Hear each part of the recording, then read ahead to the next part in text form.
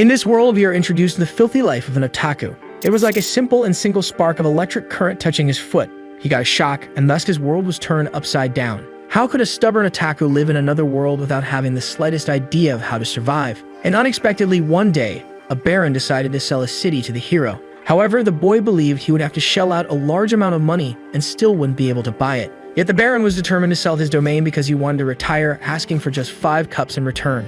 Once he had the privilege of seeing a crystal cup in the Duke's palace, but it was nowhere near as clear and magnificent as the ones the hero had. So in exchange for just 5 cups, the protagonist got an entire city for himself. He immediately started thinking of making a beautiful woman his wife. Suddenly, a doubt arose about a conspiracy hidden behind all this easily acquired wealth, until one day it was enough to cause conflict and chaos in the boy's life. In another world, a bone-chilling wind along with mysterious ice as hard as iron existed in the Forbidden Mountain Range. Harsh snowstorms lasting millennia in the east of the Forbidden Mountain Range, these are dark and merciless times with the people ending up in misery. Amidst all this, rampant killing was just a game for the nobility, with the strong hunting the weak and the law of the jungle reigning supreme. In one of the main kingdoms, a vendor shouts announcing fresh and cheap oranges, calling everyone to check them out. The name of this vendor is Liu Feng, and it has been a month since he crossed over to this mysterious world. Despite this, he has made a lot of money reselling between this world and Earth. So far, he still doesn't have a place to live, so it's time to look for somewhere to stay for a while. In an establishment, the hero approaches the attendant and asks if she would sell the entire tavern to him, which leaves her surprised. Again, the protagonist reiterates his request, but the girl believes she is dealing with a madman for wanting to buy a shop in such a deserted place. Liu, in turn, thinks about wanting to find a place to stay. Besides, this is in the middle of nowhere, so in case of opening an inn there, a lot of money could be generated. So the hero makes his request once more, but the girl gets irritated, saying it won't be for sale. In that case, the boy states he can pay a lot of money, which catches the attention of 2 customers sitting at a table at the back of the establishment. One of them gets up and, seeing the boy's purchasing power, suggests that he should buy an entire city instead of a simple bar. Obviously, this proposal piques Liu Feng's curiosity, and that man confirms he didn't say it wrong, being Baron Carter along with his son Fez. The hero, however, believes that this old patron isn't bankrupt to want to sell a city and questions the reason for him being willing to trade his inheritance. In such a case, the Baron takes a deep breath to touch on this delicate matter, and then explains he's getting old. Besides, according to him, the young people of this generation are not up to his expectations. Therefore, he just states he wants to sell his domain so he can go to a big city to retire and forget everything. However, the hero is suspicious and believes he's being mocked by this damned old fox. So he asks the Baron to say how much he wanted for the city, and with a happy expression, Carter states he wants 100 gold coins. Upon hearing this, the protagonist is completely disbelieving and questions if the old man is crazy. It is said that 100 gold coins are equivalent to 4 million sheep or 500,000 cattle. The exchange, however, amounts to financial comfort for 3 generations. Given this, the hero believes he is being deceived and knows he is not a novice in the commercial world. Carter, in turn, questions if the amount is too high, saying he can also grant a noble title along with the territory. But the hero still refuses, and at that moment, a blade approaches his neck, clearly threatening him. The person responsible for this is the noble's son, called Fez, who stated that the boy should feel honored that his father wants to sell his city. So the hero questions if he is being forced to buy, and Carter intervenes, asking for harmony. As if it's about the price, they can discuss it. The Baron asks how many gold coins the boy thinks is appropriate, and he then asks to leave aside this idea of 100 gold coins, saying he doesn't even have 30 of them. So the old man agrees to sell his land for 30 gold coins, closing the deal. Initially, the hero is shocked by the sale and thinks that the Baron was probably willing to sell for 30 coins from the start. To explain his logic, the old man says that when he looked at the merchant's face, he felt like giving a special discount. The merchant in turn explains that he didn't bring any money with him, but the Baron replies that the debt can be paid with some of his treasures. The statement creates confusion in Liu's mind, but without much suspense, Carter shows interest in items like crystal cups. The hero then remembers that they had been talking about this some time ago, understanding that the game was always about getting his cups. In this case, the protagonist begins to tell a story about the cups, explaining that these 5 travel tens of thousands of kilometers to obtain. His journey resulted in one of the most popular and distant stores in the West, Hua Run Yi, where in a special offer, 5 cups were sold for 10 rias. Liu, however, markets his products as if he had bought them for a high value, thus raising the market value of the cups. Faced with the product, Carter explains that once he had the privilege of seeing a crystal cup in the Duke's palace, but even so, it wasn't as clear and magnificent as this one. In this case, the hero is disbelieving that the people of this world are so easily deceived. In contrast, the 2 nobles just admire that modern invention. Liu thinks that if he had known this earlier, he would have brought more of them, but anyway, he can go back and forth between worlds whenever he wants. After witnessing the beautiful cups, the Baron asks his old friend if he has other treasures like this. Upon this, the protagonist realizes that this bastard wants to find out if he has any more valuable items, and that if he does, they will kill him to get them. The hero thinks that since the cup is considered a treasure, he will gather all the treasures and store them in his storage space, thus opening it for them to take a look. However, before that, the protagonist removes everything of value from the modern world from the box, and the Baron waits excitedly. After opening the chest, Liu demonstrates his other items and asks if Carter is interested in any of them. However, the old man is disappointed and says he doesn't want any of that for now, which the hero comments is a pity. Later, on a sunny road in the countryside, the galloping of the horse is heard. The protagonist is with the nobles in the wheat fields near the city of Xianyang, and he notices that the crops are growing very well. Carter agrees despite having to watch out for horse thieves who appear in the autumn harvest to steal the grains. After a certain period of riding, they finally arrive at the city of Xianyang, with our hero getting very excited by what he sees in front of him. However, the noble states that this is not the city in the treaty, showing the real direction. Unlike that developed city, the first and only city of Xianyang is completely destroyed and in a miserable situation. In this case, the protagonist starts to cry, understanding that he should have realized from the start that it was too good to be true. Even if this money was falling from the sky, the hero knows he wouldn't be able to pay for the local expenses. As he walks through the city, the poverty is apparent, with many people having nothing to eat, seeing begging as their only way out. After walking a little further, the men go to the top of a cathedral to announce the change of leader. Gathering everyone at the site, the citizens wonder if they will be called upon, while others are afraid of the government leeches hearing them. Thus, Baron Carter announces that today he will donate the title to Li Feng, and that from today he will be the new lord of the city. One of the civilians in turn just hopes he doesn't raise the taxes anymore, but another says that Liu is surely just another leech. With the announcement made, Carter hands over the city of Xianyang to the hero and says he is leaving. In this case, the protagonist decides to make a speech to his new people. However, before he can even begin to say anything, the civilians tell him to get out of there, calling him a parasite and saying all their money has been sucked away. Thus, they start a protest down with the parasites and begin to throw stones at the hero, who thinks it's no surprise the Baron wanting to sell the city for so little. Later, the Baron states that the place is seriously injured and starving for a week, then questions how the civilians couldn't defeat it, even with so many people. In this case, reporting to their lord, one of them informs him that the monster was very strong and that they are not capable of taking it with them. This deeply irritates Carter, but suddenly he has an idea that will solve his problem. Now he calls for the new lord of the city and explains that he left a secret gift in the castle's dungeon, which arouses the hero's curiosity. Continuing, the Baron warns that the boys should go see it without delay because if things continue as they are, the castle could be demolished. Upon hearing this, the protagonist becomes completely desperate at the possibility of having his castle destroyed without even being able to enjoy it. So he runs towards the dungeon while wondering what on earth could be inside. Upon reaching the castle, the hero walks towards the dungeon and enters the place, encountering rats and lit torches. Inside, he wonders what kind of present the Baron left in this place. In this context, he shouts, asking if anyone is there and prepares to open a gate by leaning near the lock. However, suddenly, due to a lack of repairs, the wall starts to crack, giving the impression that the gate is falling. So the protagonist first dodges to the left and then to the right, finally bragging about having saved himself from danger. However, while he spends his time boasting about his feats, the gate ends up falling on the boy's foot. At that moment, a scream resonates throughout the place and Liu begins to cry while complaining about the infernal pain he is feeling. But suddenly something catches the hero's attention, making him completely forget about the pain. In front of him was a demi-human, and this was the first time the protagonist saw one, understanding now that there are such specimens in this world. To check the girl's condition, Liu approaches and shakes her, asking if she is still alive. He realizes that this might be the gift the Lord was talking about, so the hero thinks he cannot just do nothing and watch the girl die. Thus, the protagonist conjures a spell in his hand that opens a blue circle in space-time,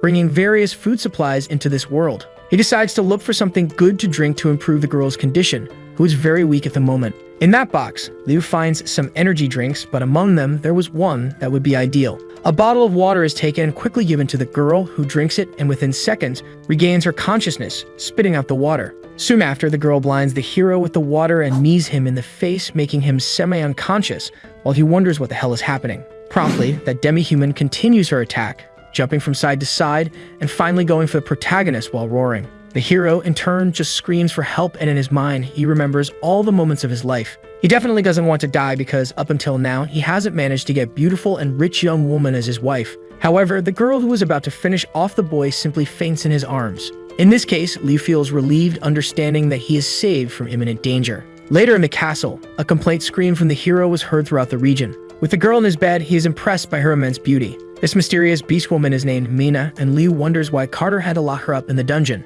At that moment, the girl's stomach grows with hunger, and the hero understands that considering what the Baron said earlier, the girl probably fainted from hunger. Upon opening his portal, there was still rice inside the spatial storage, so the protagonist decides to take it out and cook a porridge. However, accidentally, from inside the portal, a piece of paper is carried by the wind out of the castle, and it goes down the city until it meets its destiny by falling on an elderly citizen's head. Picking up the paper in his hand, the old man wonders what it could be, but when he decides to take a look, he is impressed by the content. Then he announces his discovery to everyone, asking them to come take a look at the leaflet. Back at the castle, our hero has prepared the porridge, and at this moment, he is careful to blow on it a bit to reduce the temperature. Next, he feeds the unconscious demi-human who ingests the food, and in her mind, she thinks it smells good, wondering if the food is rice porridge. After having some of her energy restored, the girl wakes up from her faint, getting up from the bed with great disposition. Upon waking up, the girl realizes she is next to the person who came to disturb her in the dungeon in her last moment of consciousness.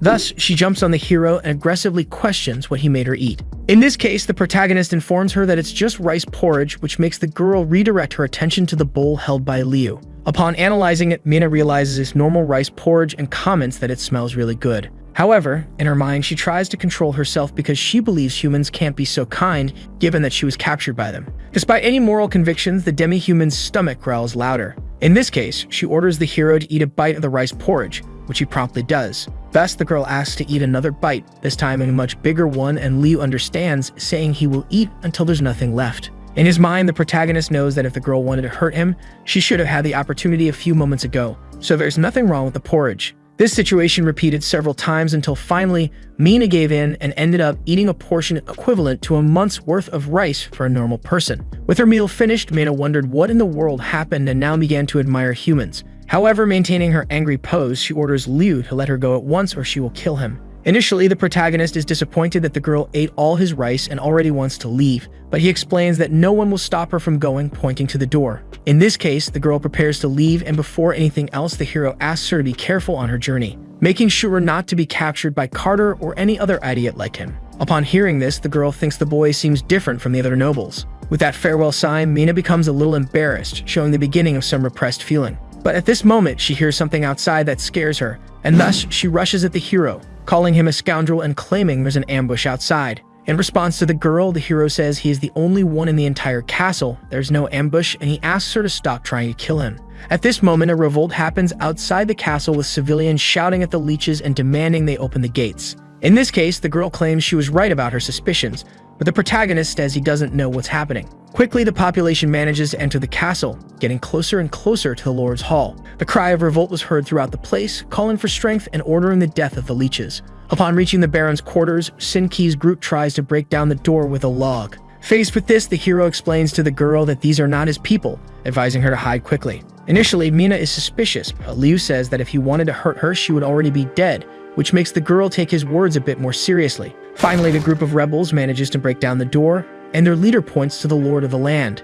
He orders his colleagues not to let him escape, and then they all gather around the protagonist with their weapons drawn. Without delay, one of the civilians asks what the city lord is doing and explains that they have already been stripped of everything, having nothing left. In this case, Bafa questions why the Baron is trying to collect even more taxes. In response, the protagonist comments that he did not order an additional tax collection. In such a scenario, the elder shows the scroll he received in his face earlier. Upon seeing this, the hero thinks it's not his since he sold a batch of straw paper to the Baron as sheepskin scrolls a month and a half ago. In this case, Liu questions if this is a sheepskin scroll and states that if someone wants to know where it came from, it probably came from the castle.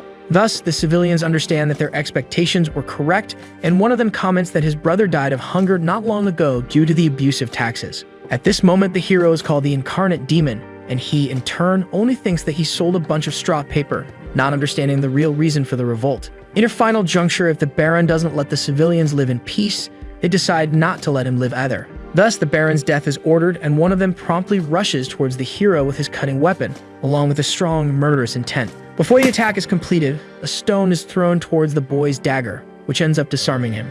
Unexpectedly, Mina interferes in the conflict and tells the boy to hold his hands while he questions her identity. According to the law, if a civilian kills a noble, all those who rebel and their families will be sentenced to the gallows. In light of the information presented, one of the civilians understands that the girl is right, and another says he doesn't care about his own death, but doesn't want harm to come to his wife and daughters. In this case, the hero simply recalls that he told the girl to hide, not understanding why she is there now. Promptly, Mina asks if the lord of the land is alright, and he responds affirmatively, while the dagger is stuck in his head, which makes the girl laugh. At this moment, Bafu gets irritated and comments that the Baron is increasing taxes by 50%, which in reality is the same as a death sentence. From this, the protagonist decides to take a look at the paper, and upon seeing it, things were worse than he imagined. It was written with Carter's signature that to celebrate the beloved horse's birthday of the city lord, taxes would be increased by 50%. Realizing he was made a scapegoat, Liu informs them that the notification was issued by the previous lord. In this case, this starts to cause confusion among the civilians,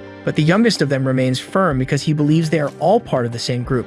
However, as the current lord of the city and in the name of such, the hero announces here and now that all the citizens of Aksai Yang will never have their taxes increased again. Along with the surprise, this causes distrust among the population due to the noble's word, but they saw him tear up the notification, which means they will have food. Gradually, the rebels begin to calm down, and the protagonist starts a speech saying that only by keeping his citizens happy can the lord of the land be happy. In this case, he states that he will guide everyone in obtaining wealth and strive for an era of peace and prosperity. However, for this, they will need to roll up their sleeves and get to work on some heavy labor. Although they didn't really understand this, the civilians found it incredible. And with this being indeed the case, Bafu decides to thank him for all the great kindness and grace. Liu, in turn, reiterates that it is true and prides himself on never going back on his word. In this case, everyone decides to leave and hope that the city lord told the truth, because it would really be good for them if he did. In another scenario, Fez tells his father that he heard the city of Aksai Yang has already become a complete mess with a group of villagers invading the lord's mansion.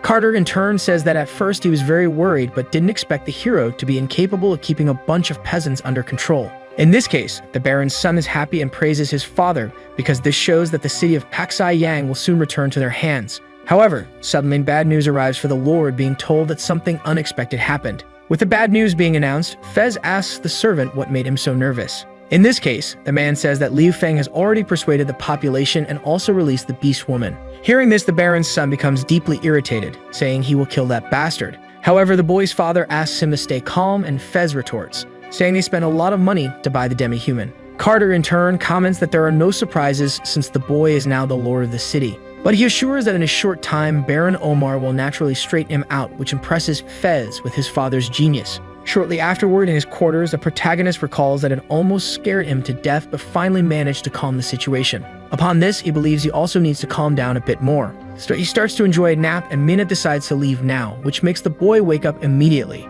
To change the girl's decision, he asks her to wait because her wounds are not yet fully healed. Furthermore, he says that if Mina leaves like this, her capture will be as easy as taking candy from a baby. Upon hearing this, the girl shows her claws and says she will just kill anyone in her way. The hero explains that if she wants, she can stay there for a while until she recovers, and in any case, he would be incapable of doing any harm to her. Mina, in turn, remains hesitant, believing that humans are not good and therefore cannot be kind in this way. In this case, the protagonist says it's very boring being the only one in the entire castle, and suggests that if she stays and keeps him company, they can talk. Additionally, the hero asks if the girl is afraid of being killed, to which she responds she is not, and even if she were, the protagonist doesn't have enough strength. Reaching an agreement, Mina decides to stay and first heads to the hot springs to take a bath, bidding farewell for now. Upon entering the water, she finds it a very peaceful environment and thinks it's been a long time since she had such a good bath. However, suddenly she starts feeling pain in her left shoulder, which reminds her that humans are abominable. In her past, when she was imprisoned, soldiers came to feed her during times of hunger,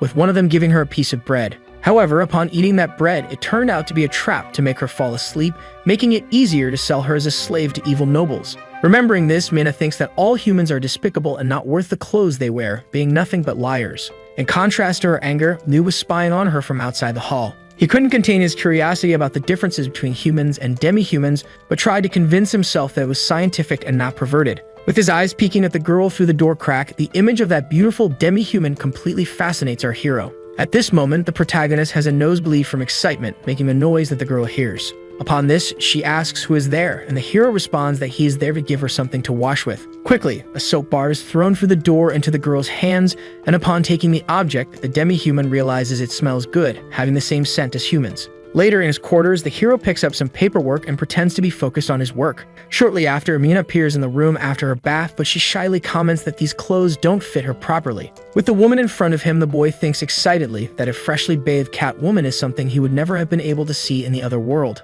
And before the boy's perverted gaze, the girl understands his intentions, thus questioning what he is looking at. In this case, the hero tries to change the subject, informing her that he has prepared rice porridge especially for the guest. This clearly catches the girl's attention, who thanks him for the porridge but still says she is cautious in case something is being plotted against her. Upon taking the bowl, she states that humans are always plotting something, but the hero assures her that he is different from the rest. Thus, the demi-human agrees that the boy is different, given that he is a human who spies on others in the bath. At this moment, the protagonist realizes he has been caught and thinks that if people find out, he will no longer be able to live there. The girl, however, seems more interested in the porridge than the situation itself, and in consideration of the human, she advises him to pack his bags soon. It is said that in a few days, the hero will no longer want to be the lord of the city because of what will happen soon. The horse thieves are a group of bandits who will appear in 20 days with the arrival of the autumn harvest. They will loot the harvest and might end up killing the city lord, thus taking the castle and becoming the new masters of the place. In this way, the girl explains that the hero doesn't have a single soldier and isn't fleeing,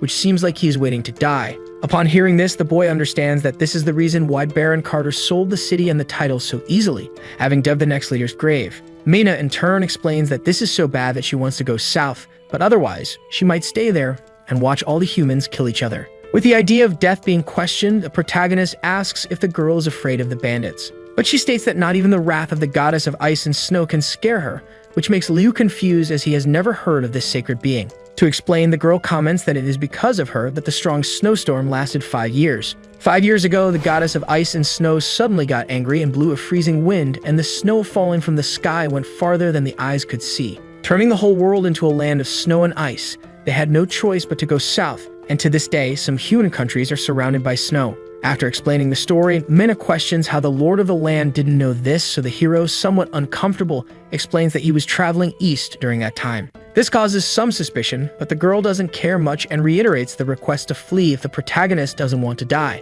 However, Liu recalls that there is still half a month until the autumn harvest and states that there is no need to worry. This is because he proudly says he has his own way. In a certain forest, a tiger runs after a boy named Miu Wu, who does not seem very worried about the situation despite the animal's ferocity. With a confident look, the boy tells the tiger to chase him because he is confident in his abilities. So the animal chases the boy with all its strength, and they approach a barricade. At this barricade, the fugitive easily climbs it, and from the top, he just mocks the tiger for not being able to follow him. After another failed attack by the animal, the boy says he no longer wants to play with the kitty. From the top of a mountain, an adult man holding a trident shouts to all of his colleagues that it is now showtime. Promptly, New Dal, along with Newer, New San, and New Sai, appear ready to hunt the animal with their weapons and gear. The tiger realizes it is in trouble, but does not have enough time to react, eventually being captured and killed. With the hunt over and the boy's city is seen from above, and now that the present is ready, they decide to head to their destination. In the city of Yang, Uncle New's family is reviewed by the citizens, and they comment that since they refused Carter's recruitment,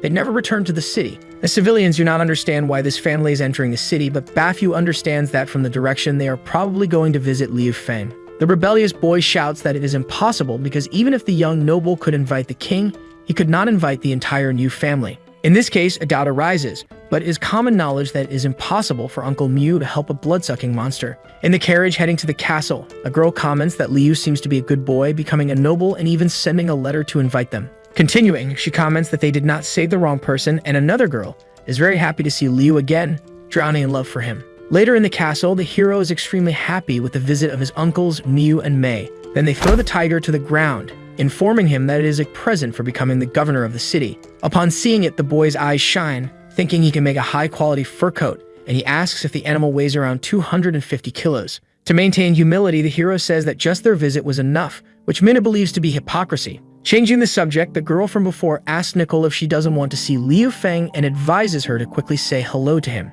After the girl pushes Nicole, she ends up tripping over the animal's body and finally falls into the arms of our hero. However, her breasts press against the protagonist's chest, which excites him, and he comments that she has grown a lot since the last time he saw her. After saying this, the hero regrets it in his mind, but fortunately, the girl naively thinks the boy is referring to her height. In this situation, Aunt May finds the unfolding funny and New, somewhat embarrassed, asks to discuss business now. So he asks all the family members to take a vow of loyalty. However, the protagonist notices that his uncle was left out of the list, so he says that he wants him to be a castle's chief administrator. Upon hearing this, the man thanks the boy for his kindness with regret, but informs him that his leg is broken, so he basically cannot contribute to the kingdom. In this case, with a snap of his fingers, Liu asks his uncle not to worry because he can find a way to make him a normal person, which shocks everyone present. Keeping his promise after making some modifications to his uncle's leg, he asked Liu to stand up and try to walk, creating anticipation in everyone. Without wasting time, the man held onto his trident apprehensively but unexpectedly managed to stand with a prosthetic leg.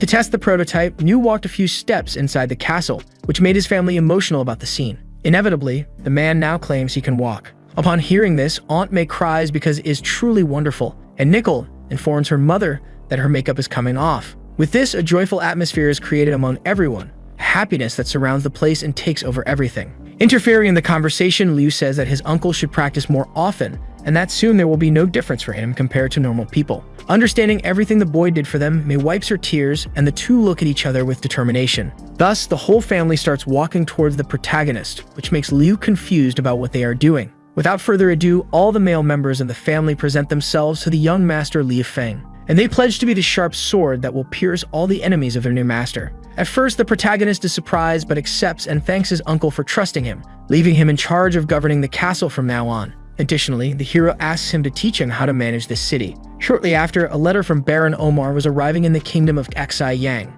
In this case, the Baron and his plan against the Western Sun City were starting now. Elsewhere in a certain establishment, a man was shouting indignantly at what he was seeing. It was a trade with a merchant. The man is angry that half a kilo of grains is worth 3 copper coins and recalls that the day before only 2 were needed. In such a case, the merchant comments that yesterday was yesterday and today is today, clearly trying to take advantage of the boy. So without wasting time, he asks if the boy is going to buy or just keep chatting. Initially, the boy was just irritated because it seemed he had no choice, and the merchant happily thought that the price increase was Baron Omar's order. At that moment, however, a noise is heard throughout the kingdom, with the community gathering upon hearing the news that the Castellan Palace is distributing food for free. Upon hearing this, the boy finally rebels against the price, saying he will not buy anything anymore. The merchant, however, just stands paralyzed, not understanding the reason for food being distributed for free. With the ringing of a bell, Uncle Mew informs everyone that the palace is recruiting secretaries and hunters, as well as strong men. They will have better conditions, with the secretaries earning 120 copper coins,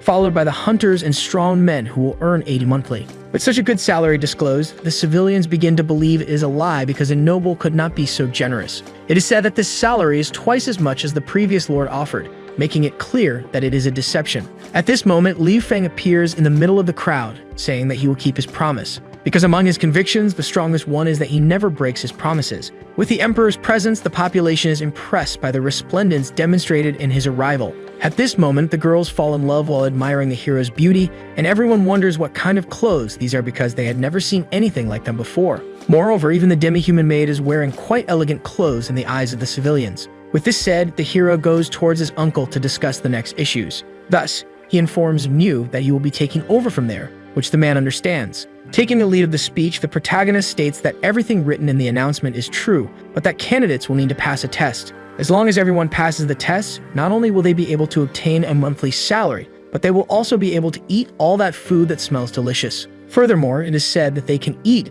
as much as they want and whenever they prefer. With this divine smell being exhaled, the natives realize it is roast boar, and with the food ready in a bowl, that fragrant smell enchants everyone. So they decide to try it because they have nothing to lose, and the rebellious boy from before, despite being starving, still comments that it could be a trap. With everything organized, the protagonist sits at a table with his subordinates and asks who will be the first to see. In this case, without thinking much about it, Bafu raises his staff, saying he wants to apply. He wants to try for the secretary position, and thus shows the Lord some things he wrote. That letter was about the Lord's dreams, and upon finishing reading it, the hero realized that he writes well, and above all, cares about people. In light of this, the hero approved Bafu as the new secretary of the city of Xi Yang. And then Nickel approached to serve him with a noodle soup and roast pork that was stunningly beautiful. With that wonderful food in front of him, the Lord could not resist and quickly grabbed the plate to taste it. However, upon eating a bit, his expression changed completely because it was very different from what he had thought. Upon seeing this, the population was shocked, and some of them considered the possibility that there was poison in the bowl. And so the boy believed it was a trap and hurried to the elder's rescue with his weapon drawn. However, contrary to the ignorant expectation, the old man's expression is due to the delicious taste of the food, causing the boy to stop in the middle of his attack. Bafu cries and says he has never eaten such delicious food before, feeling as if he has lived wrongly all this time, and at this moment he is reprimanded by the boy. If it really is that delicious, the other civilians decide to try it too. Those who are literate aim for the secretary position and the rest for the soldier position. At the enlistment field, Liu explains that if a person can walk on the balance beam, jump over the wooden obstacle, and crawl through the barbed wire area, in addition to climbing the high wall, then the person will pass the test. In this case, the rebellious boy realizes that everyone is going and wonders why he shouldn't try. With a privileged view of the entire circuit from above, the hero believes everything is going well, not expecting everyone to be so excited as they are. Therefore, the protagonist pats Nickel's head, saying that it's all thanks to her dedication and skill. Nickel, in turn, humbly replies that her master taught her well. Then the boy approaches Mina to thank her as well and to pat her. However, the demi-human is not comfortable being touched by Li Feng's hands, so she leaves while the hero thinks he almost managed to pat her ears.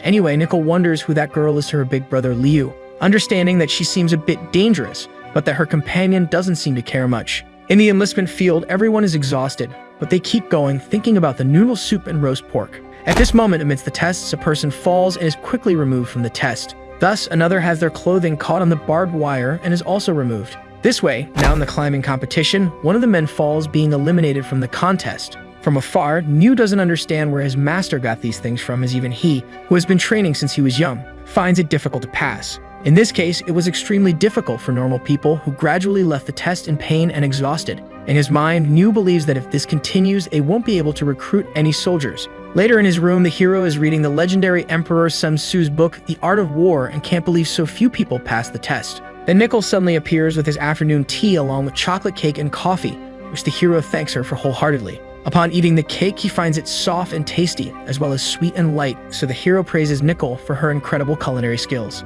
And she is extremely happy that her master liked her preparations. Unexpectedly, at this moment, another person appears in the room. It is the demi-human who cleverly steals a piece of cake and eats it. Nickel says she is happy that she liked it, but thinks that she cooked all morning just for Liu to eat, and now Mina has eaten all of it. Cutting off this pleasant atmosphere, bad news arrives in the young master's room. It is said that people are preparing to leave the city of Xiyang in search of food, which leaves our hero perplexed. He places the coffee on the table and asks his secretary what's happening. Bafu in turn responds that the people who didn't pass the test cannot get the food, and moreover, those merchants are selling food 30% more expensive. It is said that right now the civilians are almost dying from lack of food. In this case, Liu believes they should lower the criteria for recruitment, and the girl mocks that considering it's just a simple course, many still didn't make it. She laughs, saying that humans are really weak, which irritates Liu greatly. Upon hearing this, the protagonist intervenes and informs them that the criteria will not be lowered, which surprises the men. However, the issue of merchants taking advantage of people's urgent needs at a time like this will be resolved. Without delay, Liu heads to the merchant's establishment, and the merchant greets the lord of the city, asking what brings him there. So our hero asks if it was the man in front of him who raised the food prices by 30%. Irritated, he prepares to punch the face of the thief who monopolized the market and put everyone in a difficult situation. However, when he kicks the damn fat guy, he receives no apparent damage, either due to the hero's weakness or the merchant's resistance. With this, the merchant comments that he provides the food and people buy it, and that if they complain that it's too expensive, they can just not buy it. Thus, he asks if there is a problem, and Liu closes his face, grabbing Liu's sword from its sheath and advancing toward the merchant. With that sword pointed at his neck, the hero intimidates the man, asking how he dares to rob his people. However, the man asks the city lord to calm down, and knowing his rights, he states that according to the law, merchants can set prices as they wish. So he questions if the protagonist is thinking of ignoring the law, and upon consulting his secretary, the matter is confirmed. The merchant then starts to victimize himself, saying that they are honest food merchants who conduct their small businesses according to the law. And in his mind, he knows he has Lord Omar as an ally, not needing any alliances with the city lord. Liu, in turn, is outraged that this merchant is causing so much trouble and understands that he will not be able to deal with this today. So proceeding with the information that the price will not be lowered, the boy states that when the time comes, the man had better not regret it. In response to that threat, the merchant just laughs, saying that when they set a price, they naturally do not regret it. Then Liu leaves with his people and again warns the merchant that soon he will get what he deserves. In the city, people no longer know what to do because the price of raw wheat has risen again and refined wheat even more. In the end, if things continue this way, they will all die before the autumn wheat harvest. The merchants in the region always raise prices at this time of year to make as much profit as possible. Amidst all that chaos, Bafu posted an announcement on the city's news board. The announcement said that the city would soon be renovated, so a campaign would be launched to rebuild houses, requiring artisans, masons, and dock workers. In this case, one of the citizens asks if what is written is true, if they really need so many workers. In response to the question, the elder coughs and assures everyone that it is true, and that if anyone is interested in a job, they can start immediately. Thus, the population believes in Bafu and decides to apply en masse. Later at the site, complicated projects were handed to the population who could barely understand them. But as time went by, they naturally adapted. Little by little, the natives helped each other in the city's renovation, and deservedly, it was time to line up to get their food. This made everyone extremely happy because they would finally have real food, unlike in the past. In contrast to this, the merchants hold a meeting, and one of them comments that no one has bought food in recent days, then another wishes them all dead. Determined to end this nonsense, the city's main merchant tells everyone to shut up and says they are overestimating the boy. Another merchant retorts, informing that the Lord is giving away food for free. In this case, they won't be able to sell their grains. However, the plumpest among them raises his hand, saying that the city lord's food can last at most 3 more days. In this case, the man who was previously praising Leo now thinks that he is a complete fool for digging his own grave like this. And the red-haired merchant continues, saying that if the Lord thinks of something, it doesn't matter because when the time comes, they will all have a mountain of money. Thus, the atmosphere in the place is relieved, and all that anguish and worry are replaced by a wicked hope. Back in the protagonist's office, he is quite busy with paperwork. Suddenly, Nicole approaches, catching the hero's attention, who makes some time for her. In this case, the girl thinks it's good that the Lord is making people rebuild their houses and giving them wheat to eat. However, it is said that the food supplies in their storage may not last much longer. Back at the worksite, everyone is happy they received a kilo of wheat the previous day, but upon arriving in line as usual, much less food is being offered today. One of the civilians reports to the secretary that the grain is gone, and he explains that he has already reported it to the city owner, who is currently trying to solve the problem. From the top of the castle, Liu looks out over the horizon and Nicole catches his attention. It is a fact that now the food stores are almost empty, and they may not be able to deliver soon, but the boy assures her that he will find a way. Back at the work site, the people start to revolt for not having received food and complain about the hunger they are suffering. Inevitably, the day comes for the merchants to put their plan into action, executing their premeditated show. The plump merchant asks with hidden intentions if the city lord does not want to fulfill his contract. He then asks Bafu to hurry and send more food, questioning why they stopped. Pointing to the population, everyone is hungry and holding their bowls, waiting to receive some food. Obviously, the elder looks embarrassed because he cannot say that the food is running out. Thus, the merchant loudly deduces that there is no more food left, which incites the beginning of a revolt among the hungry and helpless population. Bafu, in turn, asks everyone to calm down and wait just a bit longer, saying the food will arrive soon. Again instigating the fight, the chubby one asks if Bafu is out of grains and if the city lord is facing some difficulty. One of the merchants explains that if the lord needs help, he can just buy from them, and another comments that it should be done soon as it's not right to send people away without paying. With these issues being raised, especially the hunger of children and the elderly, the population thinks among themselves and joins the revolt. In fury, they ask when the food will arrive as it is already getting dark and complain that they will starve if they have to wait any longer. One of them complains that a whole day of work did not yield a single grain, making it clear to him that they were deceived by the leeches. All this ingratitude affects Bafu's feelings, who points his cane at the man, asking if he intends to become a rebel. Understanding that the old man is challenging them, the population gathers to lynch the elder. They almost seriously hurt the old man, but fortunately, the civilians stop the revolt when they hear a thunderous shout saying, "Enough." This shout reveals the presence of the protagonist, who asks what the hell they are doing. Before everyone, the city lord is finally there to resolve the issues personally. He moves with Mina to the center of the commotion while being looked up and down by the merchant. Liu states that those who want to cause trouble again will no longer need to come to work the next day. The information that they might lose the chance to get food affects the people's psychology, and in contrast, Bafu recovers from that cowardice. Then the merchant comments that the lord arrived just in time and asks when they should start delivering the grains because everyone is waiting for dinner. In this case, the protagonist understands and states that the grains will be distributed after waiting a little longer, which again starts to anger the population. The merchant dramatically cries while asking the lord to look at his people who, after a hard day's work, are waiting with their children for food. He adds that even if he does not consider them adults, he should not forget the children. Therefore, today, for the sake of the children, the man says he is willing to risk everything.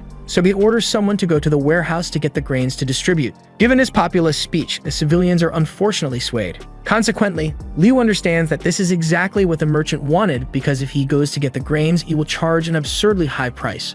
Upon seeing this, the hero asks if the merchant honestly believes that people can buy the food, and he replies that it is not the time to think about money. He adds quietly that his food is a bit expensive, being 21 copper coins per kilo, but it is not easy to undertake a long journey just to stock and supply. Finally, the man returns to his dramatic act, questioning if money is a bigger problem for the lord than the people's hunger. With this, the workers buy into his speech and complain that they work all day but do not have a single grain to feed their families. Mina, in turn, is disillusioned, believing there is nothing to be done about it. With nightfall approaching, the question remains whether the Lord will distribute the grains or not. Naturally, a tense atmosphere forms around the hero as, at this moment, everyone is against him, and the merchant believes it is better for everyone to leave, since their Lord will not buy any grain as he does not care about how much they struggle for him, much less about their families' lives. This speech was the tipping point for the population's rebellion, and they now decide to take the food with their own hands, even if they have to invade the castle. With the plan made, everyone heads to the Lord's mansion to feed themselves from the reserves. Faced with this perilous situation, the protagonist panics, and the plump merchant is eager to show the true face of these civilians to this foolish governor. Thus, all three begin to laugh, satisfied that their plan is working. However, suddenly, a man points to the horizon. Finally, the grains are seen arriving with Uncle Liu's group on horseback with a massive stockpile in a cart. While this relieves our hero, it also causes the merchant to despair as he will no longer profit. In good spirits, Liu kneels, saying they were able to complete the task ordered, and the protagonist asks his uncle to rise. The man comments that thanks to the young master's foresight, they were able to leave the city days earlier and thus buy the grains. Moreover, the quantity requested was fully obtained, so Liu asks Bofu to spread his orders. Raising his hand like a true leader, the orders are to proceed with the grain distribution. Faced with this, all the civilians gather to lift the hero in a celebration of long life to the Lord. The merchants, however, do not know what to do now and must wait to see what happens next. Later, in his quarters, the protagonist rests in a deep sleep like a baby. However, suddenly someone opens his bedroom door and slowly approaches the hero's face. It is Nicole, who is extremely mesmerized by the beauty of her love. From the little girl's perspective, the Lord is the most handsome prince in the world. Logically, she feels embarrassed, but looking to the side and seeing no one, she believes she won't be discovered if she gives a hidden kiss. However, just as the girl is about to kiss him, Min appears, cutting off the mood. Extremely startled, Nicole says she isn't doing anything but asks why the girl is walking around so silently.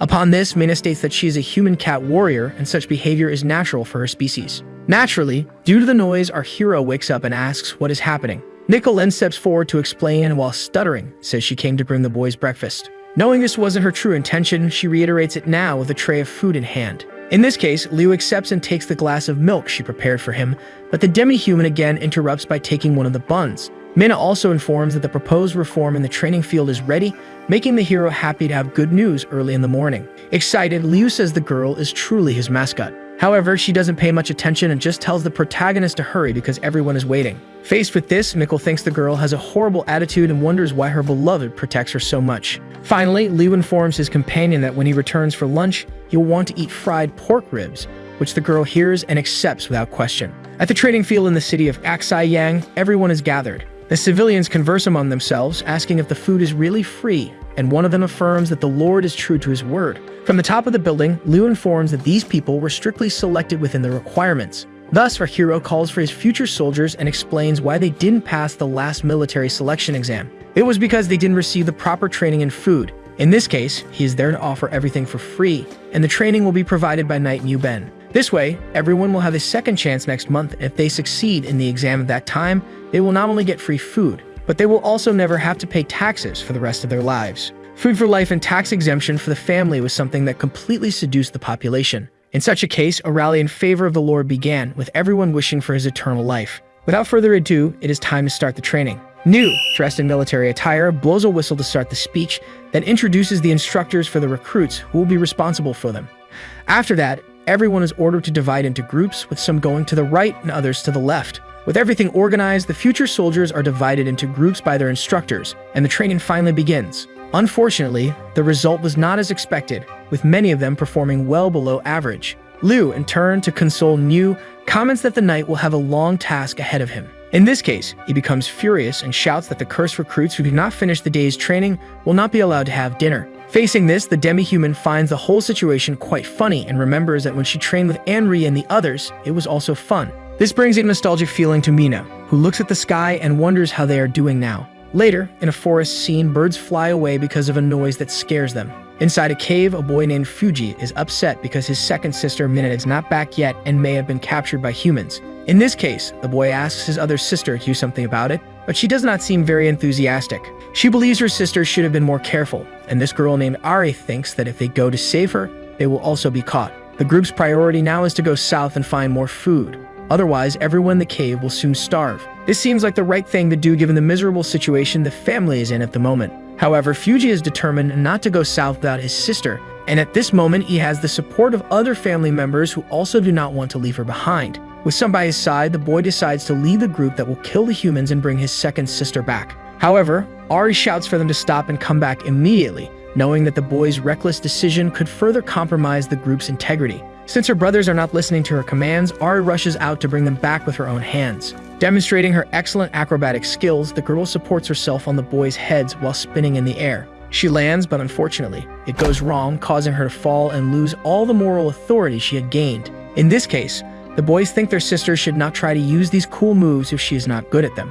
Extremely embarrassed, the girl changes the subject and says there is no place to bring Mina because they don't even know where she is. Faced with this, Fuji asks what they should do, so the girl explains that first they must go to neighboring cities to look for clues. At the same time, she thinks Mina is an idiot because by now, she should be a shadow warrior. After some time, Fuji approaches the village of Xi Yang, thinking that his sister is strange because she didn't want to save Mina, but already had turbans ready for infiltration. However, upon entering the city, the boy is confused about why everyone is destroying their houses. But at that moment, a smell better than anything he had ever smelled before catches his attention more than any random curiosity. Looking ahead, the boy sees that the smell comes from a huge cauldron of food, making him drool. In this case, Fuji comments that it smells really good and his stomach growls very loudly. Seeing this, the cook asks if the boy is hungry and invites him to eat. She also explains that if he works, he can receive wheat at the end of the day. The last sentence completely seduced the boy, and thinking of his family, who are currently starving, he decides to help.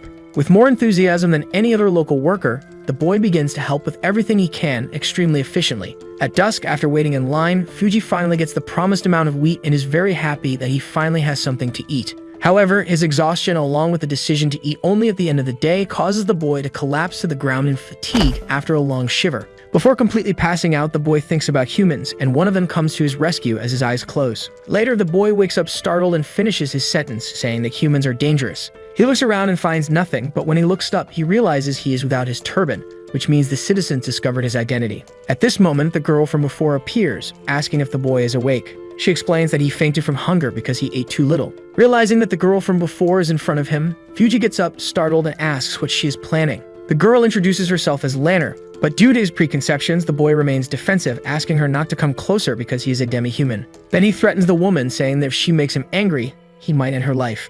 Despite all his efforts to seem threatening, Lanner just laughs in the boy's face. She asks if all demi-humans are as playful as he is. In this case, Fuji asks if the woman is not afraid of him. Lanner responds that she is not, since there is a catwoman who collaborates with Lord Li Feng, who does not seem scary at all. In this context, Fuji realizes that this catwoman might be his second sister. Very excited, the boy asks what the woman who accompanies the Lord looks like. He is told that she has long violet hair and big, beautiful round eyes. Thus, Fuji is now certain that this is his sister and decides to return home to tell everyone. However, without realizing it, he touches the girl's hand by accident but notices that she is not afraid of him. Without further ado, the boy grabs the wheat grains along with his turban and dashes towards his home. Lanner, however, notices that the boy could have jumped out the window, but for some mysterious reason decided to go through the wall. Back in the cave, Ori is strictly nervous about her brother's decision to disguise himself as a human to visit the villages. She scolds her brother heavily, explaining the immense danger Fuji was in. However, amidst all these bad things, the boy reveals that despite everything, he discovered where his sister is.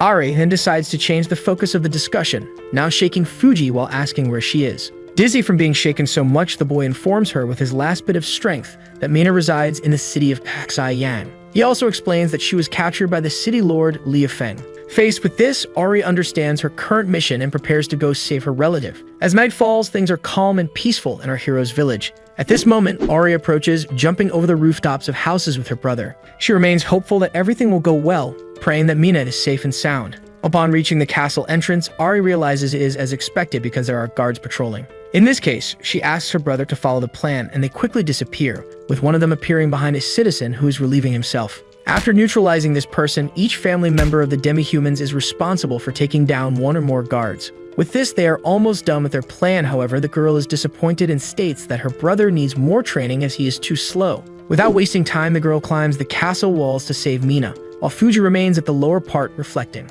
Inside the castle, Liu is sitting on his couch, quite relaxed, reading a manhwa to unwind. He grabs a piece of cake and enjoys it thoroughly, but at that moment, the two siblings unexpectedly appear in the room, breaking through the wall. As a good pervert, the hero excitedly wonders about the identity of the intruders, looking at their arrival from a privileged angle. However, the demi-humans present themselves with hostility, determined to achieve their objectives by force. With his dagger drawn, Fuji demands that the Lord release his sister. However, the two fumble, ending up pointing their weapons in the wrong direction at the Lord. Seeing this while eating some pieces of cake, Liu asks who these people are. Realizing his mistake, Fuji now points in the right direction and moves to attack our hero, telling him to give his sister back.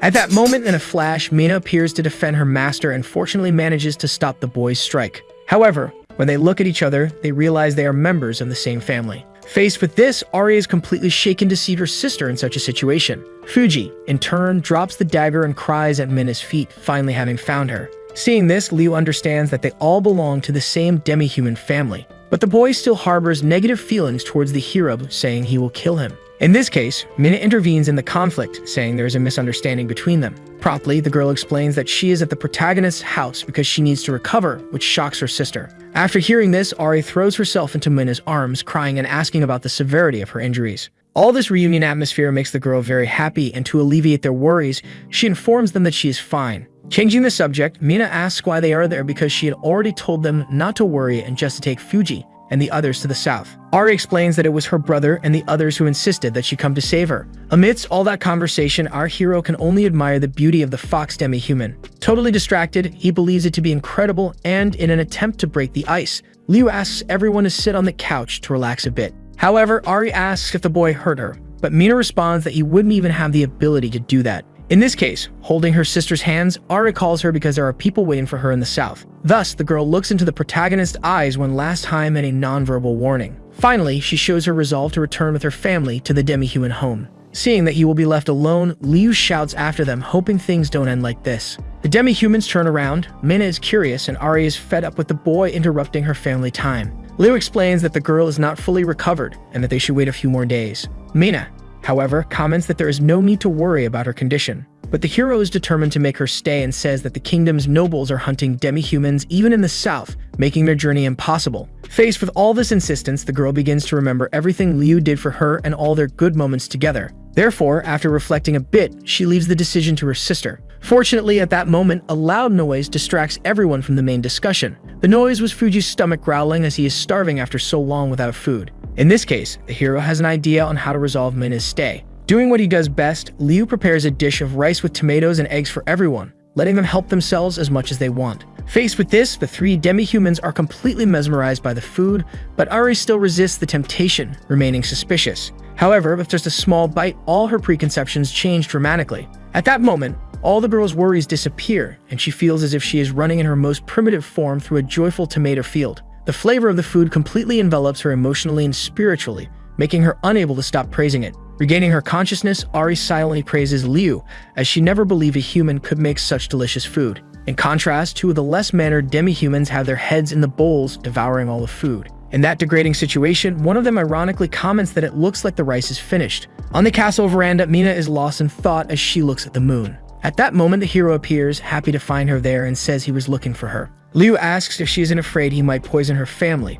but Mina knows that the boy wouldn't even have the courage to do something like that. The protagonist awkwardly agrees, creating a pleasant atmosphere. Changing the subject, he asks if the girl is really going to the south, and she agrees because she believes there is no other choice. It is said that the Winter Queen will arrive soon, so they will no longer have food and will struggle to survive. However, Liu states that the south is very far away, having to pass through many cities. He then asks the girl if she knows what the situation is like there. In this context, the hero asks if the girl wants to stay in the city of Paksai Yang, which surprises her. Mina then asks what they will eat because they cannot depend on the land's lord forever. In this case, the protagonist explains that the girl's friends can work for him and thus earn their own food. This raises a doubt about whether living with humans would be possible, and Leah replies that demi-humans have special talents useful for society. However, the biggest doubt was why the hero was helping them so much. In this case, Leah reveals that he really does not want to be away from Mina because he already likes her a lot. He knows that demi-humans do not trust humans and that the girl is afraid of being deceived, but they have been together for a long time.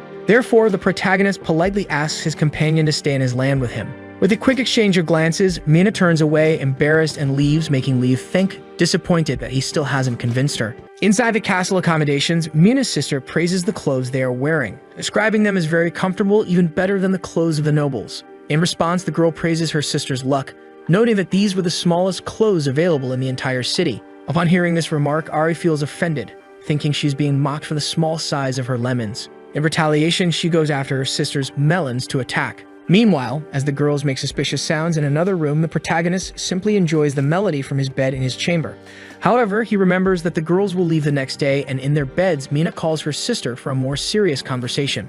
A bit disappointed, she asks if they really have to go south, and Ari gets irritated by this question, asking if there's a problem. The girl then places her arms on her sister's shoulders, questioning if she doesn't want to go and asking why she likes that human so much. Mina, however, tries to deflect by saying she's just scared because they still don't know much about the South, especially regarding its physical and food security. In this case, Ari asks if these concerns were raised by the city lord, and Mina obviously says no, even though it wouldn't be absurd. With that, she gets up while saying that the demi-humans still don't understand much about the South and don't know what dangers await them. However, the girl says that if they decide to stay, even if they face problems in the future, they will still be able to handle them if they act with perseverance. This makes Ari consider her sister's proposal and think a little more about it. Later in the castle, noises are heard in the corridors as the small demi-humans are impressed with their relatives' fancy clothes. Completely surprised, they associate the girl with a real princess, who indeed looks stunning in the palace-offered attire. In this case, the little ones ask why the girls have new clothes and they don't, and Ari responds ignorantly, saying there are only dresses available. In a corner of a castle corridor, the hero stands motionless like a zombie, since today is the dreaded day of the demi-human's departure. With that, after drying his tears in his mind, he calls everyone outside, saying he will guide them as far as possible. However, before he can proceed with the farewell, his name is called by the group of demi-humans who have now changed their minds. Thus, Ari, in her arrogant way, points her finger at the hero and asks what jobs he has available to offer them. Little by little, the protagonist's color begins to return, and as he understands what is happening, his eyes shine with excitement. To clarify any remaining doubts, he asks if the demi-humans have decided to stay, to which Mina replies it's just a temporary collective agreement, because if they discover that Liu Feng is plotting something bad against them, they will definitely end his race. In this case, the hero doesn't worry about the threat because he knows he doesn't intend to harm them, now feeling happier than ever. The boy's happiness was so great that it even began to disturb the girl's sleep due to the sounds he made around the castle during the night. This situation was enough for Ari to regret her decision, but the protagonist was too happy to have any sense. On his next night in the castle, the hero couldn't stop thinking that his life was amazing as he watched two beautiful girls playing in front of him. While eating, the protagonist couldn't take his attention away from the beast girls, who were acting quite interestingly. On the other hand, Nicole simply admired Liu's beauty because he is her platonic love, which makes her even distort what she's seen to embellish the boy.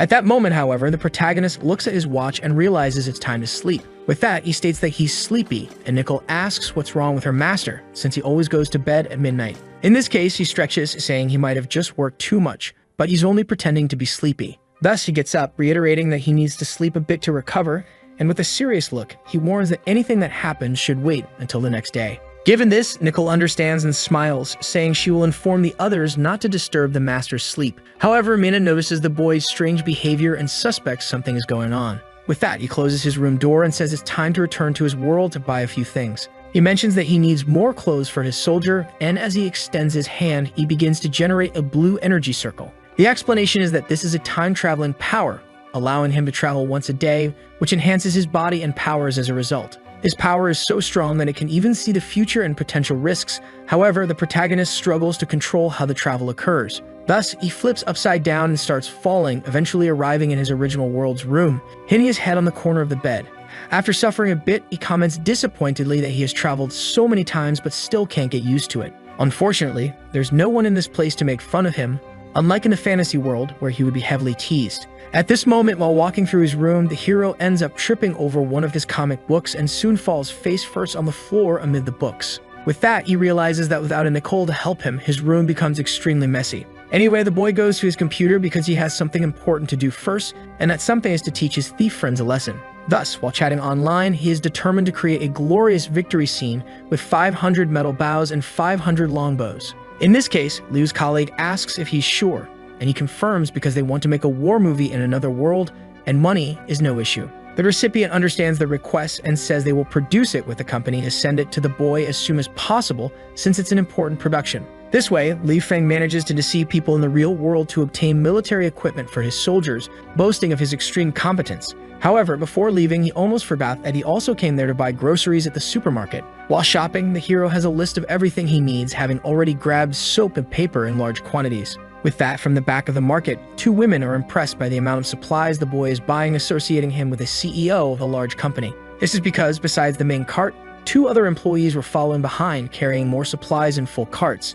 To exemplify, more than 9 toothbrushes were purchased, along with dozens of boxes of shampoo and many napkins. This resulted in a massive pile of products that the unlucky cashier would have to spend a lot of time scanning. However, upon looking closer, the girl realizes the customer is Mr. Liu, already known to them at the store. In this case, the cashier looks around, and after noticing that no one is watching, she comments on the hero's time-traveling romance. She says she has read every posted chapter and asks why the protagonist stopped writing for months, so Liu decides to explain the reason, exciting the girl. With that, Liu becomes a bit embarrassed and merely comments that he has been somewhat busy with other things recently. Given this, the cashier explains that she spoke with the boy's neighbor, who reported that the hero hadn't left his room for a long time. Thus, she concluded that he was stuck working to prepare for a grand return, which Liu decided not to deny to avoid disappointment. However, in his mind, our hero understands that given his recognition at the supermarket, the best choice now is to change the place where he shops. Back in the fantasy world, Mina stops in front of the protagonist's room, feeling that he might not be feeling well.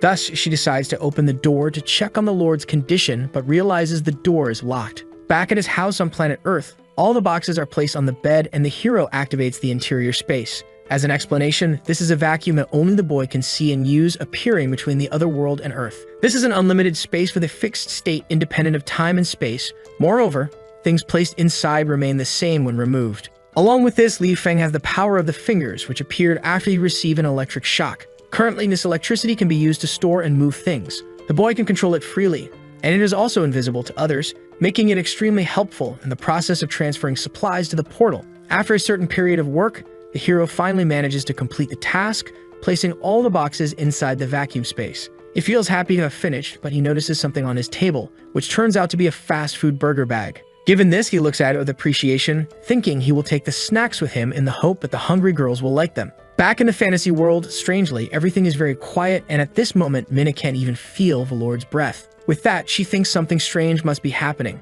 and when she touches the door, she starts to believe the boy isn't there. In this case, she prepares her feet to make her entrance in a simpler way. However, at that exact moment, the protagonist materializes inside his room using his powers. Happy to be back, he realizes that choosing his room as the time travel location was a wise choice due to the calmness of the place. This calmness is quickly interrupted by the Beast Girl, who kicks the door, breaking the locks of the hero's room. After kicking the door, a thick dust rises through the room, making her cough. However, she remains alert to everything happening around her. Still, when she looks around the room's corners, she can't see where the castle's lord is. That's because she was standing on top of the hero's bed, which had been toppled over by the impact of the door being broken down. In this case, the girl gets scared by the situation and quickly moves away from Liu, who is suffering in pain on the floor. Anyway, she starts eating the snacks the hero brought from the other world and explains that she knocked on the door, but not getting any response, decided to enter hastily. Given this, Liu understands that his door was broken, and so he asks why the demi-human is so worried about him.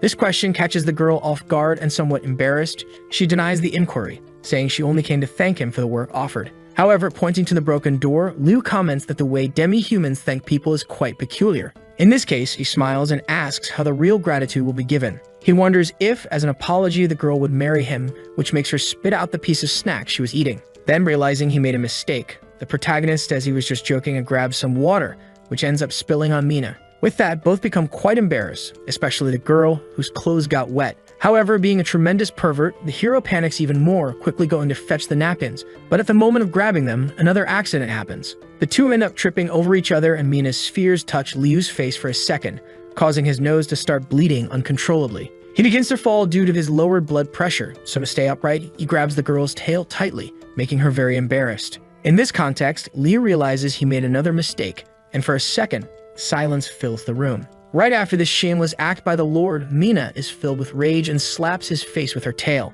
However, before leaving, she stops and turns around, warning that what happened between them regarding her tail must not be told to anyone. Thus, Liu places his hand on the spot where he was hit, remembering that in the animal world it's said that the tail is the most sensitive place for cats. In such a case, Mina leaves irritated but also embarrassed, and Liu just watches from afar, happily wondering if what just happened was a flirtation. In a location somewhat close to the main city, amidst the mountains, hooded men walk with their horses, believing this to be the place they were looking for. As they enter the main city area, the men pass by workers who manage to earn food, and the wind makes it possible to see a weapon in their holster. At nightfall, one of the workers is happy because he received 1 kilogram of grains again, which is more than enough, and another says it's obvious since the Lord has never given them less. However, they notice the arrival of some strangers on horseback and realize it's quite late to be lingering around. Unfortunately, the boys don't have time to leave safely before being confronted by the mysterious warrior. Showing himself to be a villain, the man grabs the worker's sack of grains, who tries to resist since it's the only food he has. As a true evildoer, the warrior decides not to keep the food and instead tears it apart so that no one can have it. With that, he leaves, leaving behind the frustrated worker with his entire day's worth of food scattered on the ground. Determined not to be submissive, the boy starts running after the mercenary who ruined his personal belongings. Since he's dealing with a bandit, the mercenary reacts to this affront with a blow from his dagger, which causes blood to splatter all around, leaving his companion trembling in fear. In a desperate situation like this, the boy tries to scream for help, but he is suddenly kidnapped by another of the men who appears behind him. More blood is shed by the hooded men, and without concern, they leave while mocking the situation, despite not initially intending to cause such a mess. Back in the kingdom, in the red-haired merchant's quarters, he's hosting a feast with plenty of food, drinks, beautiful women, and the hooded men. While one of them gorges on everything being offered, the other acts more calmly, and the event continues without issues. Later, in the area where the crime took place, some villagers lament what happened while remembering that the victims were considerably close to them. Given this, the chief guard in charge of maintaining order asks everyone to stay away and informs them that the Lord is currently investigating. At the crime scene, the hero is indeed present, and upon seeing what happened, he is outraged that someone dared to kill one of his own right under his nose. In this context, he thinks that when he catches those responsible, he will punish them in the worst possible way, flaying them alive while they're awake. The commander, for his part, after conducting the investigation, gives his opinion and says that based on the wounds, he doesn't believe it was the horse-riding thieves. When questioned, he continues explaining that the autumn harvest hasn't begun yet, and everyone knows that the city of Yang is quite poor. Thus, there would be no reason for them to come now, and secondly, there were differences in the cuts on the two citizens, indicating they were killed by a fine weapon. This leads him to believe that the horse-riding thieves couldn't afford such good weapons, and thirdly, he questions why they didn't take the food. This confuses the protagonist even more, making him also wonder why the food wasn't taken. The next day, inside the castle, the hero believes that everything is very strange because the villains killed his people without taking anything from them. In this case, the protagonist interrupts the beast girl during her meal, catching her attention for a moment. When she responds to the call, the hero states that he needs her to do something for him. However, he says that this is a dangerous mission, therefore, if she wants to refuse, there will be no repercussions.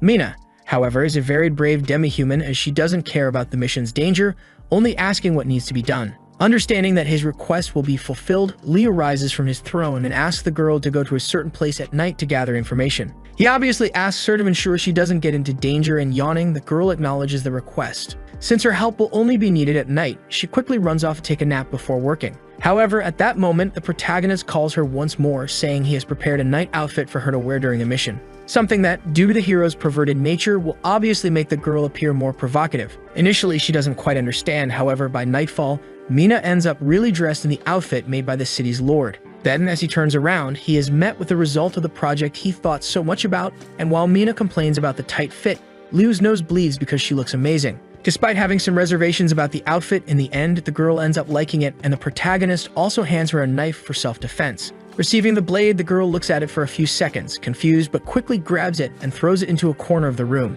With a determined look, she declares that she doesn't need any equipment to defend herself, and a protagonist can only think about the damage done to his shelf. However, because she has some respect for the city's lord, she retrieves the knife from the shelf and, with a smile, decides to take the weapon with her. In this case, the hero doesn't know whether to be happy that the girl accepted or sad about the hole in his shelf. A few moments later, Mina sets out on her nighttime mission, jumping from house to house and managing to enter the red-haired merchant's residence through an open window. As she continues her mission without major problems, the girl silently boasts about her skills. Now that she's there, she finally begins to pay attention to the kind of trouble the residents are planning for the village. Inside the hall, the redhead's conversation quickly incriminates him as he tells the bandits that killing one person here or there isn't a problem. However, he continues to warn them that if things start happening more frequently, Liu Feng might find out and their plan will fail. In this case, one of the criminals asks why there's so much fear, seeing as they can implement the plan ahead of schedule at any time. To explain himself, he says that all they'll need to do is send a few men to chop off the city lord's head.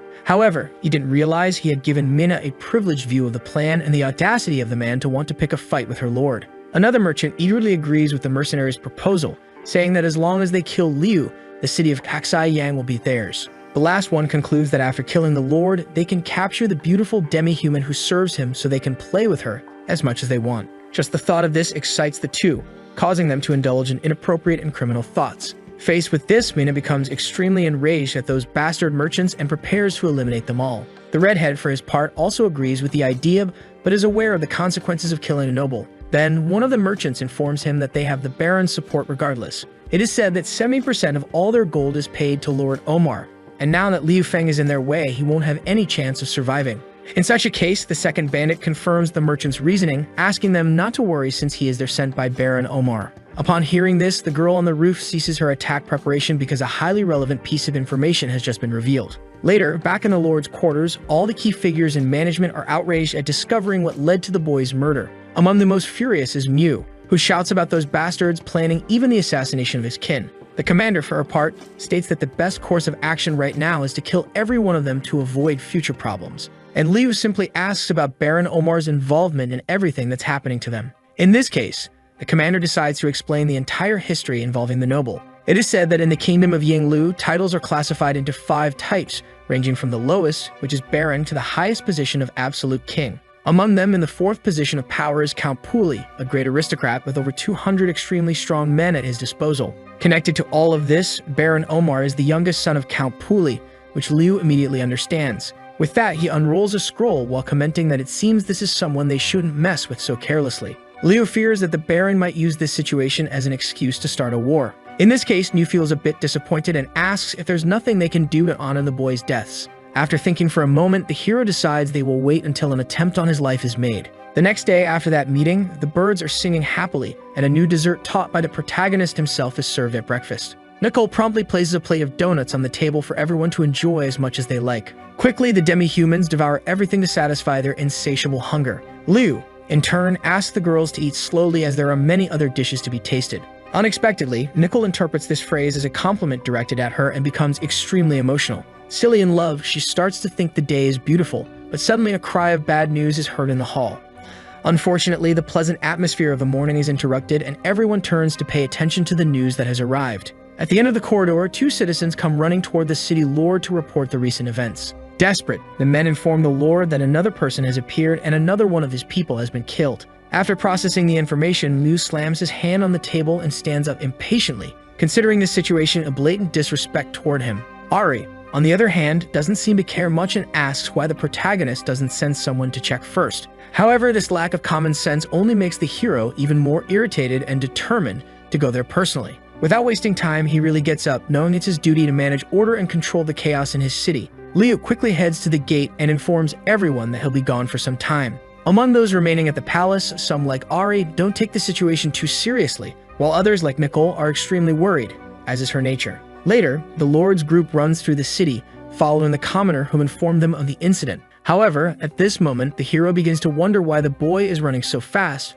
almost disappearing from his sight. And inevitably, after turning into one of the alleys, the worst-case scenario happens. Liu loses sight of the boy entirely in an instant. The first to realize the trouble they've gotten into is Mina, who looks back to warn the group of the approaching danger. However, it's already too late, as the spot where everyone was standing suddenly begins to collapse, revealing it to be a trap. Both Mew and Mina manage to land on their feet with ease, unlike the protagonist who falls on his back in an unfavorable position. As the plan succeeds, one of the bandits mocks the hero from above the pit for being so easily deceived. In response, the protagonist shouts, demanding the identity of the hooded men and declaring that even if they are assassins, he will ensure they are killed. However, the bandits don't take this threat seriously, knowing they currently have the upper hand. One of them decides to stop the small talk and suggests they start burying them alive to report the job's completion to their superiors. However, among the captives, there was one variable the assassins hadn't considered. That variable was the demi-human who easily scaled the walls of the pit and managed to strike one of the bandits without him noticing.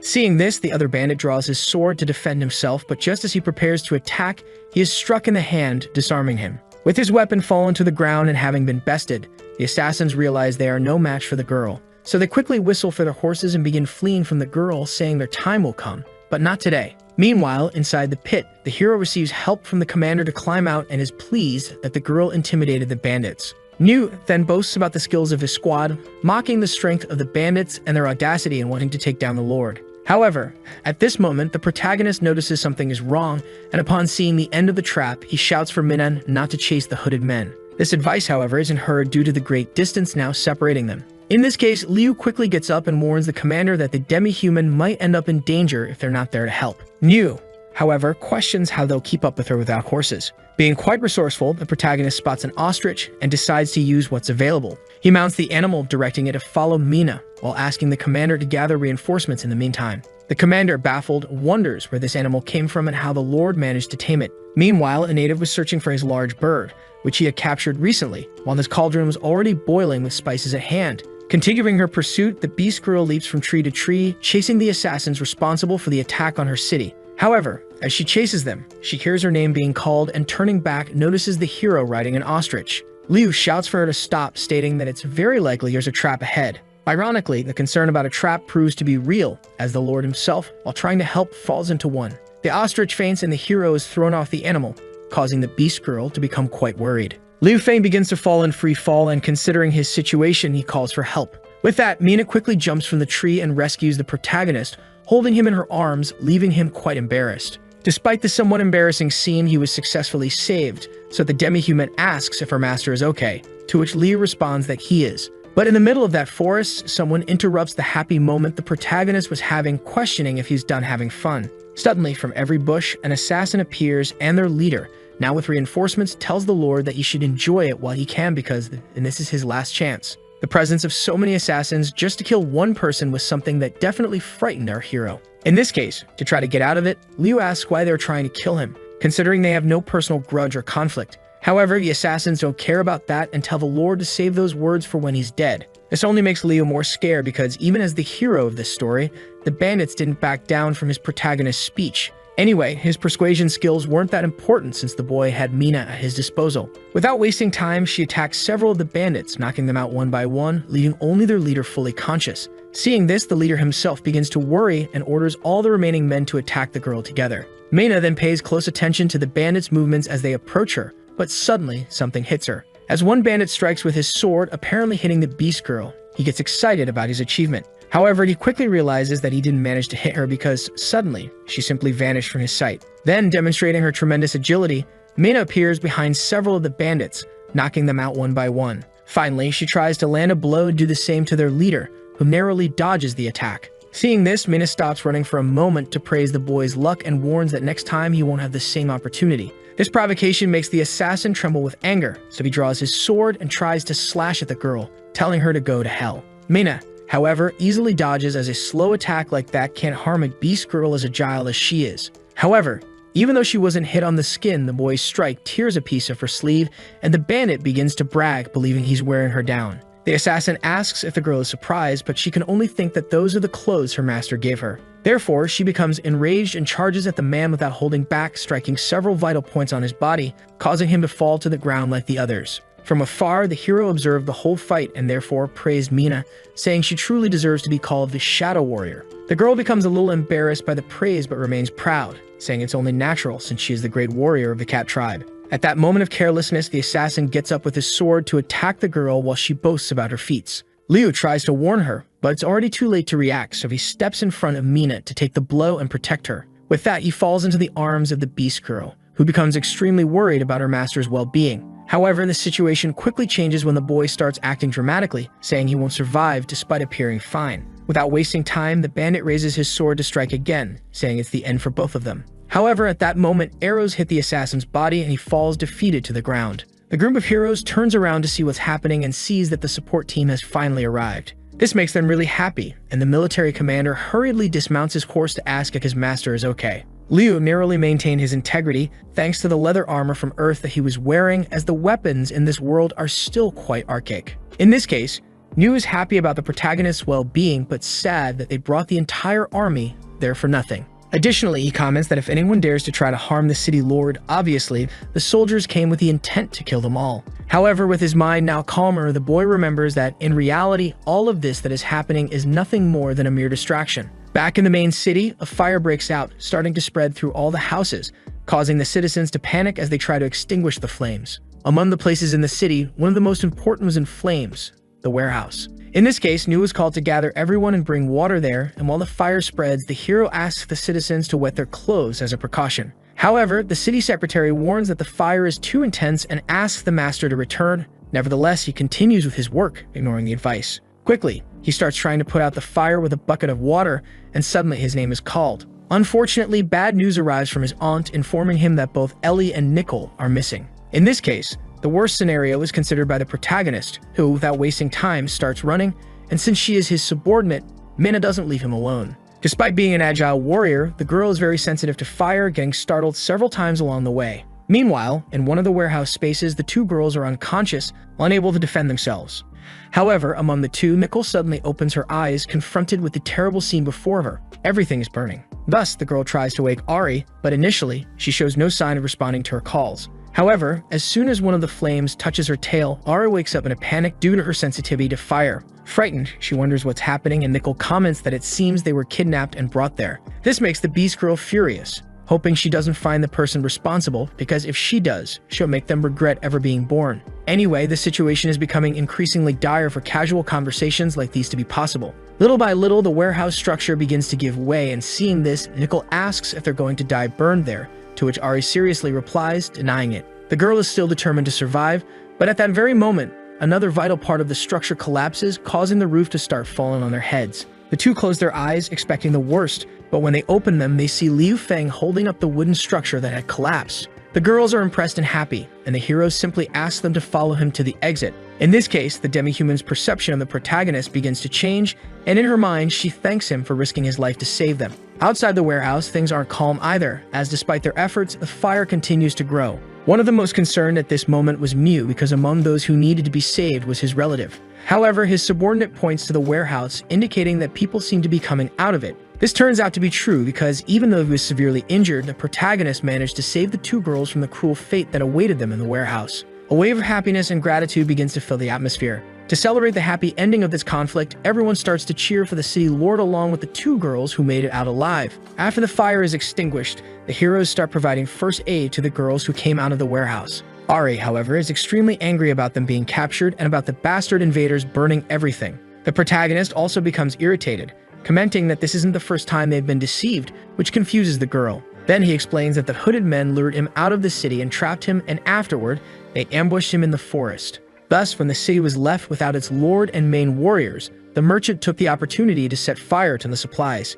After the explanation, the Beast Girl becomes even more furious, and at that moment, suddenly a group of people approaches, shouting to help the lord put out the fire. In an outrageous display of shamelessness, those who came to help were none other than the very merchants responsible for the incident. Without any scruples, they begin to act as if they are genuinely concerned about the well-being of the village. This makes it clear that they are trying to appear as the good guys, which enrages Mina to the point of almost losing control. To prevent anything they might regret later, the hero steps forward, asking both the girl and the commander not to act rashly. The merchant, on the other hand, mocks the situation in his mind, thinking this is the lesson they deserve for trying to humiliate them the first time. And Li Feng states that the merchants are trying to build a good image in front of others, which consequently prevents them from acting without sufficient evidence. In this case, Mina asks what they should do, but the hero needs to think for a moment because the anger of being made a fool is still clouding his mind. With the fire in the warehouse extinguished, only a few piles of charred planks and sawdust remain. With that, the redhead resumes his act, lamenting the tragedy and explaining that when he saw the fire, he called for help,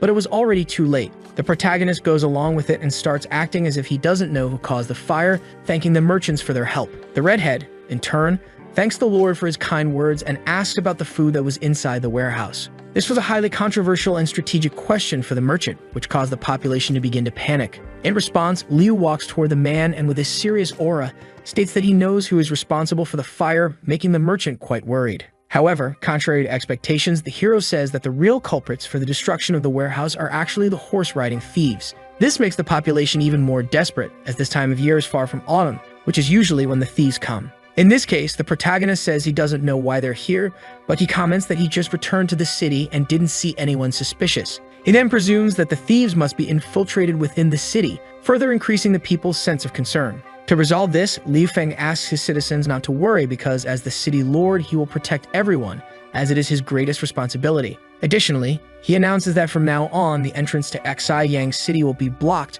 so they can investigate and find the horse-riding thieves, thus defending the peace of the people.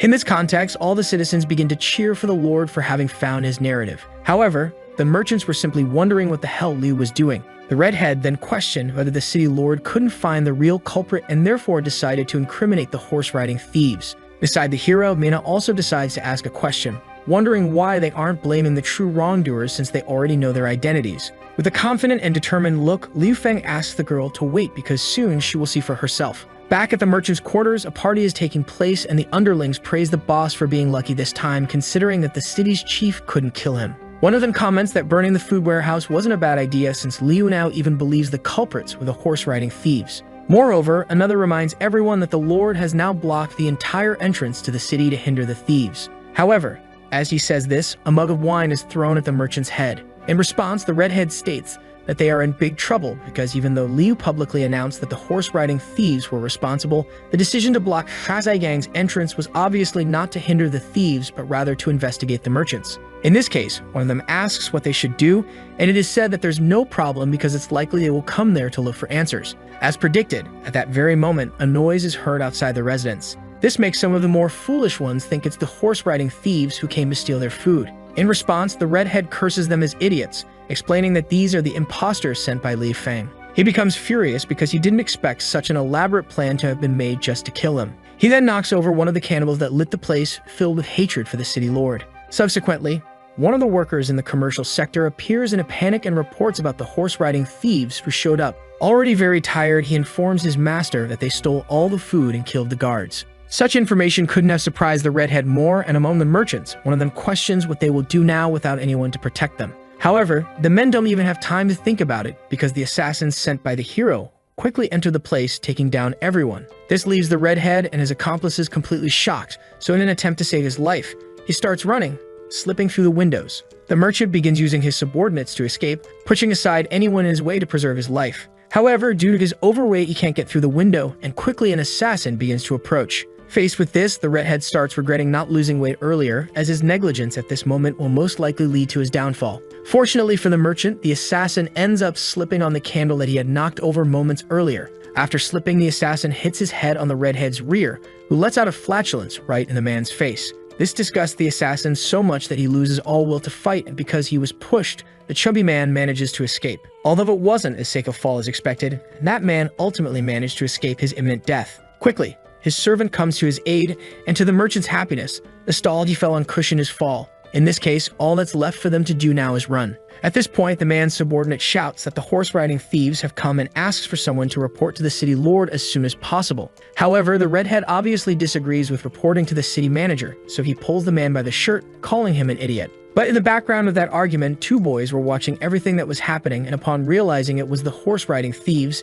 they decided to report it. Back at the protagonist's castle in the main city, he's having dinner with everyone and asks the girls, victims of the fire, about their injuries. Nicole, for her part, thanks him, quite embarrassed, saying she's already feeling better. However, Ari says she's not fine, explaining that she thought she was going to die several times and now needs more sweets to feel better. In this case, the hero gives free rein for anyone to eat as much as they want, and due to their naturally ravenous appetites, the beast pearls start eating. Breaking the peaceful mood of the dinner, a servant suddenly appears, reporting to the lord that the horse-riding thieves are in the city again. Moreover, he states that they not only stole the food but also fled through the city. With this, the protagonist sets his teacup on the table and stands up determined, calling for his knight. Niu promptly responds to the call, and then the hero orders the commander to prepare the army for an eventual battle, because today they will capture the thieves. Around the outskirts of the city, the bandits' carts were racing at full speed, driven by well-trained horses. The thieves, with their carts fully stocked with stolen food, whipped the horses to make them run faster. In their hands, they held lit torches.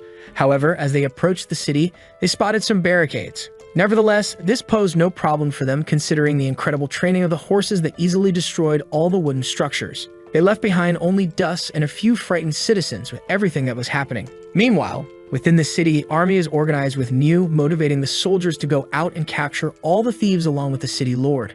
Finally, he firmly states that whoever captures the most thieves will be rewarded generously. These shouts of army organization end up waking many of the civilians in the middle of the night. However, contrary to expectations, they decide to help because they are confident in their lord's command and are already very irritated by the thieves' presence. Thus, they grabbed anything sharp they had on hand to take down the intruders and claim the greatest reward. Eventually, everyone begins to follow the army in its march on horseback to defend the city. Then, like a true leader, Liu Feng points his sword forward and coordinates the group's movement. Alongside the army, Mina followed the group through the trees, but when called, she quickly descended to the ground. The hero, in turn, asked the girl to return and hide, waiting for the men to leave, which she promptly understood. With that, Mina jumped from the ground to the rooftop, and from the rooftop to one of the trees, hiding as ordered. From her hidden vantage point, she began to watch the entire situation unfold. The hidden merchants also witnessed the arrival of the thieves along with the army, starting to believe that perhaps the situation had been set up against them. One of the men shouted that the city's entrance was already very close, but he was quickly reprimanded by the redhead, who told him to keep quiet. A little behind the main group, a citizen ran towards the army with his weapon, chanting the battle cry. Seeing this, the redhead commented that when the Lord leaves the city, he will speak with Baron Omar to kill him along with all the people of Aksai Yan. Then, after the dust settled, the merchants began to flee the scene, but Mina, who had witnessed everything from the start, was waiting in the tree above them. Moments after their escape, as they were leaving through the forest at night, an owl spotted the merchants in a somewhat suspicious manner. The redhead was leading the group, and after verifying that the path was clear of enemies, they continued to run through the area. Finally, they reached a region where they planned to take shelter, but at that moment, they encountered a toppled cart with a horse. Seeing this, one of the men became extremely excited at the sight of food in front of him. Several of them started heading toward the cart to grab some food to eat. In this situation, one of them questioned why these things were there, and another responded that he didn't care, continuing to grab food. However, the smartest of them stopped his companions from continuing, asserting that something was wrong and relating this situation to a trap. The most foolish one, on the other hand, insisted that there was no trap as he continued looting the cart, believing it belonged to the horse-riding thieves. In this case, the redhead grabbed him by the shirt, furious, because any wrong decision by someone in the group could have consequences for him. However, the merchant shrugged off the chubby man's hands, now asking if he was afraid. He then called all of his companions to take the food that now belonged to them. With that, two others looked at each other, and after some thought, decided to grab all that food in a sack to take with them. Seeing this, the previous merchant boasted about his cleverness, saying he knew from the start that everything would turn out fine. Left with no choice, the redhead merely became irritated and walked away, saying that whoever wanted to die could die alone. However, just as he was about to leave, Torch was spotted in the forest, and along with the torch, an angry mob of civilians appeared. The person leading the entire population also revealed himself being none other than our hero, who, now having the thieves in front of him, ordered the army to arrest them. Soon, they were all surrounded by civilians and soldiers, with an armed and extremely angry mob. Believing it to be a misunderstanding, the merchants explained to the Lord that they were not thieves, and the redhead trembled with anger. In this case, the hero questioned how they weren't thieves, considering the food they were carrying belonged to the city's warehouse. The protagonist's question was spot on, leaving the merchants at a loss for words, causing the population to become even more enraged, even calling for their deaths. At the end of the line, the redhead threatened Liu Feng, asking how he dared to deceive them. With that, the hero smiled and simply continued his act, saying the evidence was clear and ordering the guards to arrest the men. Soon, the population and the military began to close in on those who had plotted against the city. Amid punches and kicks, they were arrested according to the local law, exactly as planned by Liu Feng. The next morning, both the redhead and his accomplices were imprisoned by the city's legal system, now confined in wooden cells pulled by carts. As they passed through the city, one of the civilians asked what had happened to the food merchants for them to be arrested. Another recalled that these same merchants had helped put out the fire in the warehouse, making the situation even more confusing. In the end, the army simply transported the criminals to another part of the city despite their curiosity. On his horse, Nu praised his relative for the plan they had to disguise themselves as horse-riding thieves.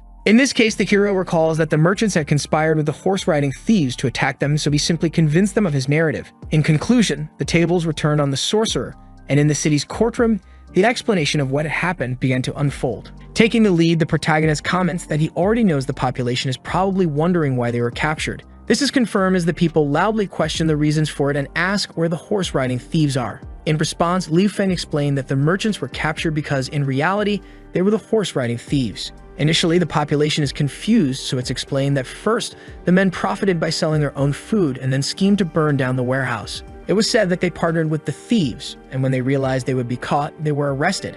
Since many people attended this event, numerous witnesses stood up to confirm the city lord's story. Then, anger began to rise against the merchants, who had wished to leave the people without food. Continuing his speech, Liu Feng explained that the merchants not only dared to betray the city for their selfish desires, but also risked the lives of the inhabitants. In this case, he asked how they should be punished, and without mercy, the population demanded that they all be killed. Thus, to the redhead's misfortune, the protagonist agreed, saying that this kind of people doesn't deserve anyone's mercy. With that, the resolution began with the hero reiterating that the merchants conspired with the horse-riding thieves in an unforgivable crime. As such, he sentenced them to the gallows, and inevitably, what had to happen to them happened. After dealing with the merchants' problem, Lee reiterated that they burned the food and raised prices solely for their own profit, causing people to suffer.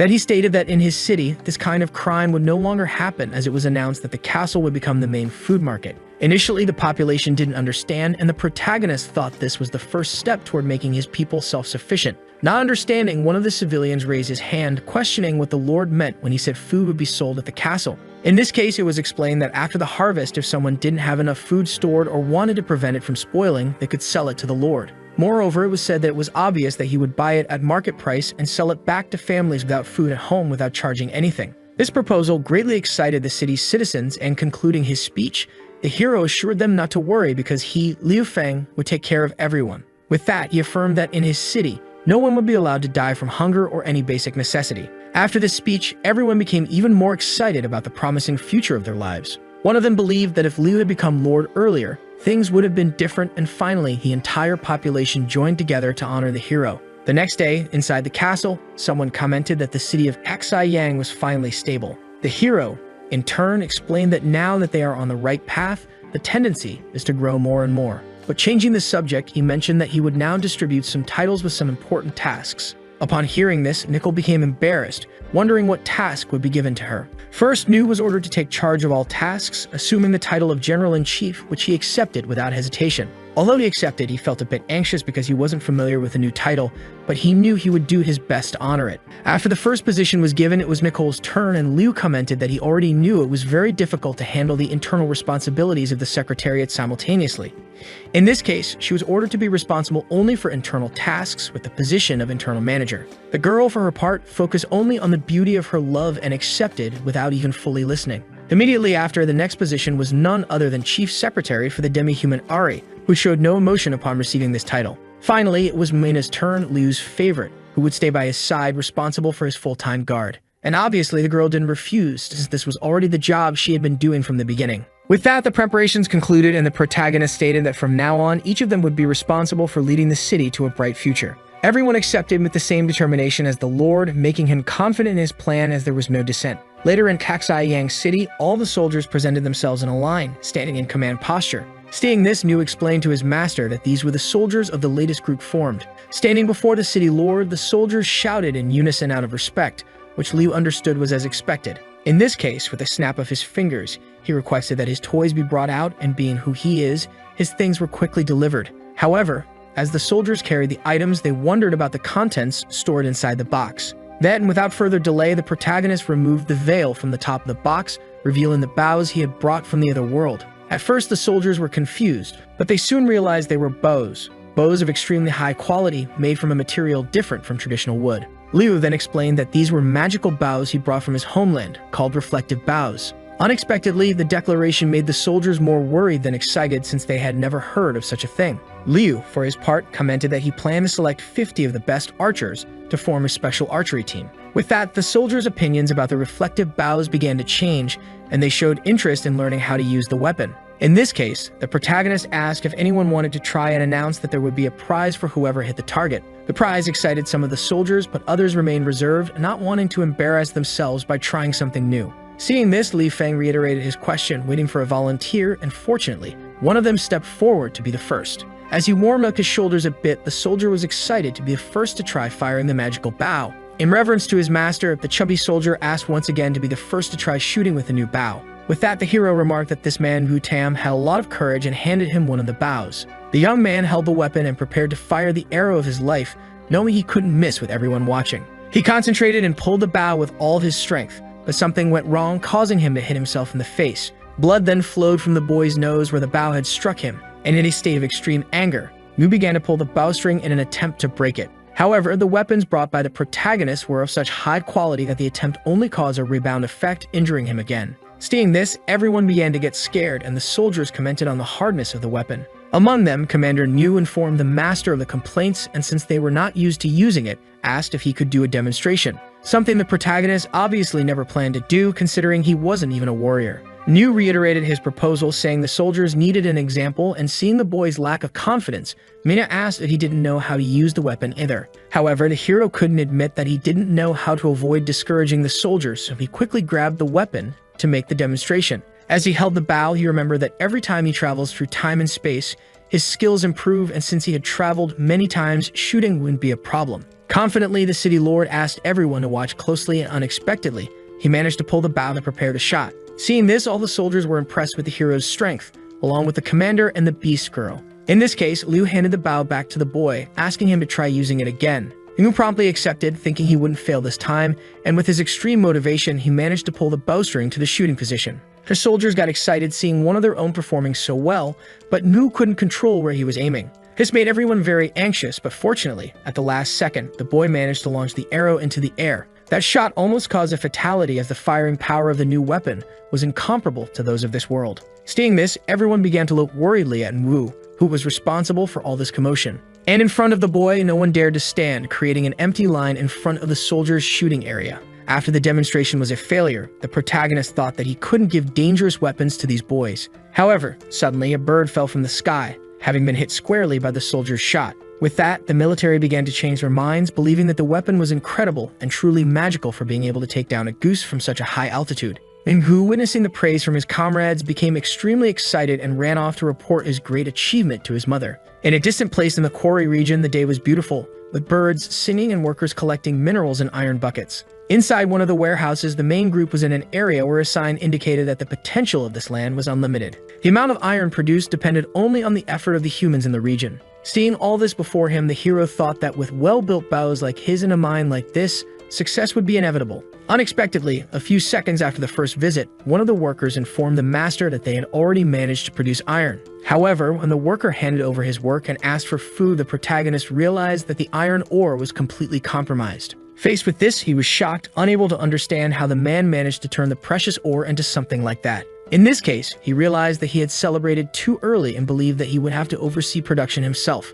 In this world, the first step to making iron is to export the minerals from the mining zone. It's a place where manual laborers do their utmost to earn their daily bread, and as Liu walked through the area, he believed it was within his expectations. However, observing another worker, he witnessed an embarrassing moment as the man hammered a piece of ore and trembled all over. In this case, the protagonist went over to talk to the worker and tried to inspire him, telling him to fight with the strength of a real man. Seeing that the city lord was by his side with high expectations, the man raised his hammer to try again with even more force. Initially, this excited our hero, realizing that his motivational speech had an effect. However, the boy closed his eyes to focus all his strength, and when the ore broke, a shard flew toward Liu's face. With that, the protagonist internally lamented, wondering what he had done to deserve this. Later, the workers moved on to the second step in creating well-produced ore, which was the furnace. However, due to the rain from the previous day, they were unable to start a fire with the stones that were now wet. In this case, the hero thought that modern technology would solve this problem, and for his pocket, he took out a lighter,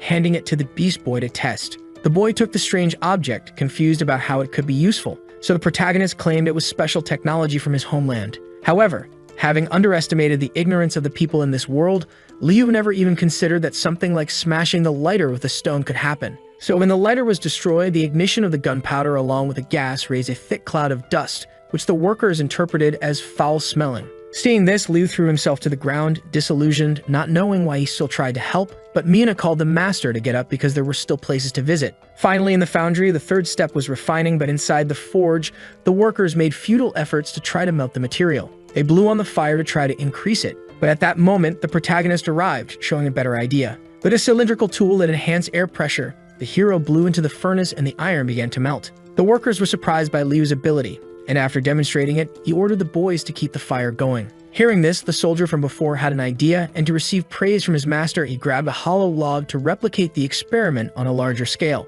He quickly began blowing through the log into the furnace, and the hero was extremely frightened, knowing what would happen. As expected, because of the dense amount of air, the fire spread much more than it should have, causing the entire furnace to explode. Later, after recovering from the damage caused by his soldier, Liu cleaned himself up while thinking that being a lord wasn't easy. However, he cheered up thinking that the next place to visit would be safer since it was the paper factory. However, upon arriving there, the elderly secretary of the region cried out desperately for his master, making him wonder what he would have to resolve now. In this case, the old man pointed to the factory, showing the disaster that had occurred, with only ruins remaining. The protagonist then asked what had happened to leave the place in such a state, questioning if a fight had occurred. However, the old man explained that the accident was due to the lack of instruction among the artisans when they tried to get the factory running. In such a case, the hero remembered that he had written a book that clearly explained how to proceed, so he wondered what part of the book had not been understood. But he quickly remembered that the people there didn't have the ability to read. The protagonist realized he had overestimated his worker's literacy skills.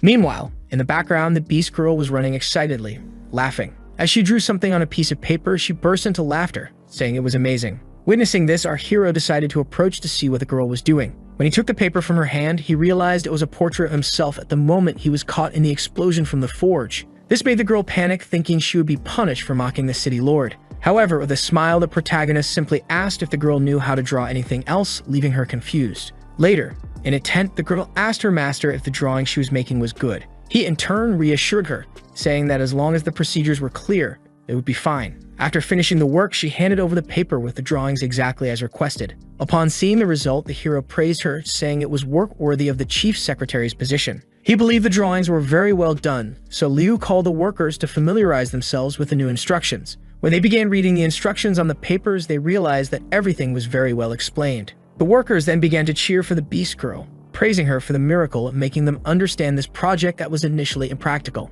Ari felt very proud, boasting that it was a very simple task. With the help of the protagonist and the beast girl, paper production returned to normal, making it possible to resume the consumption of paper products. Additionally, iron production was also going well, as with the beast girl's manufacturing techniques, they were able to overcome the problems.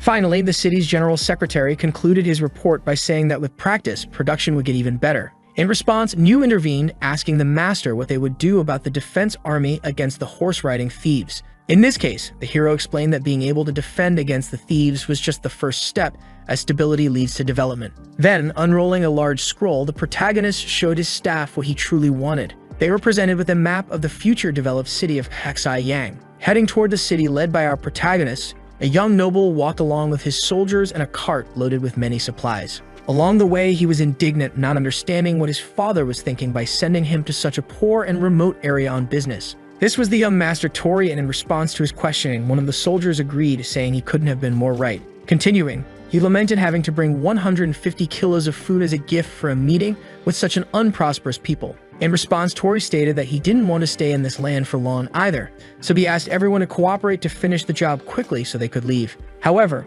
upon arriving in the city, the situation was quite different from what the noble had expected. The city of Kaxai-Yang was no longer in the deplorable state it used to be, and at that moment, the population itself was taking care of its renovation. For the young master, this was a reality completely different from what he had imagined, so he shouted in surprise at the significant change in the place. However, the shout caused one of the workers to drop his screwdriver from the top of one of the buildings, and that very screwdriver fell on the boy's head. As a result, from below, one of the young master's soldiers shouted, asking if the citizen had a death wish. However, the worker didn't back down and questioned whether the group hadn't read the sign posted in the corner. Unexpectedly, there was indeed a notice that this was a construction area not authorized for passage. However, the young master still didn't understand what was happening, being more concerned in his mind about the arrival of the thieves. Later, in the region of the Lord's castle, as the gates opened, commander of the soldiers welcomed the group led by young master Tori. Seeing this, Tori thought he had judged the place with prejudice, realizing that the Lord was not what he had imagined, being much more elegant and firm in his demeanor.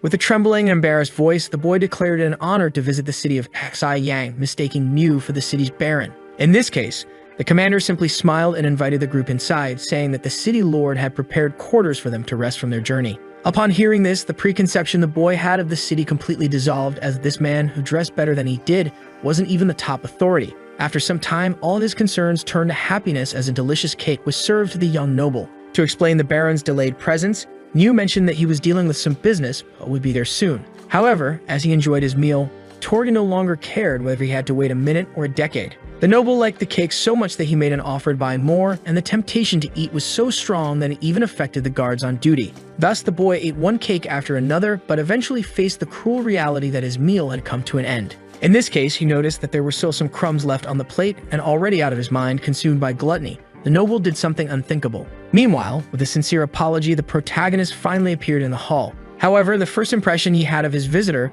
was that the boy had lost a tooth while trying to eat the plate. Caught in such an embarrassing situation, the boy didn't know what to say. On the other hand, our hero thought that the city of Bakfong, surrounded by rivers and excellent for trade, was one of the most prosperous in the West. In this case, he wondered how its ruler could seem so foolish, but regardless, he proceeded with his greetings, introducing himself to the boy. With that, the noble looked at the man before him and realized he was someone far more interesting than he had expected. As a sign of respect, the boy stood to greet the protagonist, but he was asked to remain seated. First, Liu Feng decided to thank him for the help with supplies they had received last time and then inquired about the purpose of the visit. The noble replied that it was a pleasure to assist the baron and without mystery, stated that he was there to negotiate a fur trade. Hearing this, Liu was the first to understand the matter and joined the conversation, saying it was an irrational proposal. He continued by saying that this was something very important for the military and questioned whether the noble was aware of the matter. As someone of high rank, Tori was already aware of all the concerns raised but stated that it was a special situation. With that, he simply expressed his hope that the baron would consider his proposal. After analyzing the boy's request regarding his personal military items, the hero understood that the city of Bakfang was clearly up to something. But unexpectedly, he agreed to make an exception, leaving the military commander completely outraged. Seeing this, Liu tried to give his opinion to his master, but Liu interrupted him, saying he had a condition to set before doing business. In exchange for the technique, he would want a modest sum of 100 buffaloes, 300 goats, and 200 horses. With that in his thoughts, the hero knew he would gain the upper hand since he had modern iron production techniques, which wouldn't leave him too affected by the trade. However, Tori, of course, refused the transaction, saying it was an abusive condition. He then stated that his city had only 30 buffaloes, which he said with some disappointment. In this case, the protagonist adjusted the terms of the agreement, increasing the number of goats to 200 to account for the lack of buffaloes, which made the noble start to feel pressured. Having not received a direct answer, Liu asked whether the noble's city had the required amount of livestock. The boy, in turn, thought that intelligence agents had already warned about the horse-riding thieves, which would make him lose all his food if he didn't close the deal. With that, the noble asked whether a proposal of 30 buffaloes along with 150 horses and 300 goats would suffice. However, the hero didn't seem to react well, causing Tori to start panicking. Taking control of the negotiation, Liu praised his own persuasion skills in his mind. Having already offered everything he had, Tori became frustrated and tried to question the abusive demands. But at that moment, Liu used the good cop, bad cop technique, accepting the deal with a smile. This made the boy think he was lucky to have managed to make a deal, even though he lost more than he gained. With the negotiation concluded, the nobles group soon left along with the cart that came in, and Liu bid them farewell at the city gates. Unfortunately, just a few dozen meters away from the city, Tori realized that he had been tricked in the negotiation. Meanwhile, back to our hero's perspective, he was questioned by Niu about the purchase of military items. Niu informed him that it was very likely that the thieves might be involved, but Li Feng didn't seem too concerned about it. In a remote and distant place in the city of Lietma, a man was cleaning his bloodied sword. Alongside him were the nobles who had sold the city of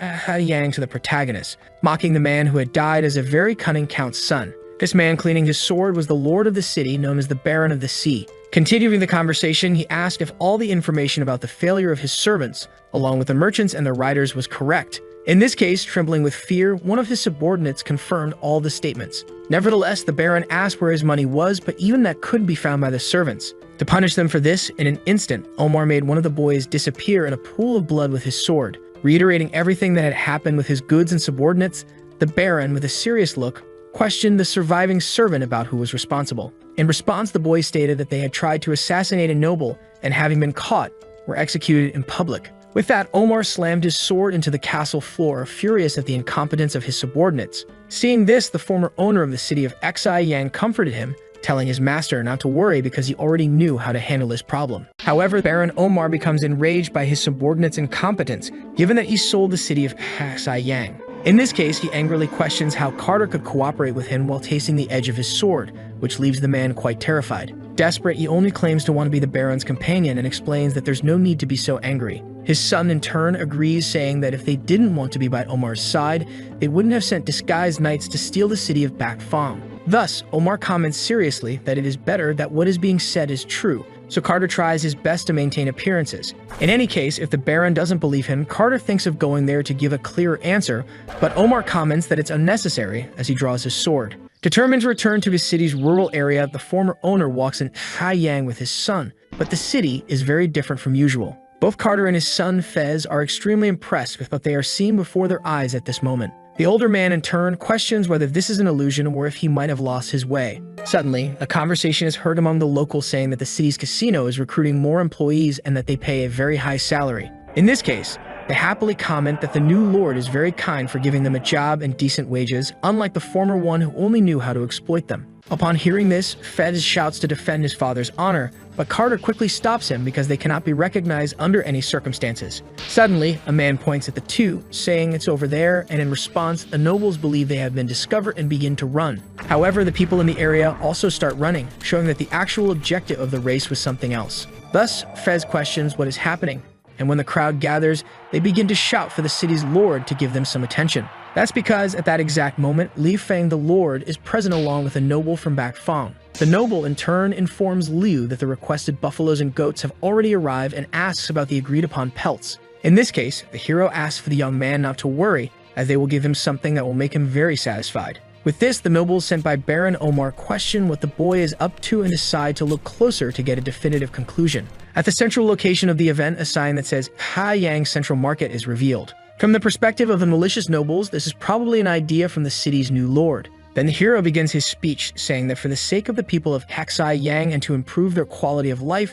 they will be building the central exchange market. However, the former owners of the city still didn't understand what was happening and Fez mocked, saying that nothing good would come from someone like Liu. But at the moment when the red inauguration ribbon is cut, the central market is revealed along with its products of extreme quality and abundance. This makes everyone very happy, and Carter remains confused, still doubting that this is truly a market. Then the protagonist invites everyone to enter and buy whatever they want. To help, Liu Feng gives an allowance so that the Beast Girls can also purchase something. Thus, the civilians are impressed by the vast amount of products and start rushing, trampling over the nobles along the way to buy from the market. A very happy moment in the lives of the population begins, and parallel to this, a very sad one is experienced by Omar's emissaries.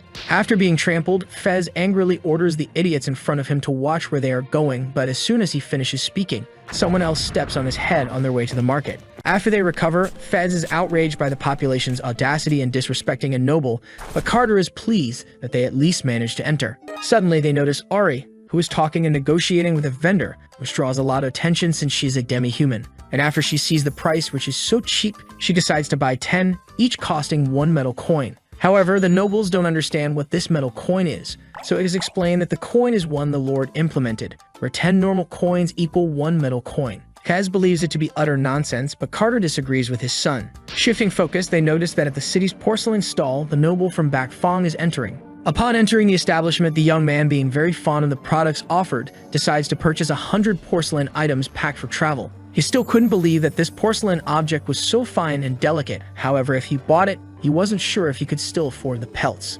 Nevertheless, the young man sets these concerns aside and buys the porcelains, reasoning that only the poor need to consider their total balance. With that, the vendor explains that it will be 200 coins, and Fez is startled by the price. However, his father explains that it's not just about that, because everyone is buying and holding onto their money in this place, competing to get as many products as possible for themselves. Upon hearing this, Fez realizes that just on the first day, the Lord is already making a lot of money, unlike them, who are no longer the owners. However, Carter still insists that he is wrong, as it is said that they are still the owners of the city despite having given it to Li Feng. In this case, with a psychopathic laugh, he comments that soon even Omar will be nothing compared to the development they will have. A young boy, however, thinks the men in front of him are strange and asks if they are the kidnappers that the city lord mentioned. Then, with the evil expression the lord was making, the boy got scared and ran away, telling everyone that the nobles wanted to kidnap him. This, of course, left Carter confused about what was happening. Inevitably, being an innocent child, the village adults believed the boy's story and began chasing the potential kidnappers. The nobles didn't understand why they were being pursued, but after much running, they managed to see the exit and felt a glimmer of hope. However, the group of beastmen soldiers did not allow the troublemakers to continue their escape, given that they had ruined the market. Realizing they were up against powerful enemies, Fez ordered the infiltrated soldiers to take them down. However, in the first strike, the leader of the group of soldiers easily dodged and delivered a punch to the subordinate's face, knocking him out of the fight. In this case, another warrior charged at the young man, saying he would handle the problem for his fallen comrade. However, upon attempting his attack, this warrior met the same fate as the one who dared to try his luck before. Seeing this, the nobles became desperate as their henchmen were defeated, and Fuji ordered his comrades to arrest them and take them to the city lord. Without delay, the captured men began to wail, but their fate was certain. Meanwhile, Liu bought a lollipop from a small shop. Upon buying it, he gifted the sweet to Mina, who liked it very much. She then asked if the market would always be so crowded, to which Liu confirmed. Suddenly, the news that the kidnappers were captured reached the protagonist. Without delay, the soldiers dropped the two men on the ground in front of the Lord for him to assess the situation himself. With this, Carter instructed his son to lower his head so that the city leader wouldn't recognize them. However, Mina quickly noticed the identity of the men, which Liu Feng soon recognized as well. The accused kidnappers were the former owners of the city. Upon realizing this, Mina drew her dagger to finish off the men but was stopped by the hero, who said there was no need to stoop to that level. The girl, in turn, reminded him that the two had treated her very badly, so the protagonist explained that he never said he would forgive them. However, as they are obviously in disguise, it must not be something good, so Liu whispered that he would handle the matter himself. Although she had to accept the Lord's orders, the girl was not very happy as she still wanted to have her revenge firsthand. Without delay, Liu Feng approached the two nobles, who were bowing their heads, subdued by the soldiers. First, he praised Fuji for his good work in capturing them, and then, for having endangered the market security, he ordered their imprisonment. Realizing that these commoners were trying to imprison him, Carter understood that his precious and proud life would be ruined. In this case, the man tried to plead for mercy from the Lord, but he was kicked by Fuji, who scolded him, saying that the master's name is not something a criminal can speak.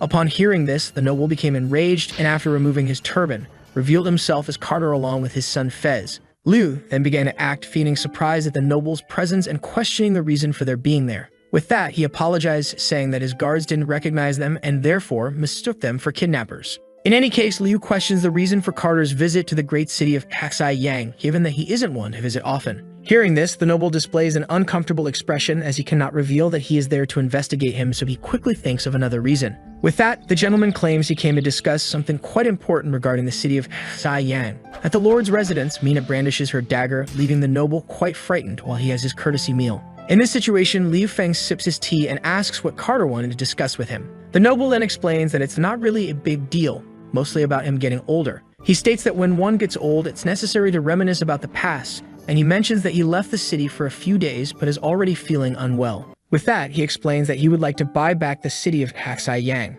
This is obvious given the great potential of the newly inaugurated market that he witnessed along with his son. Knowing that the proposal is somewhat improper, the noble reassures the young man not to worry, as he won't incur any losses in the sale. That's because the gentleman says he will buy it for the price at which he sold it, potentially increasing it by 3 or 4 times. However, at that moment, someone calls the Lord. It's Nickel, who arrives with the requested wine at the table. Noticing the presence of the wine glasses, the noble considers using this in a welcoming situation and insult. However, Liu hands one of the glasses to Carter anyway, and Nickel asks her master to enjoy it. With that, Liu is pleased that the wine arrived on time, already noticing that Carter's face is growing darker. And unexpectedly, after tasting the wine, the gentleman is quite fond of what is being served. After taking a sip of the wine, Carter places the glass on the table and apologizes for not making things clear earlier. When questioned about the reason for his recent sigh, he says that to be honest, he returned because of the protagonist, which leaves him confused. With that, the gentleman looks to both sides, and upon seeing that no one is nearby, he approaches the hero.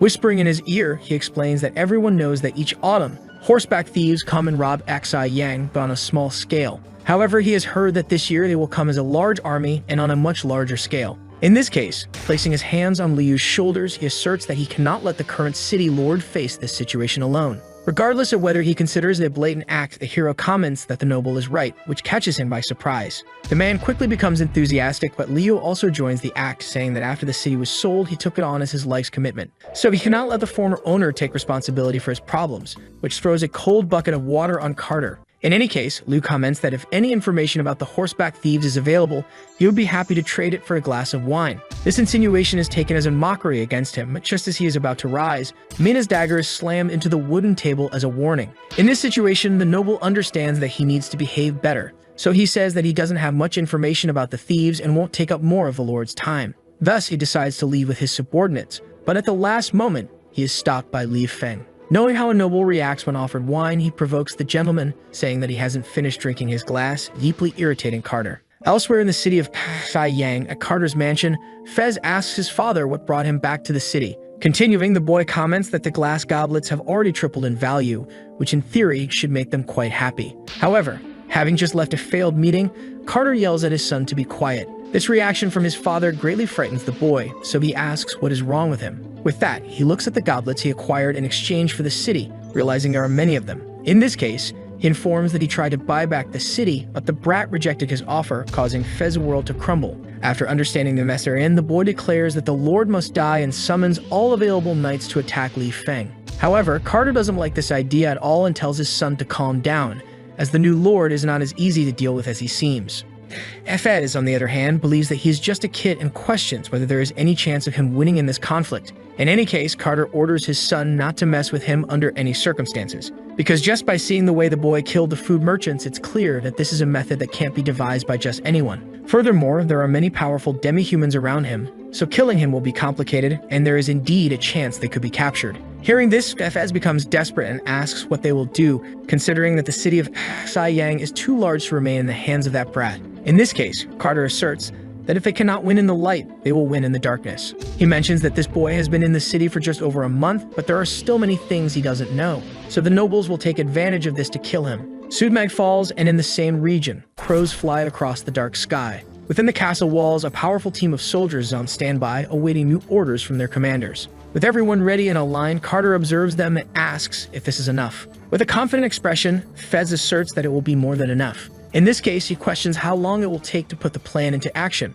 It is speculated that it will take 2 or 3 days, but since they have been out of action for a long time without killing anyone, it is decided that the slaughter should begin that very night. At the city lord's mansion, everyone is enjoying a very abundant meal, and Liu praises Nickel for arriving just in time with the wine glasses. He then states that he is genuinely happy, something that makes Nickel so excited that she couldn't ask for more. Ari, while eating, comments that the girl follows Liu around every day and says there's no need to care so much. Obviously, Nicole doesn't like this comment, and trying to hold back her emotions, explains that it was because Carter wanted to intimidate the Lord. In her mind, she thinks that she will never let anyone intimidate her love, and she bends her spoon in anger just thinking about it. Seeing this, Liu feels a bit embarrassed as the atmosphere becomes tense, but the Beast Girls remain more focused on their food. Regardless, the hero reiterates that the girl did an excellent job, and as a reward, he gives her a piece of chicken. Nicole accepts it gratefully, even though she's embarrassed by receiving so much praise. Soon after, Niu asks the protagonist to forgive the girl, as she gets very nervous when it comes to anything related to him. Liu then states that Nicole has been helping a lot at the castle lately, which is truly a relief for him and a reason to care. Moreover, in his view, she is very careful and meticulous, and she also cooks very well. In this case, he declares that whoever marries Nicole will be very happy, which catches Mina's attention, and she begins to ponder this marriage issue in her mind. Without delay, she looks at the two lovebirds together and wonders if something like that could really happen. Observing the sweet atmosphere between the two, the Beast Girl starts to get irritated, so she abruptly gets up from the table, claiming to be full. The people at the table are a bit surprised as Mina never leaves before finishing her meal. However, Ari believes that her sister is on a diet. Liu, on the other hand, is the most curious about her departure, as this behavior is not like her. In this case, he thinks that something serious must have happened that she doesn't want to talk about. With that, the girl leaves in the middle of the night to think alone by the wall, but as she looks at her hands and reflects for a moment, she questions what on earth is happening to her to have thoughts like these. That's because she is a warrior from the cat tribe whose only skill is killing. Without delay, Liu appears and asks the girl what happened for her to leave so suddenly.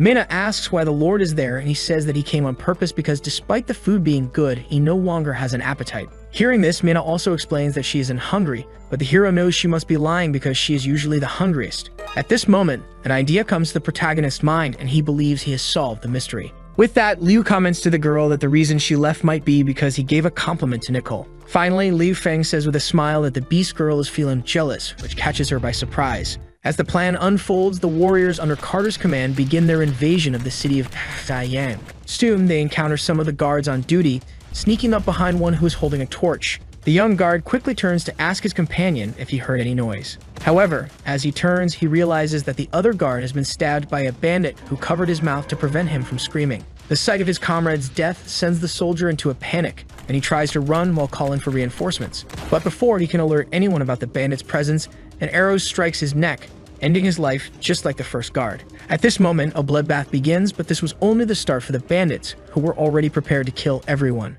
Back on top of the Lord's castle, Mina feels embarrassed as she starts to understand that she is indeed jealous. The memories of all the moments they shared together flood her mind, making her increasingly emotional. However, she still denies her jealousy, thinking she must be rational since the two of them do not belong to the same world, making them inaccessible to each other. Liu, not understanding what is happening, comments that he was just joking, to which the Beast Girl responds that it wasn't funny. The hero then boasts about having figured it out, believing that as a lord he can make anyone love him with just a glance. Mina agrees with the protagonist's statement, but points out that unlike her master, she is not human. As a demi-human, she feels sad, believing that there's no chance a noble would ever decide to marry her, just as no demi-human woman has ever married a noble in history. In response, the hero asks what's so wrong with demi-humans, making Mina blush. He then states that to him, beast men are still great people as he places his hands on the wall, trapping her between him and the wall. Liu declares that he would be very happy if he could have a beast woman as his wife. In such a compromising situation, the girl asks what her master is doing. With a smile, he asks what she thinks of his proposal, leaving her even more embarrassed. Meanwhile, on this full moon night, a bloodbath unfolds at the hands of the invaders. As the invasion progresses according to plan, Carter praises his soldiers, who bow before his presence. He then announces that whoever brings him the head of the city lord will be rewarded with 20 gold coins, further motivating the mercenaries. Carter believes that this boy who owns the place will regret having angered the nobles so much. Back at the hero's castle, the romance between Liu and Mina has progressed more than expected. With the two already in bed, they look at each other and slowly move their lips closer together. In this romantic moment, the hero tells Mina to start calling him by his name instead of master. Soon, the girl surrenders herself fully to what is about to happen. However, as is customary at such crucial moments, a soldier barges into the room, interrupting them to report the bad news about the city. Without wasting time, he reports on the invasion, but he quickly realizes that he has arrived at a very inopportune time. The attention of the two turns to the soldier at the door, and Mina, caught in the act, becomes extremely embarrassed. She quickly jumps out of bed and shouts that she will lead the wolf team. With that, the girl disappears rapidly, and the soldier begins to understand that he arrived at a bad time, though he wasn't aware of it before. The protagonist, now sitting on his bed, starts to lament as he was so close to getting what he had long desired. However, after a few moments, Liu turns around and notices that the soldier is still standing there staring at him. Already quite irritated, the hero yells at the soldier to inform the commander instead of standing there ruining his life. In the area of the invasion, the bandits quickly gather, not wanting the best spoils to fall into the captain's hands. One of them comments that he has heard a beast girl follows the city lord, to which another adds with a laugh that rumors say they are very wild. In response, one of the assassins licks his lips, saying that the wilder they are, the sexier they will be. However, suddenly something catches his attention. In this case, one of the mercenaries asks why their captain is acting strangely. Unexpectedly, an arrow strikes the captain in the chest, causing him to fall to the ground, lifeless. Witnessing this, the assassin draws his sword from its sheath and shouts to alert everyone to the attack.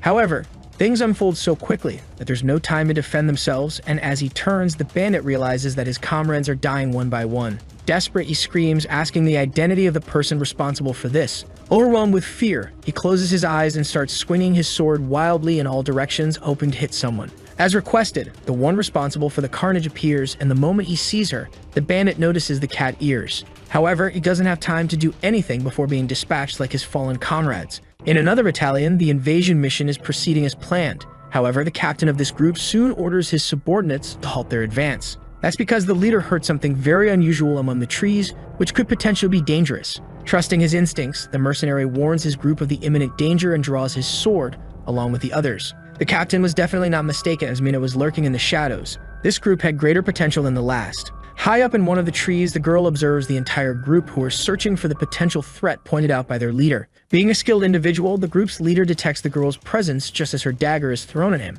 In response, he charges at the beast girl, and the two exchange several strikes with their blades while also managing to dodge each other's attacks. Seeing this, the group leader is pleased that the beast girl has finally appeared before him. He then announces that whoever brings him the girl's head will receive 10 gold coins. Mana knows that anyone who attempts this would be a fool, but due to the men's greed and ignorance, they decide to engage in the fight. However, none of them manage to land a hit on Mina. After dodging the first strike, she receives help from another soldier who slashes the man's back entirely. With the assassin's fall, the man announces that the special wolf team has arrived as reinforcements. Realizing they have fallen into a trap, the bandits understand it's too late, as the group of special agents is already present. One by one, the bandits are cut down and neutralized, leaving only the group leader to be defeated. As the battle nears its end, Mina asks the man before her if he has any last words to say. However, the mercenary merely laughs in delight, leaving the girl quite confused. Crossing his arms, he comments that it's exactly as Master Carter said, demi-humans are indeed very stupid. He explains that everything has gone according to plan, and at this very moment, the city lord is being killed by the invading master.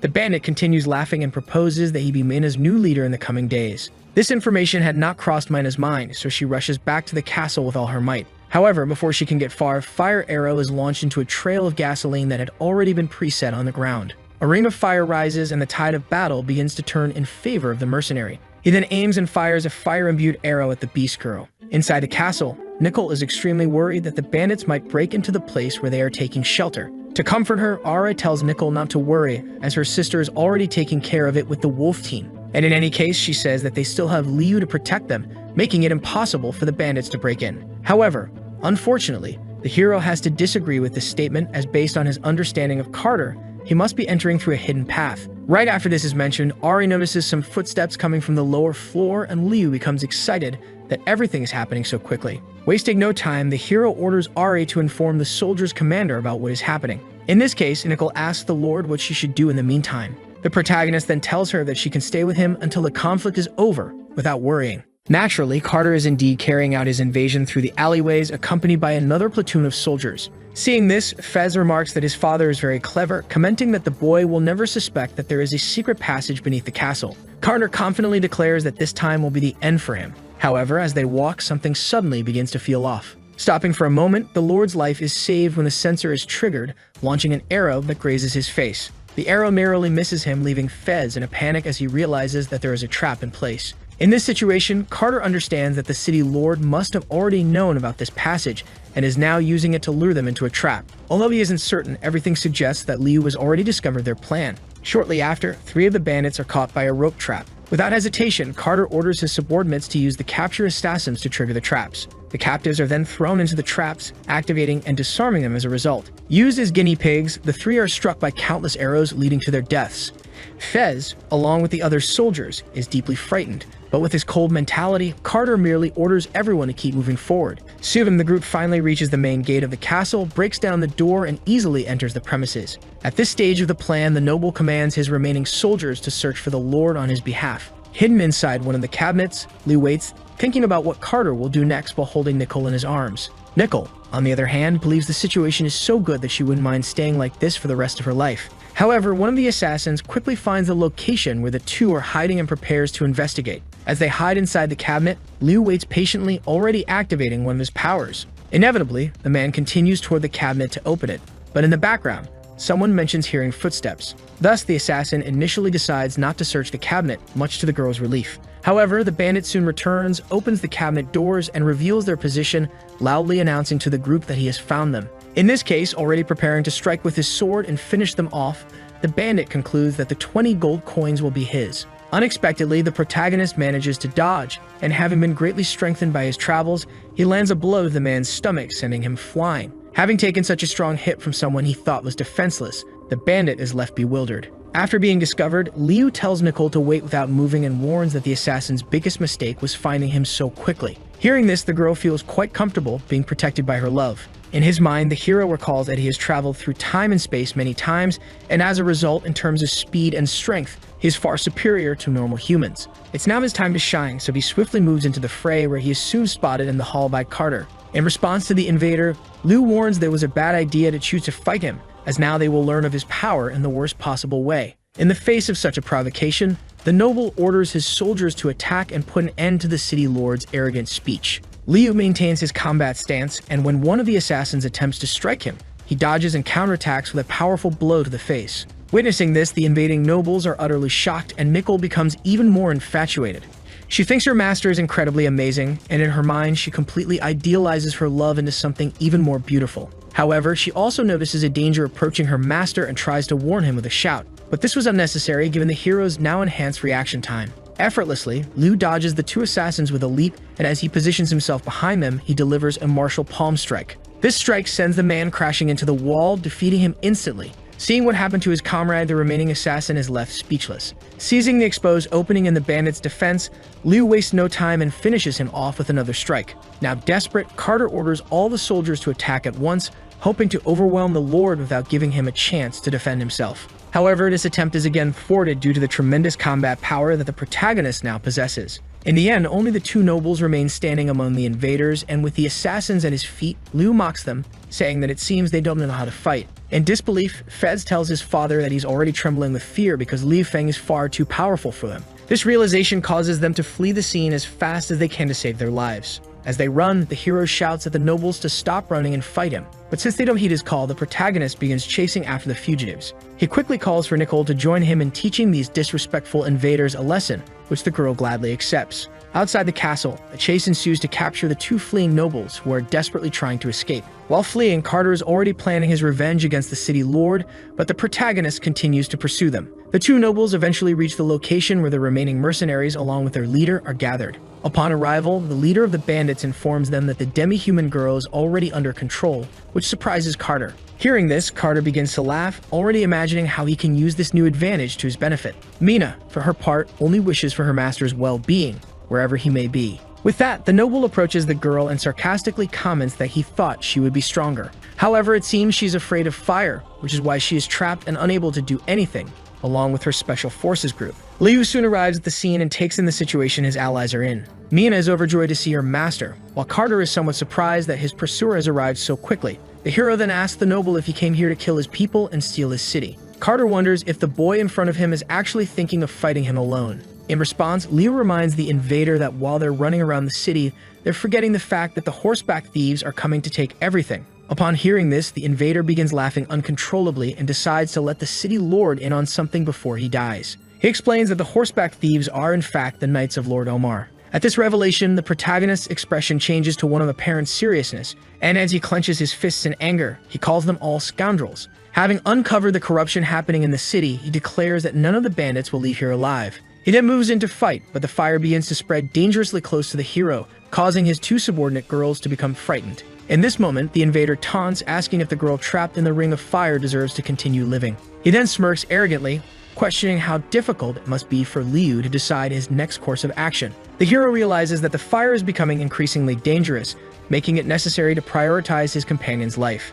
As he assesses Mina's situation, however, the hero comes up with an idea to resolve it. He begins to use his powers, and as he lifts his cape, he initiates the process of retrieving something from within. Soon, the protagonist pulls out a fire extinguisher from a rift in space. He quickly removes the pin and activates the extinguisher, beginning to douse the fire with its gas. In no time, the immense ring of fire that was spreading through the forest is extinguished, leaving the nobles more terrified than ever. Now that her life, along with her group's, has been saved, Mina is overcome with emotion, tears of joy filling her eyes. Amidst all the smoke, a protagonist emerges, exuding an imposing presence. Overwhelmed with emotion, the Beast Girl throws herself into her master's arms, prompting him to ask if everything is alright. Through her tears, the girl assures the Lord not to worry and apologizes for not only failing to lead her group well, but also for endangering the city's people. Observing this romantic moment from a distance, Nickel feels a deep sadness seeing the two so close. However, Carter is far from giving up on his plan, and as a last resort, he aims an arrow at the hero. He fires the arrow, cursing Liu to go to hell,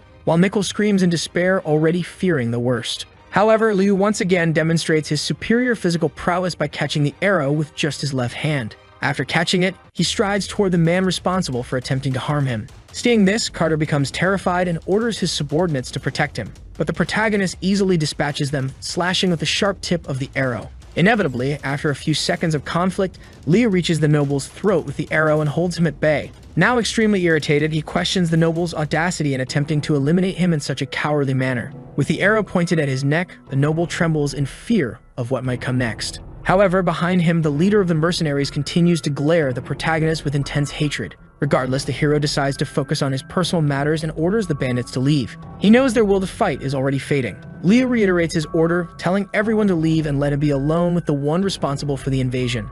At this moment, the assassins begin to reconsider their actions, but an opposing order is suddenly heard. But one responsible for this was none other than Fez, who was still confident in a possible victory. Seeing this, Carter panics and asks if his son is trying to get him killed by taking such a reckless action. Unexpectedly, the boy doesn't seem to care much about the possibility of seeing his father dead. This terrifies the noble, who tries to reason with Fez, reminding him that he is his father. But Fez is indifferent to this, and with a psychopathic expression, asserts that he will definitely avenge his father after he dies. Fez then remarks that when it comes to cruelty, the two nobles are exactly alike. Meanwhile, the invader explains to the mercenaries that whoever kills the Lord will receive 50 gold coins, and in the end, once the current owners are dead, Xia Yang will finally be his rich property. Hearing this, one of the mercenaries asks what they should do now, and another replies that he doesn't care as long as he gets paid. In response to Fez's order, they all charge at the hero despite him holding a hostage. Carter, on the other hand, questions how his son dares to do this, and as one of the assassins advances, Liu dodges, but the sword strikes the noble's body.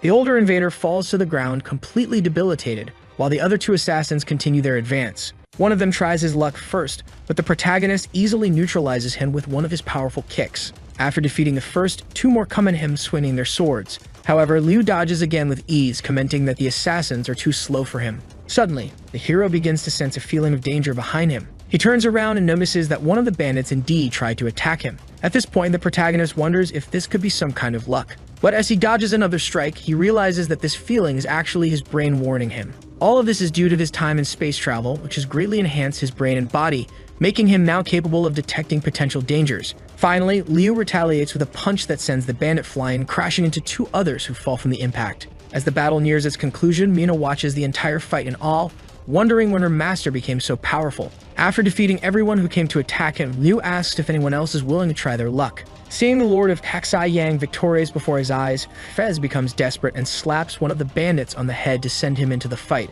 Though it's not a traditional method of motivation, since it was an order, the assassin decides to be Liu's next opponent. However, as he approaches the hero, the protagonist smiles and an arrow suddenly flies through the air, hitting the assassin squarely in the chest. Fortunately, at this moment, reinforcements finally arrived, with Ari leading the troops and Niu commanding the soldiers. As the military commander, Niu orders the soldiers to finish off the invading bandits. Without delay, they prepare their bows to fire, leaving the group of invaders terrified. Soon the arrows are launched into the air, and Fez questions how it was possible to shoot from such a great distance. With the volley, many arrows hit their targets, and in this case, Fez completely loses the will to fight, dropping his sword and fleeing in panic. Carter, on the other hand, also pleads to be saved, but even his son, who had run ahead, would not be allowed to escape by the troop of soldiers. As the conflict ends, Liu takes his companion's hand and asks if she is alright despite her numerous wounds. In response, Mina, though very embarrassed, remarks that her master is underestimating the strength of a warrior from the cat tribe. At that moment, Ari approaches the pair, shouting and asking if everyone is okay.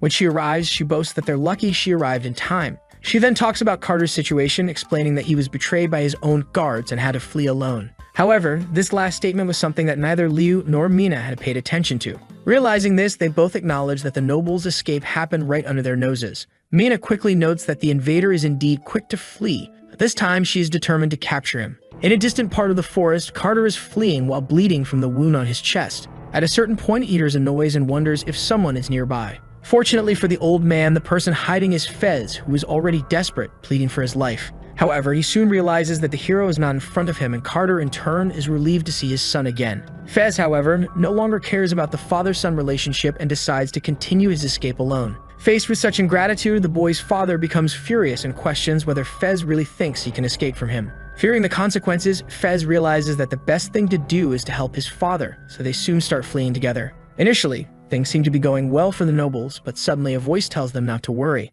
That voice belongs to the beast girl Mina, who concludes by saying that either way, the two of them will die by her hands. When the nobles see the demi-human girl, panic begins to take hold of them. In stark contrast to their fear, Mina feels satisfaction at having found them again. In desperation, Fez asks what the girl wants with them, and in response, she laughs, saying those words sound familiar. In her mind, Mina recalls hearing this before when someone in her cell commented that she would become docile after a month without food. At that time, she turned around and saw the faces of the two nobles responsible for the invasion of the city. All these events caused a deep trauma in the girl's mind. But now it was time for her to take revenge for everything they had made her endure. With that, after drawing her two daggers, she tells the nobles that her master was right when he said that humans like them are nothing but trash. In a desperate attempt, Fez begs not to be killed, offering money and reminding her that Master Omar protects him. However, none of these statements were significant enough for Mina to forget all she had been through. With a simple movement, she ends the lives of the two nobles in an instant, closing the chapter on her past suffering. With the conflict over, the girl reflects, recalling how that prison was as dark as this night. However, her master was like the light of the moon that guided her through the night, which now only makes her want to return to his arms. After resolving her personal matters, Mina heads to the Lord's chambers but hesitates at the door, thinking he must already be asleep. Nonetheless, she gently pushes the door open and finds the hero sitting on the couch, reading a book. Seeing his companion return to the palace, the protagonist stands up and asks if she is hungry. Even if she isn't, Liu still mentions that he has prepared her favorite food, which she gratefully accepts. After tasting some of the soup, Mina inevitably realizes that the food was made by Nicole, and Liu sheepishly confirms this, having been caught in a lie. Despite this, the girl remains happy with the situation and soon finishes the entire bowl of soup. In response, the protagonist gently caresses Mina, pleased that she enjoyed the meal, which makes her blush. As he looks at her face, however, the boy notices some crumbs left from the food. He reaches out to wipe away the crumbs, but Mina, unable to control her emotions, pulls away. This creates a rather sweet and romantic moment between the two. As they gaze into each other's eyes, their feelings start to intensify. Once again, the girl surrenders to her master, moving slowly closer to kiss the protagonist.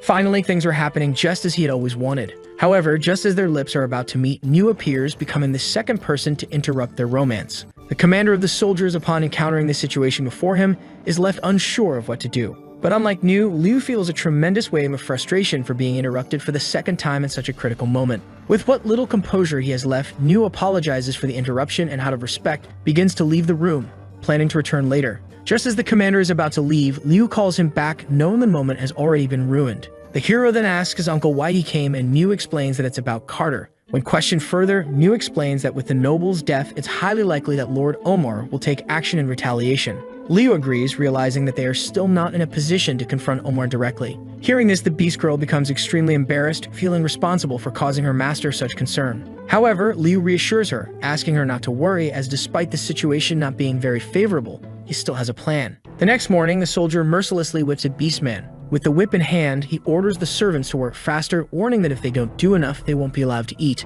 They approach the entrance of the city of Liatma, led by the Baron, who is positioned just behind the front row with the supplies. Seeing everything being brought into the city, the Baron thinks that this year's harvest is excellent. This now allows him to return to the royal capital. But at that moment, one of the soldiers reports to his master that a letter has arrived from Kai Yang. Upon reading the letter, Omar becomes even happier, as it says that the city has been taken by Carter, leading the Baron to think of the former lord as truly incompetent. With this, he crushes the letter with a smile, already believing that nothing can stop him now. He declares that he will govern his city as effectively as possible until the final objective in Bakfang is achieved. Omar is determined to return with as much gold as possible from the royal capital. He wants to make his dear brothers, who always look down on him, start to see him as an equal.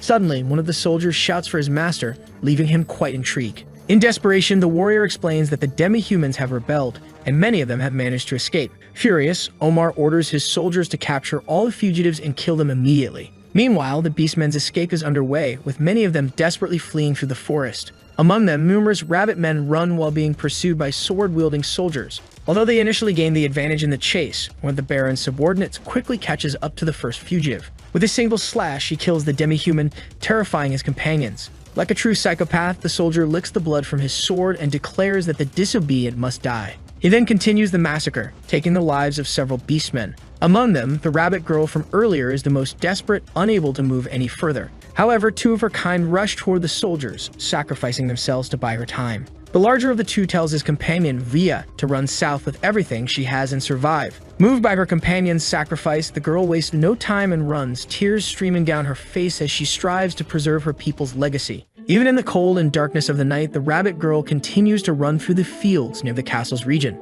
Inevitably, during her escape, she encounters dangers such as an arrow that suddenly flies in her direction. Caught off guard, the girl is struck directly by a hunter who was walking with another. They quickly realize that the girl likely escaped from Liatma and see this as an opportunity to sell her in a distant city. Believing it to be their lucky day, they anticipate making a great profit from this capture. As time passes, the light of the new day awakens Vaya, who, still very confused, begins to question where she is. Meanwhile, one of the hunters reassures his companion not to worry, mentioning that he heard trading demi-humans is forbidden in Xi Yang. Deciding to take a different route to ensure their profit, they unintentionally cause Vaya to panic, realizing she might fall into the hands of slave traders again. Remembering her companions who sacrificed their lives to save her, Vaya becomes determined to survive at any cost, clinging to what might be her last chance. As they travel, one of the hunters comments that if they take another path, it won't take more than half a day, so they should move quickly before nightfall. However, during the journey, the wagon wheel hits a stone, causing the cart to tip over and crash to the ground. At that moment, Vaya notices that some of the wooden bars in front of her have broken, and upon seeing the kingdom of Xi Yang in the distance,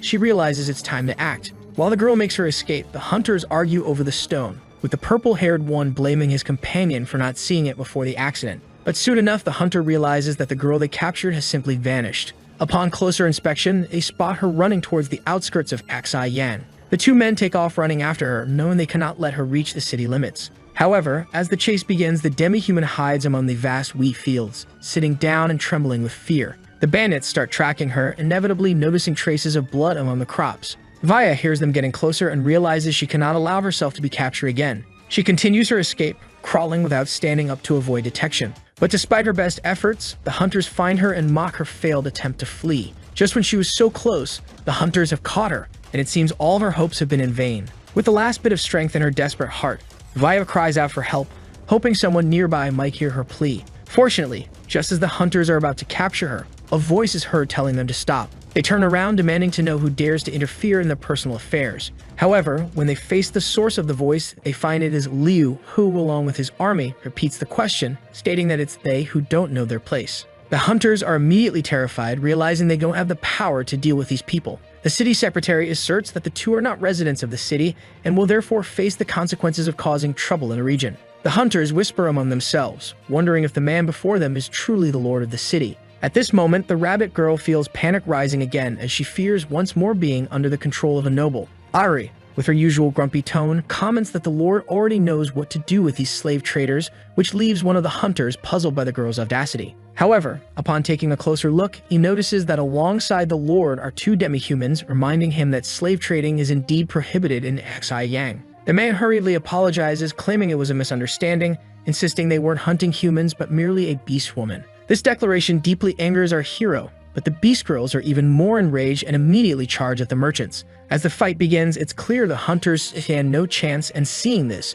Vaya decides she must leave immediately. She's determined not to fall into the hands of a noble again, but her strength is completely drained, and as her eyes begin to close, a last thought that crosses her mind is of Mina, possibly reporting her situation to the lord. Later, the girl is taken to the lord's chambers, where she is treated for her injuries by the city secretary while lying in a bed. Despite her critical condition, the old man does everything he can to heal her wounds, especially the one caused by the arrow. However, he soon explains that because the injuries are so deep and the bleeding won't stop, a tragic outcome is likely. Ari becomes desperate and asks her sister what they can do to help, despite Mina having no medical knowledge either. At that moment, Liu arrives, stating that there is still a way to save Vaya by closing the wound. Everyone is very confused, but the hero quickly dons surgical attire to begin treating the girl with modern medical methods. Seeing everyone just standing around, Liu scolds his companions and instructs them to bring sterilized water using fire. Fortunately, the surgery ends with apparent success, leaving the city secretary surprised to see that the wound is indeed improving. In response, Liu explains that in addition to closing the wound, he also administered 2 medications to combat inflammation and infection. This impresses the girls with their master's incredible medical knowledge. In her thoughts, Vaya calls out for her father and mother, who sacrificed themselves, but when she awakens, she finds herself imprisoned in a dungeon. She imagines that the noble who owns the city is before her, ready to do more harm. Filled with sadness, she prays to the heavens that this won't happen. In her despair, Via wakes up screaming, pleading for them not to hurt her. But when she opens her eyes, she realizes she's far from being in a dungeon. After calming down a bit, she looks around and understands that what she just experienced was only a nightmare. Waking up in a place completely different from where she had slept, the girl wonders where she is as she admires the beauty of the view from the window. At that moment, Mina enters the girl's room and starts a conversation, noting that she is finally awakened. Vaya, still frightened, tells the beast girl not to come any closer. In her mind, Mina is nothing more than a pet of the humans, as nobles are not to be trusted. To calm Via down, the beast girl gently takes her hand and pulls back her clothes to show the spot where she was struck by an arrow. Mina explains that her wounds have been treated, but if she keeps struggling, it will inevitably reopen. This leaves Vaya feeling very embarrassed that someone is showing concern for her. Regardless, the heroine begins to leave the room. However, before departing, Mina turns back and says that from now on, it will no longer be tolerated to speak ill of her master. This causes Vaya to start crying and begging to be released from where she is. As she weeps, the girl expresses her desire to head south, as she can no longer endure the life of a slave. Seeing this, Mina begins to notice a resemblance between what the girl is feeling and what she herself felt as a child. To clarify the situation, Ari steps in and explains that Vaya can stop crying because no one here will make her a slave. In short, Ari tells her that she is now a free citizen because in Taiyang, any form of racial or bestial slavery is strictly forbidden. Thus, the city they are in now could be considered a true paradise for demi-humans. Later, after changing her clothes, Vaya appears in the dining hall where the hero is eating alongside his companion, Mina. Ari introduces the new citizen by name, and Liu promptly invites her to sit and eat with them. Ari reinforces the invitation, telling Via not to be afraid, though the girl is still hesitant, as the coexistence of humans and demi-humans is something unimaginable to her. However, just as the hero is about to say something, Vaya gets startled and accidentally knocks over her cup. The liquid spills all over the table, and she panics, fearing she will be punished. In desperation, she decides to do whatever it takes to save herself and begins to remove her clothing. Immediately, Mina covers Liu's eyes just as Nicole arrives with the dishes. Nicole enters just as Via seems ready to remove the top part of her clothing. Filled with anger, Nicole rushes over to the girl, demanding to know why she's doing this. Vaya quickly apologizes for the misunderstanding, explaining that she was going to remove her clothes to clean the table. However, she then remembers that despite any prejudices, the man before her treated her wounds, leading her to thank the Lord. Nicole, however, struggles to contain her fury, as yet another competitor has arrived to disrupt her relationship with the master. In any case, after everyone is served, Liu asks Via if she knows how to use utensils. When she responds that she doesn't, Ari offers to teach her. With a brief lesson, Via quickly learns how to use utensils, and when she takes a bite of the food, the taste makes her feel as if she's on a journey through the heavens. Meanwhile, Liu gently pats Mina's head as a gesture of gratitude for her hard work with the wolf team. Witnessing all of this, Via begins to wonder if this lord is truly different from other nobles. As we shift to another scene, many boats approach the city of Aksai Yang, carrying supplies along with one of the crews. As they near the port of Aksai Yang, one of the crew members comments that everything seems to be going as planned. However, the servant remarks to the ambassador from Liatma that Master Omar decided not to attend, which makes the ambassador question the reason. In this case, Ambassador Ryan explains that it's likely because the mission was only to deliver a letter, prompting the servant to grumble extensively in his ear. Despite any other important commitments the ambassador might have had, he takes this moment to observe the city as a whole. Finally, they disembark at the port, which quickly attracts a crowd of cart drivers. One of them dismounts from his horse and asks the guests if they would like a ride. The servant, however, questions what the boy is doing, noting that Ryan is a noble. But the cart driver explains that his transport is the best for nobles with a large and wide carriage and boasts incredible wheels. He also mentions that while other transports charge 5 metal coins, he only charges 3. This angers the ambassador's servant, who mistakenly believes the trip would cost 3 gold coins. The cart driver clarifies that there has been a misunderstanding, as what he's asking for are the metal coins that the city's lord invented.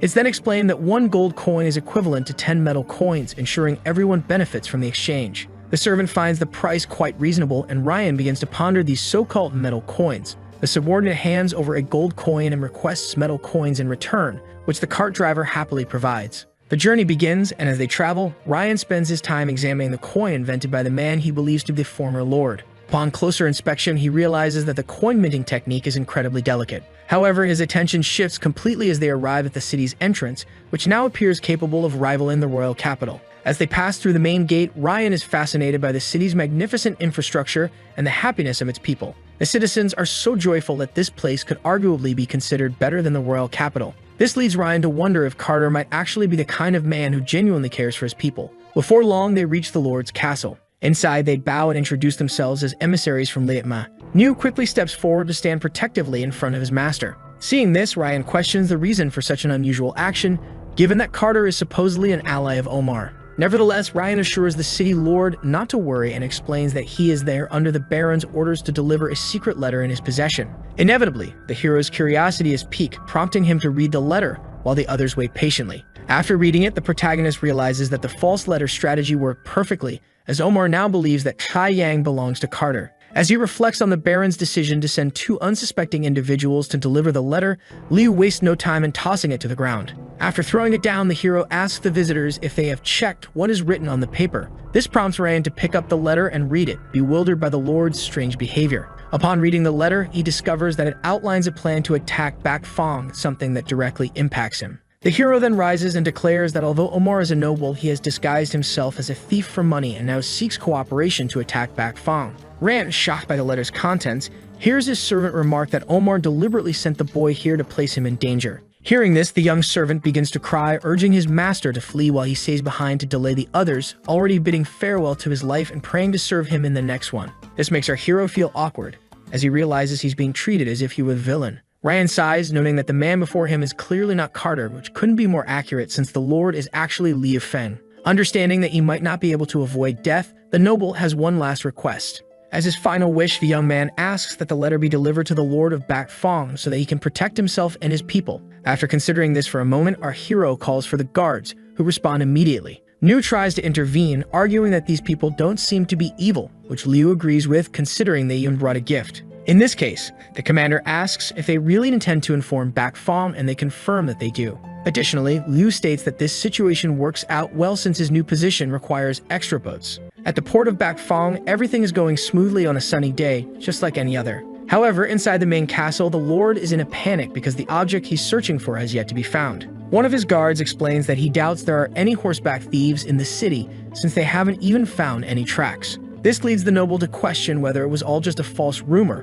but he still can't shake his concern in case it turns out to be real. If the thieves do appear, all his treasures would be stolen. The mere thought of this brings the Lord to tears as he is very attached to his personal belongings. After regaining his sense of worry, he orders the soldier to continue investigating until the autumn harvest, permitting no mistakes. At that moment, the Lord's son arrives in the city alongside Li Feng, the Lord of Xi'an. With the scroll in hand, Liu explains that he has news that might help resolve all the current problems. Later, with everyone seated at the table, the king eagerly goes for the scroll to read the news about the horseback thieves. Liu, however, asks the Lord not to rush, explaining that he went through many difficulties to obtain it. The negotiation begins rather innocently, with the Lord of Bakfang offering only 2 gold coins, which is promptly rejected. He then offers 20 gold coins, but this too is refused, as what Liu really wants in exchange are 2 large ships. This request makes the jaws of both nobles drop to the floor, and Liu clarifies by explaining that he's heard the city is famous for its ships. He further explains that his city has just built its own port, making it necessary to acquire some boats. However, the Lord declines the proposal, stating that the ships are the lifeblood of Bakfang, something he cannot part with. In response, Liu argues that the information in the scroll not only details how the attack will happen, but also when and how it will be executed. This revelation completely changes the direction of the negotiations, as the Lord realizes that if Liu is correct, they could destroy the thieves once and for all. This would allow military resources to be used to improve the ship market. The king looks at his son and after a few moments agrees to the deal, but explains that he can only offer medium-sized ships. In this circumstance, Liu requests that the agreement be modified to 5 ships, leading to some haggling until they settle on 4. With the deal finalized, the king begins to suspect he's been tricked, even though he got what he wanted, a situation that reminds him of his son's previous encounter. Without further delay, he takes the scroll obtained in the exchange and, upon reading it, fully understands the plot orchestrated by Baron Omar to destroy his city. This leaves the 2 nobles in despair as they realize they don't have the strength to deal with over 5,000 horsemen. Stating their distress, Liu suggests a solution, explaining that Baron Omar is known for trying to conceal his true identity. Therefore, they should play along with his game. But not just play along, they should capture everyone involved and eliminate them, leaving no soldier alive. Despite the confidence with which the protagonist presents this idea, the 2 nobles quickly reject the proposal, deeming it unrealistic. The king, however, argued that even if they gathered all the soldiers in the city, they still wouldn't be able to stand against Baron Omar's 5,000 troops. In response, our hero proposed that they join forces in a military alliance. He further explained that he had already prepared a demonstration to convince the king of their capabilities. Later that same day, the soldiers of Xi'an gathered in the outskirts of Bakfang. The presentation began with the soldiers firing their bows, hitting all the targets with extreme lethal precision. Seeing this, the king questioned what kind of bows these were, as hitting targets from such a distance with that power demonstrated incredible strength. The king's son was also very impressed, but our hero explained that the demonstration was still ongoing. Soon after, knights equipped with iron armor and long swords appeared, smashing everything in their path. The protagonist then ordered the soldiers to take aim, and once they were ready, he commanded them to fire.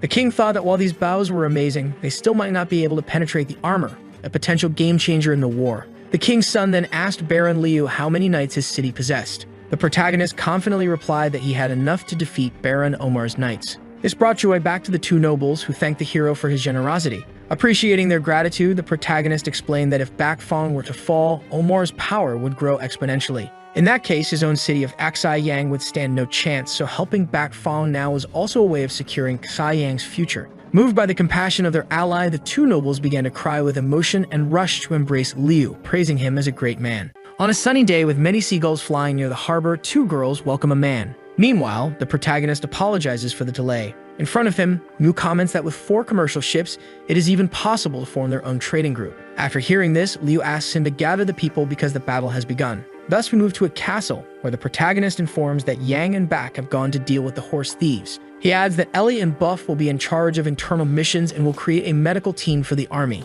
He'd also ask the other 4 to take care of and train the troops when necessary. Soon, he states that Mu will study the Bakfang area. After that, with conviction, he says that everything will depend on them, and everyone shouts in agreement. Our boy tells Mu that victory is approaching, but they must also understand Omar's potential. While he says this, Vaya listens behind the door. Immediately, she becomes frightened upon hearing Omar's name and questions herself if she really heard that. Mu says that the war is about to begin, so it is too late for something like this. The best way would be if there were a resident who knew Omar well, like Vlia, but our boy contradicts him, saying that it cannot be her. Listening from outside, she feels sad, wondering if he does not trust her. But then she hears that the protagonist only wants to protect her from having painful memories and to help her regain her radiance. Vaya gets angry for thinking such things, and unintentionally, she knocks on the door. This makes Mu ask who's on the other side. When the door opens, she says it is her. Then, with conviction, she states that she is willing to help. Upon hearing this, the protagonist is left speechless. Vaya is very confident in her words, and Liu says he will trust her.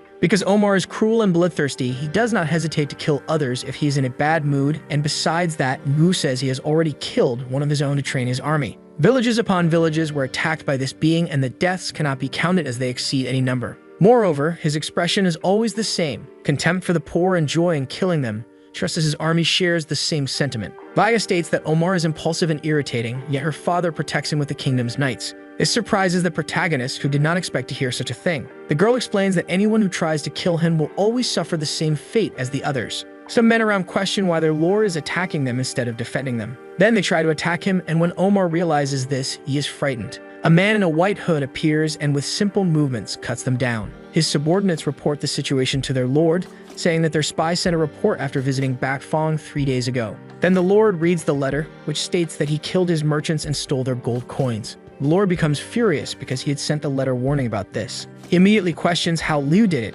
and then says they will change their plans and now will destroy that cheap city. Back at the protagonist's residence, we see that Vaya says they are very evil, like demons. She then starts crying, leaning against the maid's chest. Our boy is in shock after hearing everything, she said, so he calls her attention by extending his hand. This makes her scared, but the protagonist gently caresses her, telling her not to worry because he will help Vaya get her revenge. Then our boy asks Mina how she would fight against the royal knights, and she replies that she does not know how she will do it. Even so, no matter who they are, if they attack her master, she will kill them. Suddenly, a romantic scene begins to unfold. Vaya becomes slightly embarrassed as she feels a moment forming between Liu and Mina. Thus, we return to the enslaved people who are carrying wooden logs and cutting them. Tis ends up sneezing and then comments that maybe her sister is saying her name from afar. A soldier orders her to move faster, and Tis questions whether he knows how heavy that log is. A little girl right behind her seems to be struggling and ends up falling to the ground. Then the soldier steps on her and asks if she is blind while the other demi-humans watch. Soon, he shouts, questioning what the filthy beasts are looking at,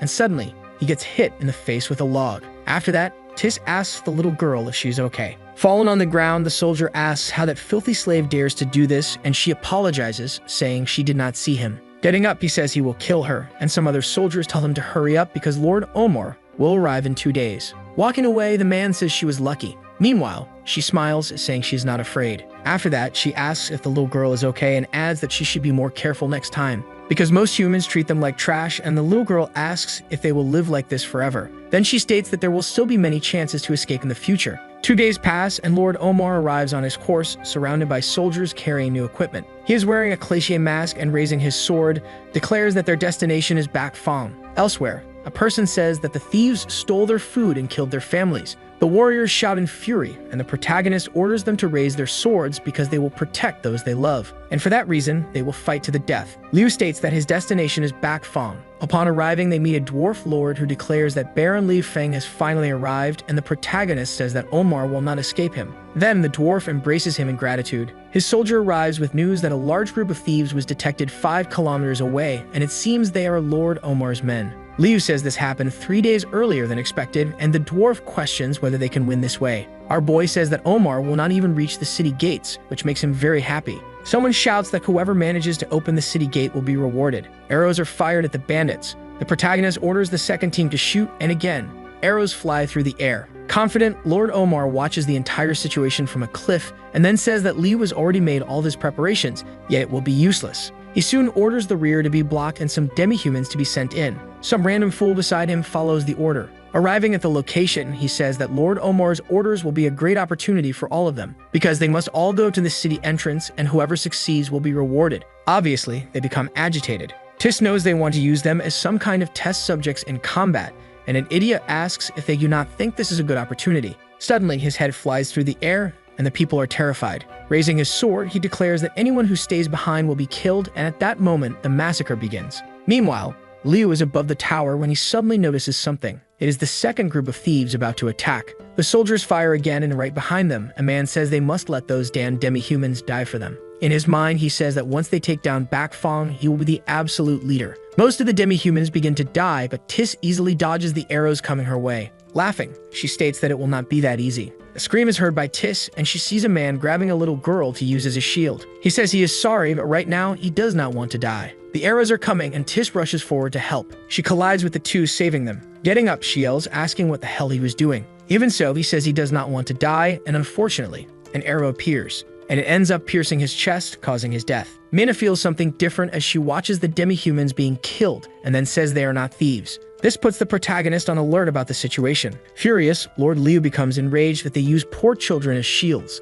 The soldiers leave, commenting that they will fight the thieves to the death. A man is happy because this means the arrows are finished. Then he orders that the demi-humans must go ahead, which confuses the soldiers since they were the reason the team was split. The thief prepares his attack, which ends up hitting a soldier who, fortunately, manages to defend himself. Even so, the thieves manage to get through, and a man shouts, ordering them to kill them all. All the bandits advance and the battle begins face to face, with neither side at a disadvantage. A massive attack is prepared, and without any caution, a soldier ends up being hit. His weapon is completely shattered, and he immediately runs, saying they cannot keep fighting. The man declares that the protagonist's head will be his, and all the soldiers rush toward the gate. Upon entering, she becomes frightened as it was an ambush and also a false alarm that the arrows had run out. Some fools were right in the middle, and without any mercy, our boy orders the gate to be closed and for them to fire their arrows. The man ends up being killed by the arrows, and not just him, but all his companions as well. Some demi-humans become scared, thinking that now it will be their turn. Some soldiers place a bucket of food, and they wonder what that smell is because it smells so good. The protagonist says that this food is for them, which makes them very happy.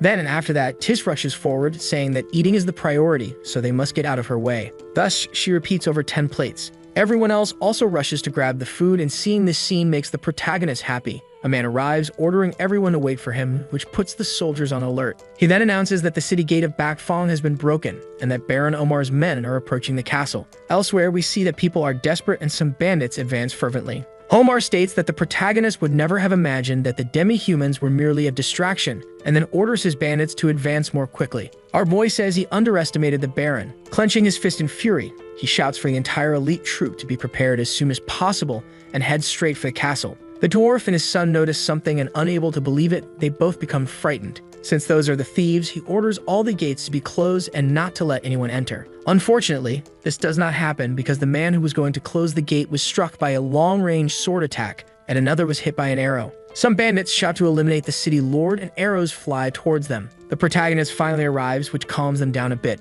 Since Liu has finally arrived to save them, a true massacre begins. With his thunder sword, the protagonist starts eradicating the bandits. Then they notice a presence behind him, but he easily defends against the attack without even looking. A man orders his team to attack, yet is pointless, as another attack emerges and a large number of knights begin to advance. With their shining armor, they cause chaos in the middle of the battlefield, and the Lord states that Baron Liu is powerful. Both troops are about to collide with each other. Omar comments that he has wanted to meet the protagonist for a long time, but our boy interrupts him, saying that his thieves entered this territory without authorization, so they must leave immediately, or they will die right there. Giving a brief smile, Omar states that it is a pity, since he left his position as quickly as possible and brought only a small number of his best troops. Thinking he has won, he orders everyone to attack. Soon, the real battle begins, moving to another place, more precisely within Bakfong. The demi-humans are having a meal. A man with pink hair says that the city lord took fewer than 600 men, while Master Omar brought more than 4,000, so there is no possibility of victory. The old man says it is better to flee from there. This frightens everyone as the protagonist was the one who saved them. Even so, the situation is critical, because if they are captured again, they will be enslaved. The little girl asks if they will not leave like the others. Returning to the center of the battle, we observe that things are terrible. Maina states that if they continue like this, they will lose, and suddenly, a gate opens. Dwarves reveal themselves, saying they have come to help. This makes the protagonist happy because their help increases the chances of victory. Omar shows no expression at that moment. Seconds after the fight ends, the enemies leave, saying they cannot do anything more. An explosion occurs, terrifying everyone. At the center of it all, Tis drops a massive log of wood, commenting that she will eat a lot after this battle. The little girl supports her older sister. The bandits become discouraged, since she is handling a mere log so easily as if it were a sword. Then she throws that piece of tree at them. Thus, they fly into the sky like shooting stars. Going one by one, she begins to defeat them all, and Mina urges everyone to take advantage of the opportunity to capture Omar. Then they begin advancing toward him. He notices that the two are approaching. A man suddenly appears and blocks the attack. This forces the protagonist and Mina to retreat after the block, and both realize that this is the royal knight that Vaya had mentioned. Mina states that she will take care of this man and asks her lord to attack Omar.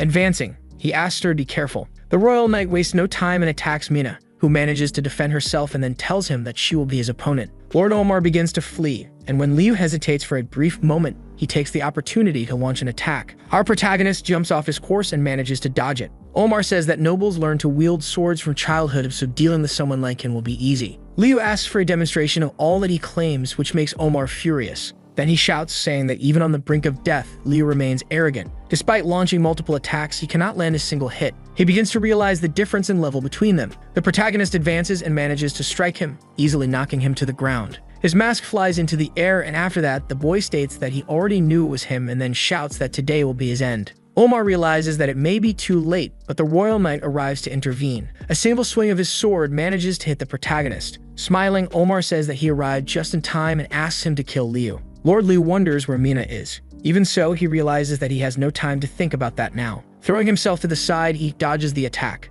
Then he grabs his sword, which was on the ground. The royal knight attacks him, and even so, Lord Liu manages to defend himself but admits that his speed is impressive. Both clash their swords in the air, and the battle continues fiercely. Neither side gives any openings in this intense combat. With great skill, the royal knight manages to land a hit. Fortunately, it only grazes the protagonist. The royal knight prepares for another magnificent strike. Elsewhere on the battlefield, we see Tis destroying everyone. The bandits shout to capture her, and she, enraged, tells them all to come at her at once because dealing with them is too easy. Her clothes end up bursting apart, and the thieves begin to feel powerless since they are perverts. She says it is better this way for fighting as it allows her to be more flexible. Jumping at them, she declares that now she will destroy them. Returning to the protagonist, he is at a disadvantage in the fight because although he can read the knight's movements, he still cannot dodge all of them. The royal knight finds it interesting to have someone who can keep up with him in battle. Tis pauses to help the protagonist and then kicks a massive log on the ground that goes flying toward the royal knight. He dodges it and attacks Tis, but our boy steps in front and defends her. She tries to take advantage of the opening to attack. The ground is completely destroyed by her overwhelming strength. The knight then decides to retreat, realizing that he cannot deal with them now, and soon asks them to introduce themselves. Both introduce themselves as he requested. Smiling, he says this is interesting. Then he acknowledges that coming to the west was not a waste of time. The knight comments that he will remember them when they meet again, and Lord Omar asks what he is doing, as he should kill them immediately and follow his orders. The royal knight pauses for a moment. He says that if he were not hiding his identity, he would have already killed Omar. This greatly frightens the Lord, as he did not expect such a thing. He quickly tries to say that his father is a count and therefore he will not be able to escape. Tis states that she could fight him over 300 times. Omar starts to panic, saying that no one can harm him. Then he screams, claiming that he's untouchable. Tis and Liu land a powerful punch to his face. Our boy asks her to tie him up. Desperate, the protagonist rushes to find Mina. Night falls over the castle. Many people are celebrating their victory. Tis says that with wine and meat, she is very happy, and some men continue to observe her. The dwarf comments that he thought his time had come. Then he shouts, declaring that Baron Liu Feng is incredible. Thus, we move to another place, to the guest rooms, where the protagonist is with two other people, watching over Mina, who is lying down. Little by little, she begins to wake up. Everyone there is happy, as she had been unconscious for over a day. Getting up, she asks where her master is. Then she says that she was an idiot for trying to fight a royal knight alone and apologizes for it. Our boy remains silent and says nothing. Then he approaches her and, giving her a kiss on the forehead, says that she is very foolish and adds that he is happy she is okay. The girl beside him becomes embarrassed by the situation. An elderly man says that young people are adorable. The city lord enters, saying that the party cannot continue without the hero. Then they start pushing him forward. Mina says that she is fine, so they can go. The protagonist feels that something is wrong, but he lets it go. People shout that they want to drink 5 large jugs of wine. Mina seems a bit frail after waking up, and while crying says that she is very weak. With great joy, the celebration continues. Most of the people there are very happy to have survived the attack. Tis asks if he is an idiot for making such a foolish decision. A guy ignores her and continues. Easily, he loses in arm wrestling. A fat man announces that she has won 17 times in a row. Tis stands up, asking if anyone else wants to try. The little girl says that she is really cool. Then they start shouting that Master Liu has arrived. Everyone is very happy that he is well and raising his hand. He thanks everyone for their efforts in defeating the thieves and protecting each of their homes. Therefore, now they must toast a victory, and then our boy signals to the old man. A man says that this is his specialty, a canned fish, which confuses everyone because the smell seems strange. Looking from afar, it appears to be just a normal fish. A random man asks how long that fish has been stored, and he responds that it has been half a month. This surprises and frightens him. Soon, they begin to question whether it is even edible. At that very moment, the fish disappears. Tis devours it and asks why they are being so slow with the food. In her mind, she comments that the taste is not that bad. The guy there asks for another canned fish. That same old man asks if he wants to test his tasting abilities. Soon he prepares another fish and grabbing his fork, he brings it directly to his mouth, devouring it. At that moment, he feels that it is very delicious, and he experiences a pleasant sensation as if he were in the middle of the ocean. He starts describing the taste as sour and sweet. From a distance, the protagonist says that it is ketchup, and he adds that it can also eliminate the fishy odor and keep it fresh. This excites them, and they say that they also want to try it. The boy asks if she's not going to taste the food, but she does not seem to hear him. He then shouts to get her attention, and she asks if he wants to die. He does not understand what happened since the food is so delicious that she still refuses to eat. Behind some crates, Tis stole some of the canned fish for the little raccoon girl. She notices that the protagonist is approaching. Then she asks if something is wrong. Our boy responds that nothing is wrong, he is just wondering what the canned fish tastes like. Tis states that she does not trust humans, and that she only helped to repay them for the rice, so now she owes nothing. Liu simply accepts this. Then he walks away, saying that he will take them to a place where they can try even more delicious foods, stuffed pies and other delicacies. This shocks her, but then she is pushed by the crowd that is pulling the protagonist along. The Lord says that he wants to know more about the canned fish. Our boy says that the production process is very complicated and that those were all that remained. The three become sad because it is gone. A chubby man says that in the city of Paxai they sell everything. So the Lord wonders if he can visit his city, and the protagonist replies that he can. Liu thinks that the city of Bakfong is in good hands. A boy also eats the food. Then he asks his father if they can go to the city too. We are introduced to the merchant Soro, who responds to his son that perhaps they can go. Since Baron Liu is very interesting, night finally falls. Bandits are running through the city. A bearded man notices something on the rooftop. Then he shouts that he has found her. A white-skinned demon, the legendary Elf Elisa. He immediately throws his sword, saying that the 1,000 gold coin bounty is now his. The girl realizes that she will have to dodge, so she quickly leaps. At that moment, she prepares a counterattack with her bow. Both of them are terrified by her skill, but is already too late, and they are struck by 2 arrows in the head. She falls and says that this place is getting dangerous, so she cannot stay in the Imperial City any longer. Changing locations, we see some people setting sail, and among them is the protagonist, who is returning to his city. The Lord said that when his son is ready to inherit the city, even a protagonist will be able to rest when he grows old. Out of nowhere, he spots his son heading toward the ship. He shouts to his father to find another heir because he wants to go to the city of Taiyang. Our boy asks him to calm down. Then someone catches his attention. It is the demi-humans thanking him for saving them. Even the old man who was about to flee is there. The soldiers say that these are the people who ran away, ate for free, and then returned after the battle was over. Our boy asks if he had not already said that they are now free to do as they wish. This leaves them stunned. The protagonist states that in his city, even if they are demi-humans, everyone has rights. As long as they work, they can earn a living. This makes them completely emotional. Tis says that the protagonist is not bad after all. Then the protagonist appears beside her, asking what she is doing there. The girl replies that she has something to do in her city. Liu smiles upon hearing her response. Finally, the protagonist sets sail toward his home. The citizens are working as usual when they notice that their master has returned, and everyone expresses their happiness.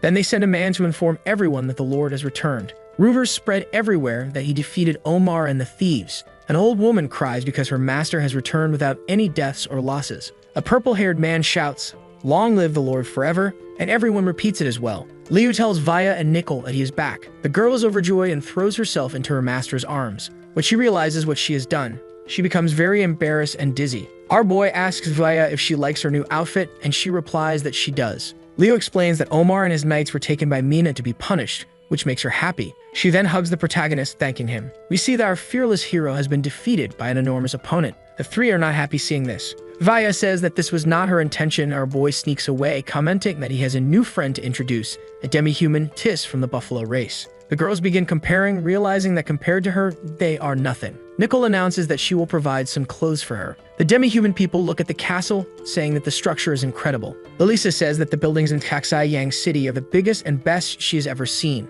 The old man says that the master has prepared houses for those who want to work in the city and adds that they are for rent. This confuses them, so he explains that they will have to pay monthly, and the amount of money will depend on the size of the land they rent. Then he opens the door, saying that if they want to stay in that house, they will have to pay 10 copper coins per month. The woman inside gets angry and starts throwing everything she can at the old man. Even while lying on the ground, he continues to provide the information. Elisa steps forward and says that she wants a house just for herself. Getting up, the old man understands. The people do not know what to do since they have no money. Even so, this makes them happier, because their master knew this would happen. Therefore, if they do not have money now, they can owe little, and when they get a job, the amount will be deducted from their wages. The old man recommends that they live together to share the debts, so the cost for each person will be lower. Then everyone starts crying, saying that Baron Lee was a great man, and for that reason, they will do their best to repay the money. Minhu says that where they will live, there is a large commercial tent ahead. The merchant says that all these structures are enviable. Out of nowhere, the Hatter feels a stomachache and runs off, saying that he needs to go to the bathroom quickly.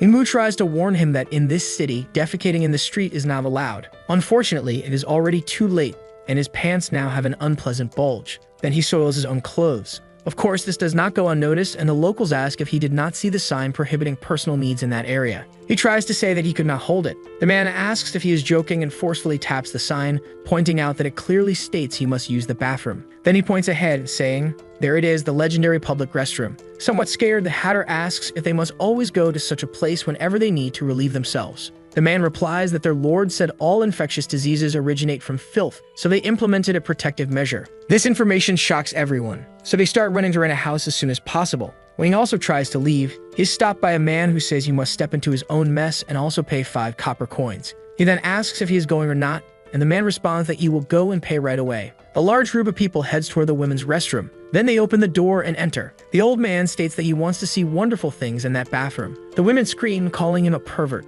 Sometime later, people come out saying that this bathroom is incredible. The merchant's son says that the toilet paper is very good. Then he smells something delicious. He points, saying that food is also sold there. Minhu states that this is the most popular cake stall, and if they are hungry, they can go eat. But when he looks back, everyone has already disappeared. The people had already run off, and the crowd clears the way. The Hatter thinks that everyone there is very generous and polite. The truth is that each person is asking when was the last time they took a bath because they must be very dirty. Sora wonders if he really smells that bad. The old man nearby starts vomiting. Then he tells his son that it is better to take a bath before eating. Minhu says that there is a public bathhouse for all citizens in the west side of the city. That is where people gather to clean themselves. The merchant says that it looks like a huge lake. A black substance starts coming off him. His son states that he is very dirty. Charging at him, he says that if he had not fallen into dirty water a few days ago, he would be clean. A kid shouts that he is making everything filthy. Sometime later, they finally come out clean and refreshed. Both say that it has been a long time since they had such a good bath. The little boy says that he really likes this place and asks if he can stay here forever. His father asks if his son remembers the purpose of coming here. A boy thinks it is to find a suitor for his sister. The merchant says it is to find a great business partner, but still, if he can introduce a good man. Then he is interrupted by his son, who tells him to look. Everyone wonders what that place is. Minhu says that this is the great commercial plaza of Xijiang City, and most are impressed by its enormous size. The older man adds that there is a huge variety of products, and if they want, they can take a look. There they have everything, from colorful lollipops to ancient vases and relics. The merchant states that this pottery is of high quality, and besides, the price is very cheap. They all says that this place is wonderful. A group of people starts pushing, telling others to get out of the way. Alyssa asks if they are not watching where they are going. The merchant sees that the crowd is going crazy. A fight breaks out from all sides. A man shouts that they are overreacting, and he adds that just because they are rich, it does not mean they can buy everything and leave nothing for others. Both look at each other in the middle of this argument. Then they laugh and say that it is not their problem. Then they say they are sorry, but in reality, having money means they can do whatever they want. This makes most people angry, but someone catches their attention. They claim to be a security group for the market and state that their order is that everyone can buy anything, but there must still be a limit on the quantity of each product. This unsettles both of them. The man says he collected the excess and of course will refund the money. Then he asks for cooperation. Otherwise, they will have to take drastic measures. The Hatter tells them to do whatever they want. Very happily, the man says that now their money is worthless. Leaving the area, they are slightly annoyed that the market is limited for those who are just starting out. A little boy approaches his father and asks, "What is this lollipop?" The merchant thinks to himself that a purchase limitation not only prevents price inflation, but also stops an ordinary person from spending too much money. Someone comments that Nicole worked very hard on this. She says that it is not a big deal. Mina eats the pizza in a way that resembles an animal, but she is not the only one. Our boy comments that Nicole will soon become the #1 cook in the city. The two start fighting over the pizza slice. Tis takes advantage and grabs it. Then she ignores them, saying that she cannot hear anything. Vaya is happy with this atmosphere, but she also feels a little nervous. Then she stands up, saying that she has something to say. She quickly bows and says that she has a question. She then asks if he is okay after the headbutt, and the protagonist replies that he is. Vaya explains that her parents are the chiefs of the rabbit tribe. Due to the wrath of the ice goddess, her family had to abandon their homeland and leave the south. During their journey, her parents ended up being captured and sold as slaves by humans. Because of this, they tried to help them escape from that hell, But then something terrible happened, and she soon states that her people must be waiting for her return. She lowers her head again, saying that she wants to bring them to Chaiyang City. Our boy ponders her words as if he already knows the answer, and the other two do as well. Hiss, however, does not understand what they are talking about. Liu says that the journey will be very long and that returning will be very difficult. Therefore, he will have the wolf team escort her back so that she will be safe on the way. Hearing this makes her very happy, and just as she is about to hug him again, the three tell her to stop. And even though it's already nighttime, they start preparing for her departure. We see that Mina is also going with Vaya. Demi-humans are very sensitive to humans, so to avoid any misunderstandings, our boy states that her wounds have only just healed. Vaya says that perhaps it would be better to go alone, but both of them shout that this is a terrible idea. Leo accepts her request, but she must still promise to return safe and sound. Placing her hand on her chest, she asks them not to worry because she is a warrior of the cat tribe. Like an old man taking care of his children, he starts telling her to be careful about many things. Mina places her hand on his face, then approaches and suddenly kisses his cheek. Vaya's eyes sparkle. The other girl gets angry because she is both jealous and envious, and the other two are embarrassed. Climbing onto her horse, Mina says that she will return soon, and our boy simply waves goodbye. In her mind, Mina affirms that she will return much stronger to protect her master. One day after this, we see Liu sitting in his chair, seemingly very happy, but then a pile of paperwork falls onto his desk. The girl tells her master that it is time to work and then starts questioning something. She quickly asks if Ellie needs anything, and she responds that she does not. This relieves him greatly. Then he says that there are so many documents that he will not be able to finish them tonight, and that perhaps if he had a secretary, it would help. At that moment, Ellie states that she can help. The protagonist says that he will ask Nicole to make her favorite food. Our boy asks if she can help with the business paperwork. Taking the papers, she tells him not to underestimate her, as she used to work on these matters with her father before. She adds that she always did something like this. Then she asks about the order to limit purchases. Our boy asks if there is something wrong. She replies that there is not, but she just remembered that there were many merchants alongside the demi-humans.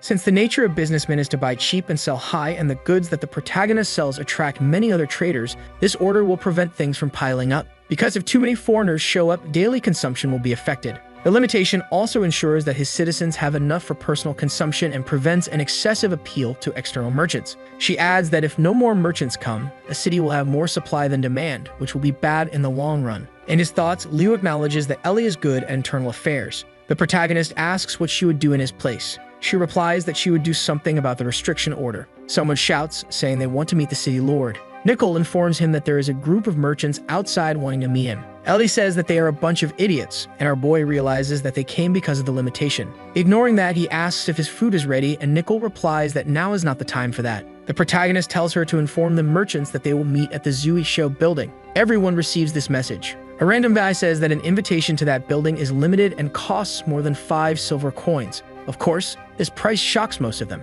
He also adds that he heard some participants will have the right to supply goods. Sora wonders if this is just a rumor. Nicole arrives, catching their attention. She introduces herself as the chief administrator of the city. Then she says that the master has invited him to a banquet tomorrow at the building and hands him the invitation. This surprises her greatly, and the others are shocked and envious. She then tries to talk to Nicole to get another invitation. Sora thanks her for the invitation. Thus, we head to the building. The place is magnificent. The food is also delicious. Moreover, it is a very classy and refined establishment. Tis is eager to eat. The waitress informs her that she can choose whatever she likes. Tis orders a large amount of meat, so she walks away with her plate full. Alyssa wonders why she does not have such a big stomach to handle so much food. We see that nearly everyone has gathered in the building. Owonan asks all those with an invitation to proceed to the second floor row. Then she picks something up from the floor. Minutes later, everyone arrives on the second floor, and she tells them to wait there for the master. The Hatter comments that even the wine glass is very sophisticated. Another one states that the chair is very shiny and soft. Then the door closes.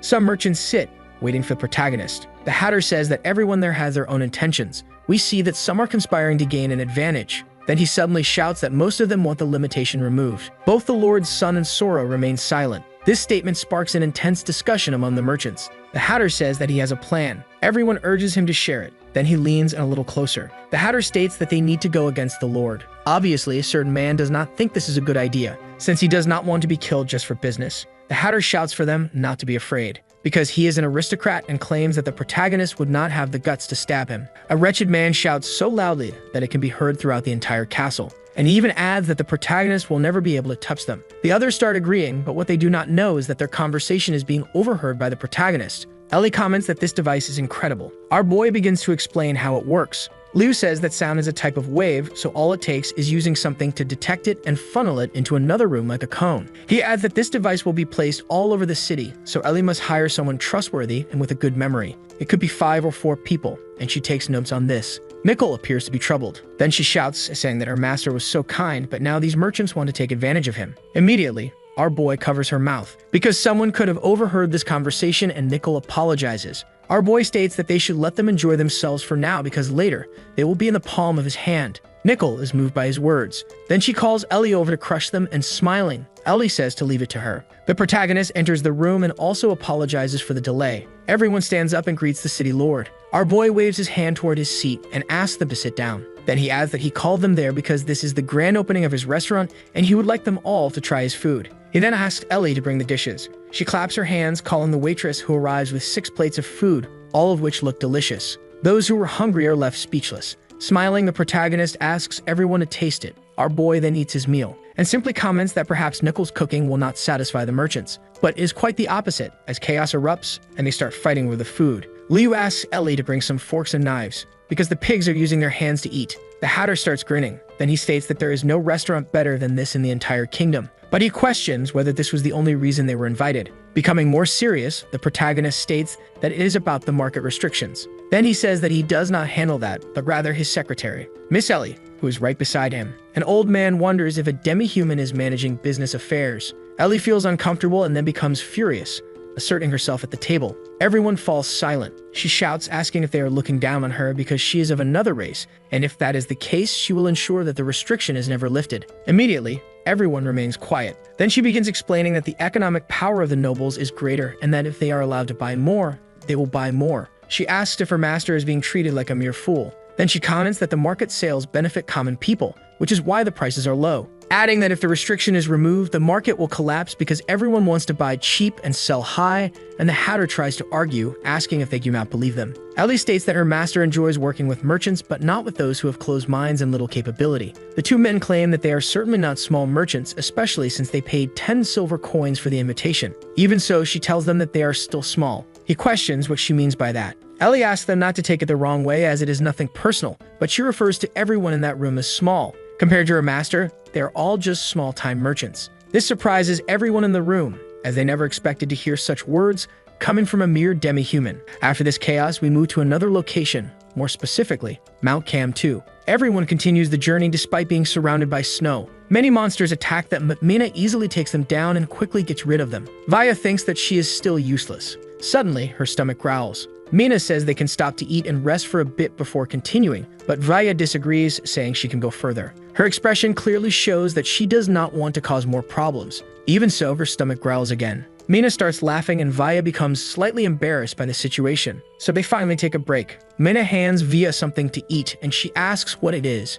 Mina responds that her master called it a biscuit. Besides, it does not fill much, but it is still not bad since it tastes good. Vaya says that their master is very kind, and Mina agrees with her statement. After a brief silence, she says she has a question. Mina tells her she can ask. She then questions whether the master would marry a demi-human woman, which shocks Mina. Mina asks what the hell that is about, and Vaya apologizes for the unexpected question. She also says that she saw Mina kissing the young master, so she could not help but think about it. Mina responds that yes, he would, which leaves Via impressed. With a slight smile, she states that their master once said that he would marry a demi-human one day. We see Via looking a bit sad, since if the master marries a demi-human, he will be ridiculed. Mina states that she used to think the same, but when she heard his words about only wanting to marry one, she was very happy. At that moment, she also thought the protagonist was not taking the question seriously, but their boy always keeps the promises he makes. She adds that everything that seemed impossible in the eyes of others became possible when their master went and did it, so Liu will certainly marry her. Vaya watches this confession, and when she realizes what Mina just said, she becomes very embarrassed. She then quickly shouts that she did not say anything and also asks Mina to keep it a secret. The 3 people hiding behind the rock say that they saw everything, heard most of it, and were even moved by such determination. Now we return to the discussion at the restaurant, where everyone is shouting, questioning how she dares to say such things. Ellie asks if none of them can handle the truth. She then begins specifying that she knows each of them has about 90 gold coins in their pockets, as well as 5 or 6 wives and expensive clothes. Then she points to a plate of cabbage and asks how much it costs. The old man does not know the answer since it is just cabbage. Ellie states that it is of the highest quality because it is very fresh. Moreover, the cost is approximately 65 coins, which terrifies everyone. She begins describing that each dish there costs around 380 coins. The men start getting nervous as this goes beyond their understanding. Ellie states that 10 silver coins are nothing, yet they were dissatisfied with the price. She also adds that these dishes are the daily meals of her and her master. She then asks once again how scoundrels like them have the audacity to think about cooperating with her master. The protagonist starts laughing because in his mind he comments that they have reached the final stage and the girl understands the message. The Hatter tries to argue that he can promote the city, which would attract many more people and bring benefits. This way, the Baron would also eventually gain advantages, and the old man agrees with this. Ellie says that she has already devised a plan regarding commerce, since if they take their goods to other cities and sell them there, they will earn much more money. Everyone starts panicking and begs her not to do that. The protagonist states that this is just his idea and perhaps his secretary has a better plan. Then they start flattering her, even though she obviously does not care. Ellie says that she will cooperate by implementing tariffs. The people ask how the hell this can be commercialized. She explains that there are small quantities available and that she will not charge anything for now. But if they proceed, tariffs will apply, and the more items there are, the higher the cost will be. Everyone says that this will not bring them much benefit. Ellie replies that even so, they will make a lot of money. Sora comments that this is interesting since the tariff not only helps increase prices but also allows merchants to store a large quantity of goods. He then states that this is a very intelligent move. Ellie mentions that if they are not willing to accept this, she will try another plan, of course. Staying on the same topic, they soon reach an agreement peacefully. Sometime later, she starts trembling. Then she shouts, saying that what she did was impressive and asks if her master saw it. He responds and adds a thank you while also patting her head. At that moment, she becomes embarrassed. Then she says that it was just a simple problem and also claims that there is nothing she cannot do. Our boy then leaves the building. Sora appears, saying that he wants to discuss something and that he will not waste his time. Liu states that he also wanted to do business with him. Then he asks him to follow and Sora is happy about this. So we move to the carriage where a boy comments that his transport moves very fast and on top of that, does not shake, making it truly impressive. Ellie smiles and then begins explaining that this carriage has anti-shock equipment and that nothing in this world compares to it. The little boy is very excited. Sora says that this is expected from the master.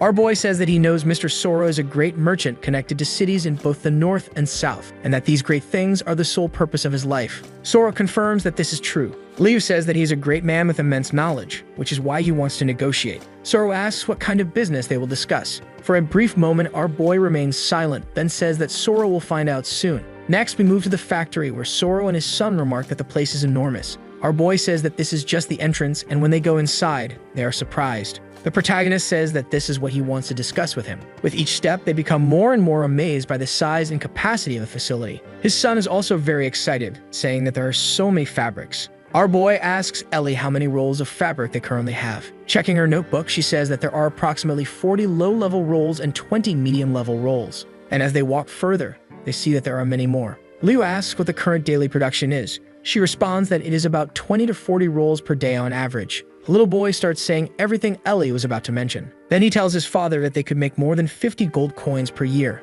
Our boy states that his son has the soul of a merchant. Sora is happy to hear this, but Ellie feels a bit jealous and quite irritated. Sora then asks a question, pointing out that fabric rolls are made manually, requiring a lot of time and effort. So he asks how they can produce so many at once. Ellie states that this is a secret and that she will not reveal it. The protagonist prepares to explain and she becomes furious about it. Then she tells everyone to follow her. While adjusting her clothes, Ellie questions what is happening. Then she sees the boy teasing her. She immediately asks how he dares to do that. Sometime later, as they continue moving forward, Sora is shocked by what he sees, because right before him is an automatic fabric-making machine. Ellie asks if he does not recognize it and is about to explain when his son jumps in, saying it is used for counting friction. Standing near the machine, he asks how it is operated. The protagonist asks Ellie to teach him. Seeing her chance, she accepts the order and then pulls him toward the machine, telling him to come closer and watch carefully. Then she begins demonstrating her incredible skills with the cutting machine. Both of them say that this is amazing. Quickly, Ellie produces a beautiful piece of fabric and then smugly asks what they think. The little boy states that she is really cool. This makes her blush and she immediately responds that it is nothing. Our boy asks how long it will take for low-level fabric production to increase to 100 rolls. She replies that all skilled workers have already been trained, so there's nothing to worry about. Sora wonders if the protagonist is some kind of god. The protagonist asks if he can verify the quality of this fabric. He responds that it is smooth and of high quality, and besides that, only nobles can use this type of fabric. Ellie, upon hearing this response, scoffs. She then states that fabrics are divided into 6 levels, and that this piece is low level, the kind that ordinary people wear. He is surprised because if this is true, even the king could buy it. Our boy then asks what he thinks, since he has good business connections and must clearly know how much these products cost. In his mind, Sora thinks that these things must cost at least a few gold coins and that he will profit more than 1,000 per year. Then he says that he really wants to work with the protagonist, and to express his goodwill, he will only take 1% of the total profits. Liu thought he would ask for 3% of the profits. The little boy shouts that it is decided and quickly declares that the protagonist will be his sister's husband, leaving both confused. His father arrives and tells him not to say that out loud. Then he adds that he has a fine daughter who is also extremely intelligent, and if the master wants, he has nothing against it. Elsewhere, we see Mina and Via. They realize that this path is narrow and now they can only walk. This makes Via a little uncomfortable, and even though it is difficult, she pushes forward through the forest. Even the soldiers are struggling. Via cannot endure much longer, and Mina is also a bit worn out. Even so, she says she is fine and adds that her tribe lives ahead. Mina states that from now on, she will follow her soldiers because the demi-humans might get scared. They agree, and Via is happy to be with her, since she is helping a lot. Then she tells Mina to move forward, and they both continue along the path. A liquid that looks like blood drips near them, and Mina starts to smell it. At that moment, she grabs Via's arm and tells her to be silent because something is there. She then moves closer to the surrounding bushes and pushes them aside with her knife. Inside, there is a girl whom Via recognizes as Sum. She asks why Sum is there. Because of this, she rushes toward her, asking if it is really her. Via asks if she is badly hurt and what happened. After calming down a bit, Sum responds that slave traders attacked, and luckily, she managed to escape. Mina becomes furious upon hearing this. Via states that the tribe has guards and questions what happened to Lady Mary. Sum explains that since the days when both of them disappeared, many people were captured. Furthermore, they were taken to be sold as slaves. Then the villagers left and the merchants allowed it to happen. This shocks Via, and she immediately hugs Sum. Mina places her hand on Via's shoulder and states that this is not the time for that because now they will save them. At the village, we see that the demi-humans are suffering at the hands of the traders. They even say that they will be sold to nobles and auction houses since there are many wealthy people there. One of the traders arrives and slaps a demi-human who falls to the ground, injured. He then asks his companion beside him if they have found Via, and the other responds that they have not. This makes him furious because she is worth a lot due to being an adorable beast. To vent his anger, he kicks the fallen demi-human. A little girl is very scared and asks if someone will help them, but the old woman does not know how to answer.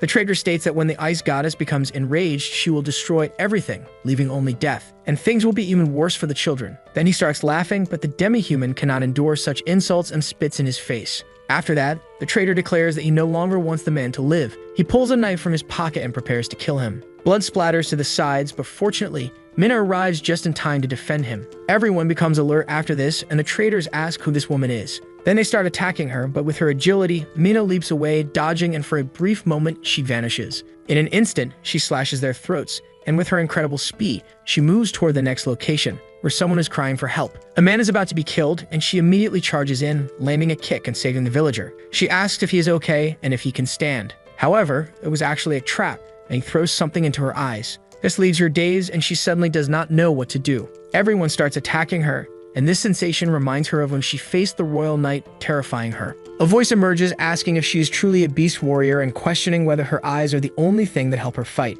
This prompts her to take appropriate action. The man thinks she has already accepted her death. Blood begins to gush, and Mina manages to react and counterattack. The man falls to the ground, and she states that she cannot rely solely on her eyes to fight and will use her other senses. Once again, the bloodbath begins. Stopping her attack, she says she must improve her composition. Looking up, she hears the voice of the person who spoke to her and then sees them. A silver knight, the beast woman, the warrior of the wolf tribe. She leaps from the tree and lands on the ground, destroying everything. With just a swing of her sword, she manages to slice the ground and her opponents. Via is impressed by such skill, and Mina states that the kingdom lacks resources and therefore depends on the human kingdom, and that wolf warriors are the strongest. Each of them can even be stronger than a human. Via says she has heard that wolf warriors only protect the princess and then questions why this one is there. The man falls to the ground terrified. Then he notices something in front of him, and we see that his name is Avery. Mina states that his strength is immense, and Avery turns around and runs off to save the princess, who is inside the cabin. Then he opens the door. He immediately sees the children and the frightened grandmother.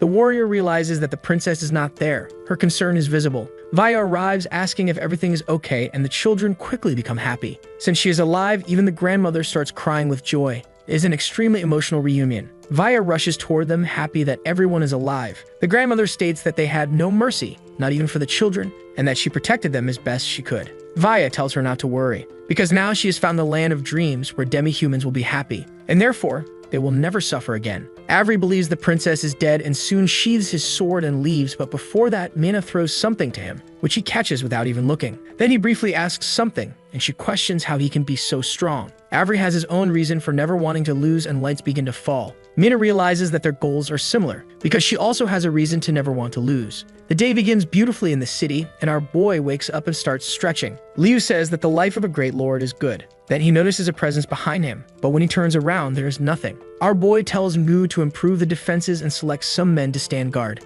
Liu notices that Ellie is watching and then heads inside the building. Liu asks Nicole if the pizza stand is doing well, and she tells him not to worry. Ellie still seems to be acting strangely. The protagonist notices that this is starting to become frequent. The girl then stands up, shouting that she is fed up, leaving them both confused. Sometime later, Ellie goes to the protagonist's office and realizes he is not there. Liu arrives from behind, asking if she is looking for something. Ellie is greatly startled. She immediately steps back, claiming she is not looking for anyone. The protagonist asks if there is a problem. Ellie says it is nothing major, but that she still needs help. Our boy sees that it is information about an investigation mission, about smuggling and tax evasion. Ellie states that they use civilians to escape and avoid taxes, and adds that they also circumvented the law and the system. Seeing all this anger, the protagonist cannot hold back and laughs. She says she does not know how to deal with it. Liu informs her that he had already anticipated this would happen, and that Ngu had already chosen people for the site's security. The protagonist invites her to accompany him and see his new security office. Elsewhere, a person tells an old man to eat quickly because they do not understand why Lord Liu released him. They add that they also heard that Baron Omar was captured,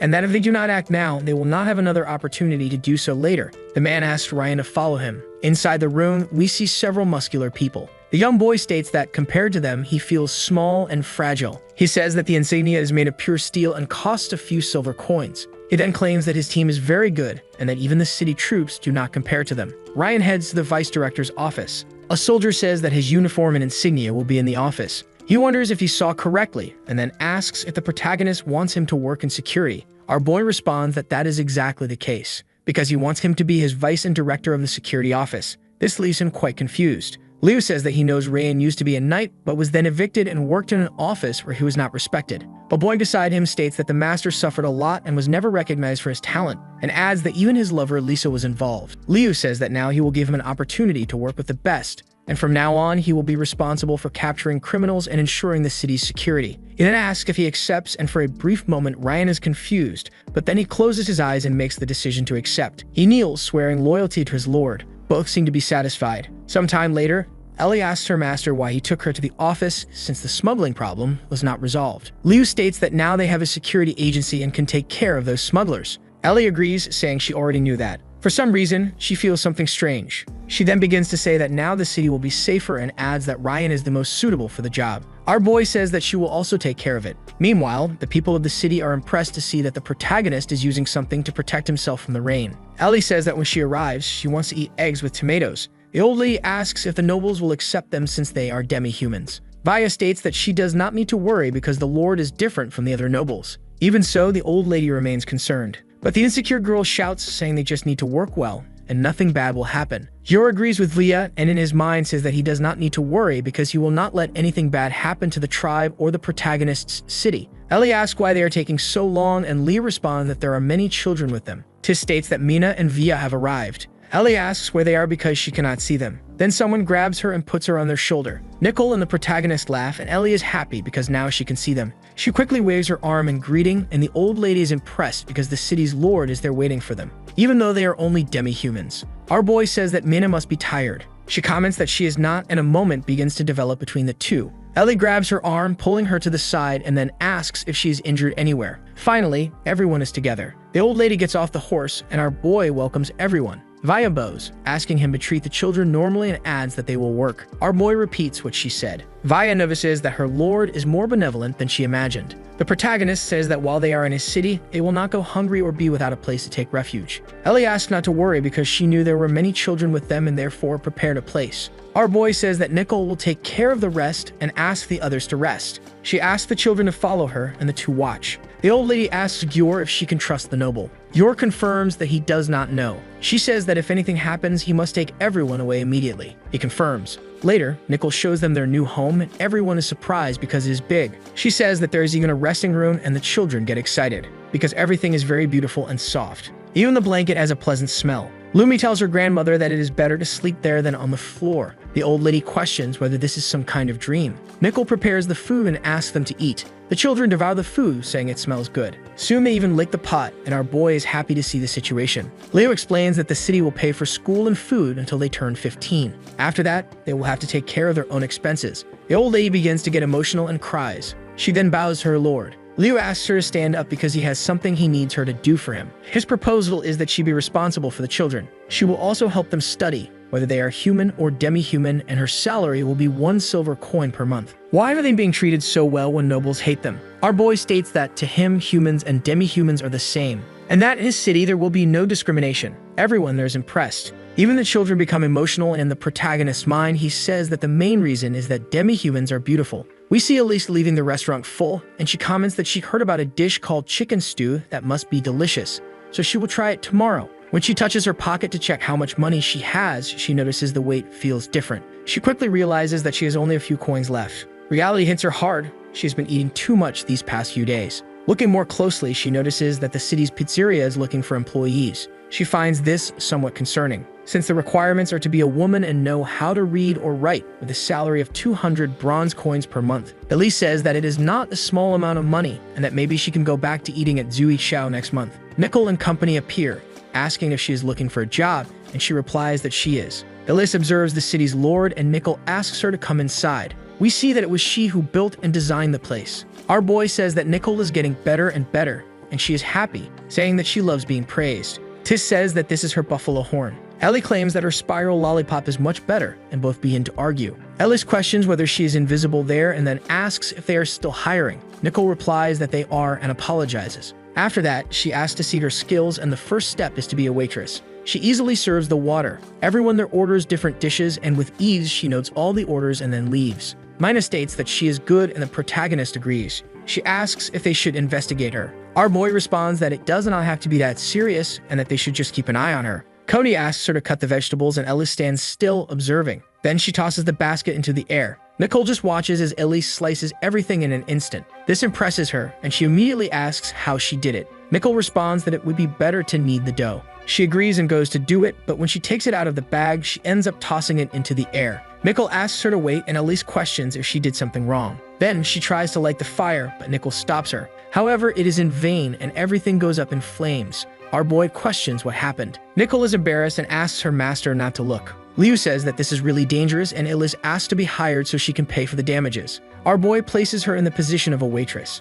She says she will do her best, and Vea says that she also wants to request a job. She then states that she wants to work with the children in the orphanage. Approaching, he says that he would not mind, and that it would be best if she worked as a teacher. Thus, we go to the protagonist's city's elementary school, and he says that it will begin to be used next spring. Vaya asks what books are being used, and Leah responds that the first is about the writing system of his hometown. She thinks that the students must be pleasant. Then we see one of them pretending to be a knight, holding the dragon moon blade, and chaos ensues. Vaya is startled because these are her students. Our boy announces his arrival. The children start running, shouting that it is the city's lord. They ask the protagonist to tell some battle stories, and the three do not understand how the lord manages to do that. Liu states before starting the lesson that he will introduce the new teacher, which is Vlia, and he adds that she will tell them stories and teach them many things. The children begin to praise her, and our boy asks her to watch and learn how to teach. The protagonist says that he has a great story to tell. The children become excited, and Liu says that the story begins in the west, and that a long time ago in the ancient kingdom, there was a mountain called Magical Flowing Fruit, and one day,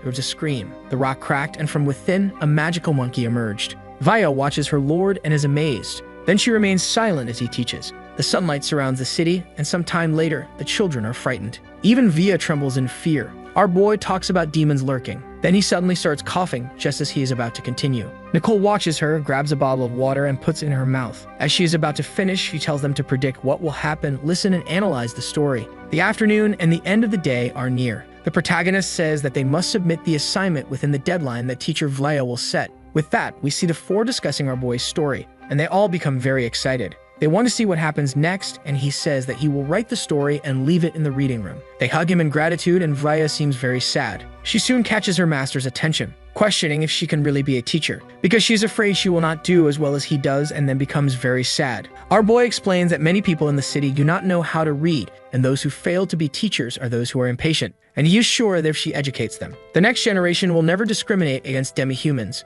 Mina is very happy to hear this, and Nicole states that her master is very intelligent. Vaya also becomes very excited and then jumps at the protagonist. The girls scream for her to stop, and in the protagonist's residence, we see Tis feeling very bored since nothing has happened lately. The little girl tells her to find a job like Vaya's. Tis tries to imagine herself as a teacher, even as a cook, but she finds it difficult. Making clothes, collecting medicinal plants, maybe even opening a business. She really cannot think of anything to do. The little girl asks what she is good at. Standing up, Tis responds that she is good at fighting. Meanwhile, the city security tries to catch a thief, and Tis notices this. They order him to stop running, but the man manages to grab a woman and orders no one to approach or she will die. The panda asks what they will do now. Tis arrives and punches him in the skull, easily knocking him unconscious. The security officers are astonished by her strength. Ryan says that he heard the young lady has great martial arts skills and even saved someone. Then he asks if she wants to become a captain of the security team. She is unsure, and Ryan states that he needs talented people. Soon, Tis asks if, as a captain, she will be able to fight every day. He replies that if there is a criminal on the street,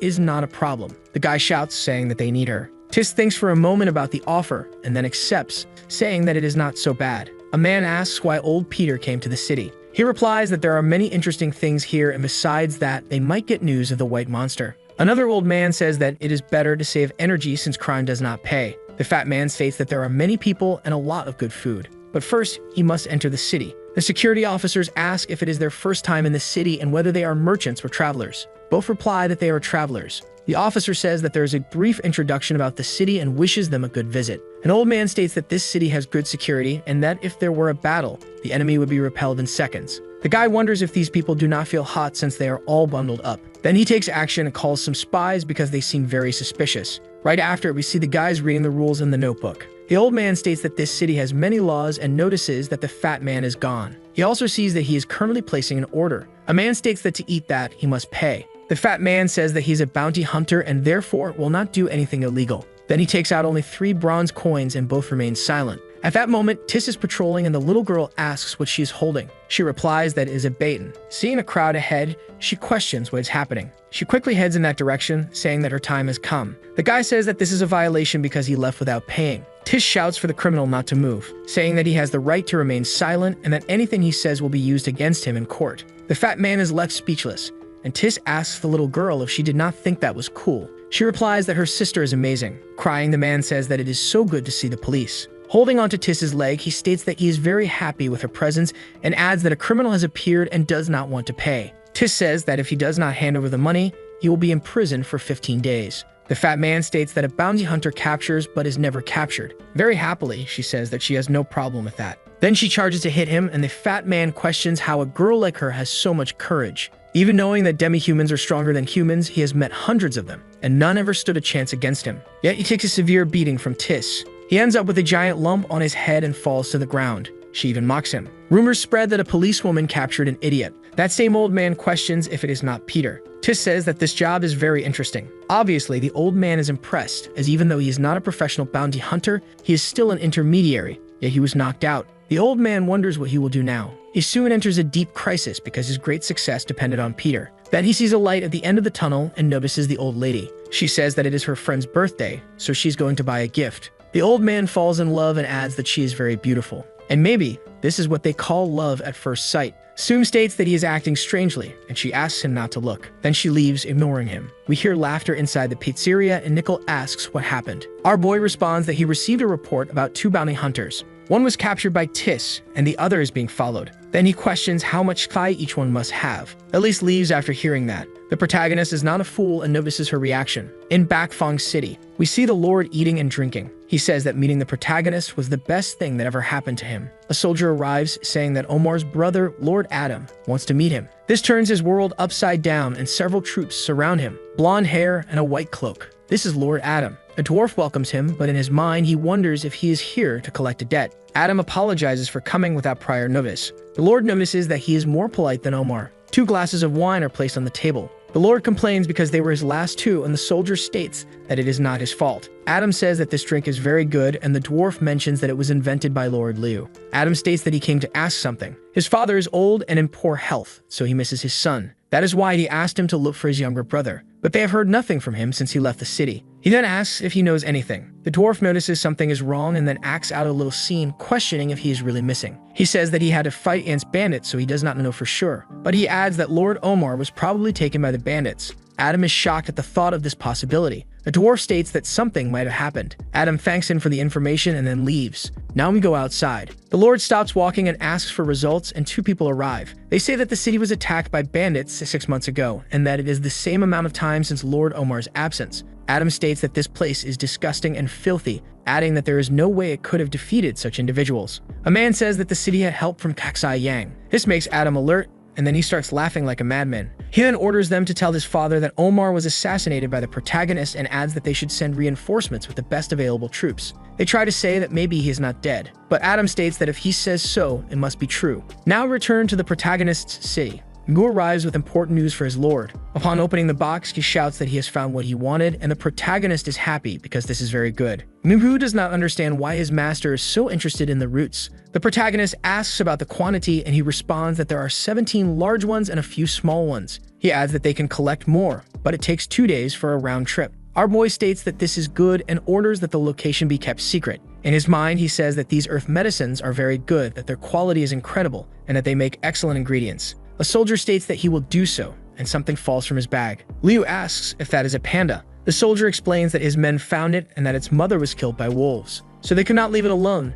especially since it is so cute. The protagonist understands and hugs him, saying that he is beautiful. Imhu feels relieved that his master also has this side to him. The girls ask what the topic is and are impressed when they see the panda. Their eyes shine with the desire to hold it. Our boy says that this charm is like a national treasure, putting pressure on everyone. Tish charges forward, saying that it must be delicious. The protagonist reminds them that they just ate. Our boy questions if Nicole is also afraid. She states that she is not and that she will take care of him. Then he tells her that she can give him a name, and both girls beside her blush. Then they rush forward, saying that they also want to hug him. The panda gets angry that they are treating him like a stuffed animal. Sometime later, we go to the pigeon tower, where the messenger bird returns, and the soldier says that using this for communication is very inconvenient. A man states that there is nothing his city cannot do. He quickly reads the message and is impressed. Then he runs off, saying that he must inform the Lord immediately. He then becomes worried because the master is not there. Nickel says that he left for a few days and is taking care of Tazar. The soldier says that the city is in danger. Mu asks what the concern is, and he responds that they received news from Bakfong City.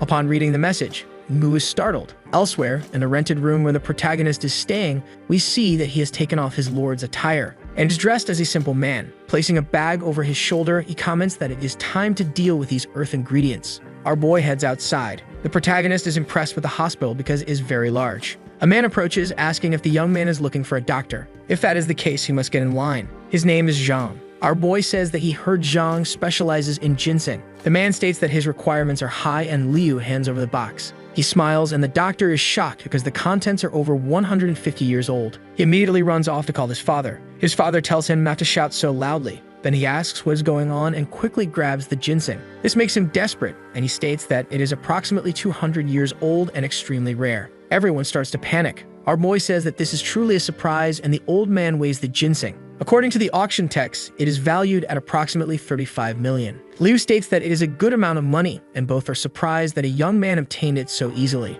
Our boy says that he has 3 more with him. Suddenly, the doctor's father starts having a heart attack, and Liu reveals the 3 boxes, all high quality. The doctor asks if he is going to sell them all. The protagonist says that it will be only one and adds that he also wants to ask the doctor for help in making a special medicine with these ginsengs. The doctor suffers upon receiving such a request, but his father says that he will do it. Our boy also says that he wants to receive the payments and learn some of the methods for making Bakfong's medicine. The doctor refuses, saying that they are family secrets and cannot be given away. Our boy states that he only wants to learn some basic things to treat fever, colds, and pain. Since he likes to go on adventures, he often ends up in dangerous places. But clearly, the truth is different. Because in the other world, winter is coming and medicine is not advanced. If someone falls ill, they could die. The old man thinks about this for a moment and then orders his son to fetch the recipes quickly before he gets irritated. The doctor is upset but obeys his father, thinking that even basic recipes were created through long and hard work. The old man states that his son is still young and selfish, and if he continues like this, he will be eliminated. Our boy leaves the hospital very happy because this deal earned him 8 million. He even considers buying a house while the commotion in the city is still high. Ellie asks if something happened. Nungle responds that they received a message from Baron Adam saying that he will visit them. She says that this is not a problem and that if anything goes wrong, they can just kill him. Tis confirms this suggestion, and Mina states that she will not let anyone lay a hand on her master. Mikkel says that the problem is that the master will be away for several days. The three know that this is concerning because without the master, there is nothing they can do. Nuhu says that the thief baron is very good at gathering information and that his spies dress as civilians to establish themselves in cities. Both are startled upon hearing this and immediately question whether there are already spies in the city. Then she shouts, ordering them to search for any suspicious person. A group prepares to arrive, but the soldiers say that the city is closed and ask them to turn back. The people start shouting, saying that this is unfair. Meanwhile, Ellie shouts that there is a spy and therefore they must increase surveillance. And if they hear anything relevant, they must report it. Tis patrols the city fervently and heads straight to the center. She soon says that this day is different and adds that they should look carefully and search for suspicious people. The citizens question what happened as they heard that the city gates are closed, and some comment that they heard about the security forces moving. They begin sweeping the district, and one of the soldiers states that there is nothing to worry about. Then he activates a green bomb and the three corners release the same smoke to indicate that the districts are clear. Mina remains at the top, just observing, until she notices something suspicious and sees red smoke in the distance. Thus, we go to an old house in the southeast of the city. Mina asks if this is the place, and the man replies that it is, because he has been circling all over the city, observing everyone, and even the old lady was not spared. And the most important thing is that he is always asking about the city's lord. Mina automatically thinks he is suspicious. Ellie and the group let him speak but do not believe him. A man is calmly in his house when Mina blows up his door. He's startled, asks what the hell is going on, and they all call him a spy. They ask why he was walking around the city and inquiring about the lord, and the man wonders if he is no longer allowed to walk around. He states that he is just an old man who wants to settle in the city, and that he only looked for the lord because he wishes to become the orphanage guard. This surprises the three of them. The soldier states that he remembers who he is and adds that he is the bounty hunter who entered the city and soon fell in love with the old lady from the orphanage. A bit embarrassed, he says that he wanted to spend some time in the city and ended up realizing that it is truly a beautiful place. In a place like this, it would be perfect for him and her to live. Ellie states that this is thanks to her master's leadership. The old man says that the lord is indeed very intelligent, but that it is not just because of the city. His wise leadership is very important and impactful for the citizens. The farmers work hard, the merchants negotiate well, and even the patrollers protect everyone with dedication. Of all the places he has been, this is the most incredible, and Gu agrees with all his statements. He then says that everyone there is to blame because they are so used to relying on the master that they panic easily when he is not around. And it is precisely because of his absence that they must stay even more alert. That is why everyone there will protect the city and wait for his return. The four affirm that they will improve everything in the city to maintain security, and the old man cries,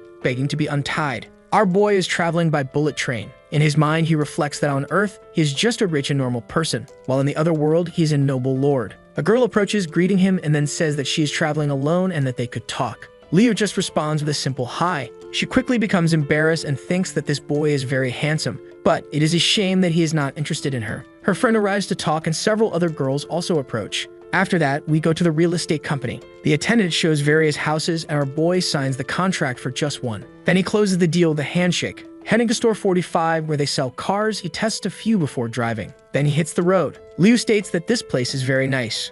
That if this small village were in a big city instead of a rural area, it would have been bought a long time ago. Soon, he parks his car. Then he is impressed that he bought it for only 800,000. The environment is well lit, the plants are green, and the house is already fully furnished. The protagonist walks around the house and even feels the coziness of the bed. In the basement of the house, there is a wine cellar storing wine as the previous owner loved it very much. But he had to sell the house because he needed to recover from a stomach illness. Besides, it is good since he can use this place to go to the other world. Lying down on the bed, he states that he now has a secret base. He quickly gets up, saying that he is going for a walk, and as he strolls around, he says that he is in paradise. From a distance, he sees a brown dress. It is the girl he met on the train. Slightly embarrassed, she asks if he lives there. Leo responds that he moved in today. Both fall silent, embarrassed, and she comments that she has lived there since she was a child. Today is her grandfather's birthday, so she returned. The protagonist states that that is nice. He shyly asks for her number while also wanting to know more about her. An old lady arrives telling Gia to come for lunch. After the lady says this, Gia asks her not to say nonsense.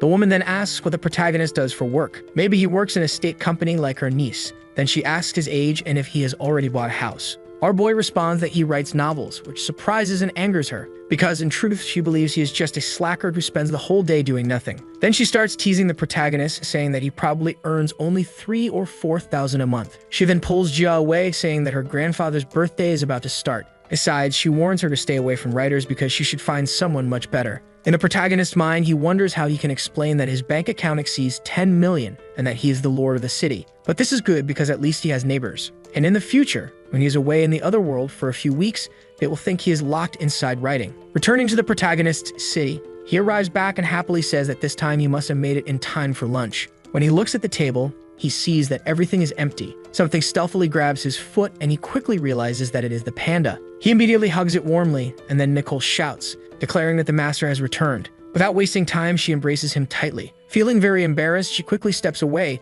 saying that it is not what it looks like. Ignoring this, the protagonist asks where the others are since it is lunchtime. She is startled upon hearing this and then states that Baron Adam is coming to attack the city. But she asks her master not to worry, because everyone is making the necessary preparations and have also understood that if the master is not there, it must be the ones to defend the city. However, now that the master has returned, they no longer need to fear anything. Our boy states that as long as he is there, Adam will not even set foot in the city. Then he asks Nicole to inform everyone of his return and to gather them because they should eat. She runs off, saying she will do so. In the Forbidden Mountains, someone approaches the guards. A man asks the person to identify themselves, but the Beast Knight has neither the patience nor the time. She then states that they should inform their master that Avery, the Knight of the Wolf Clan, has arrived and everyone seems very happy. Some time passes, and the guards open the way. They even say that they do not dare speak in her presence, and another one adds that he nearly died of fright because he did not recognize her at first. Besides that, he cannot even imagine how many people she has killed this time and feels sorry for the slave traders.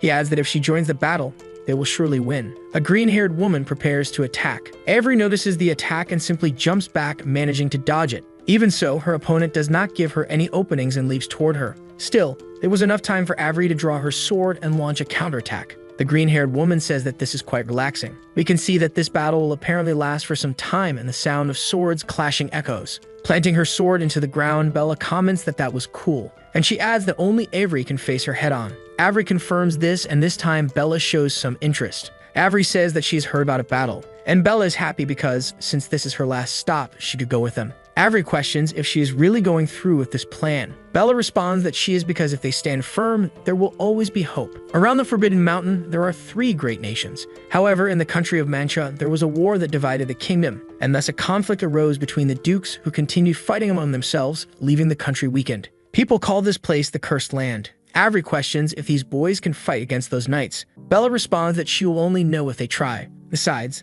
this is a great chance to establish a demi-human territory. They could even become bandits again and steal from the nobles to survive. But unlike her, who will keep searching for the woman, she made plans even though she might already be dead. At that moment, a beam of light passes. Avery tells her to be quiet and not say anything more. Bella questions how long she will continue carrying all this responsibility. Avery responds that her existence is only meant to serve the princess. Then she asks where Tiss is. Bella replies that she went to check something and tells her not to worry, and that there are more important matters to deal with now. A troop on horseback is approaching, and in the middle of the snow, someone is galloping. It is Adam. He orders everyone to stop. Then he asks how long it will take to reach Kaksai Yang City. They respond that they will be there by morning. The dwarf notices that the weather is very cold and orders them to find a place to camp. They will continue tomorrow. In the middle of the night, a wolf howls at the moon. Meanwhile, they rest and say that it was lucky that the Baron let them rest, since they are surrounded by the Forbidden Mountain and there are many monsters around. He states that everyone there has a family, so this might not mean much. But in his mind, he acknowledges that good tools cannot be used carelessly. The man says he will do his best. Adam claims that he wants to be with his brother, but clearly the truth is different. Because when the protagonist is dead, the Grand Market and the mine will all belong to him. If he has all these resources, he will be able to support the prince and become a duke.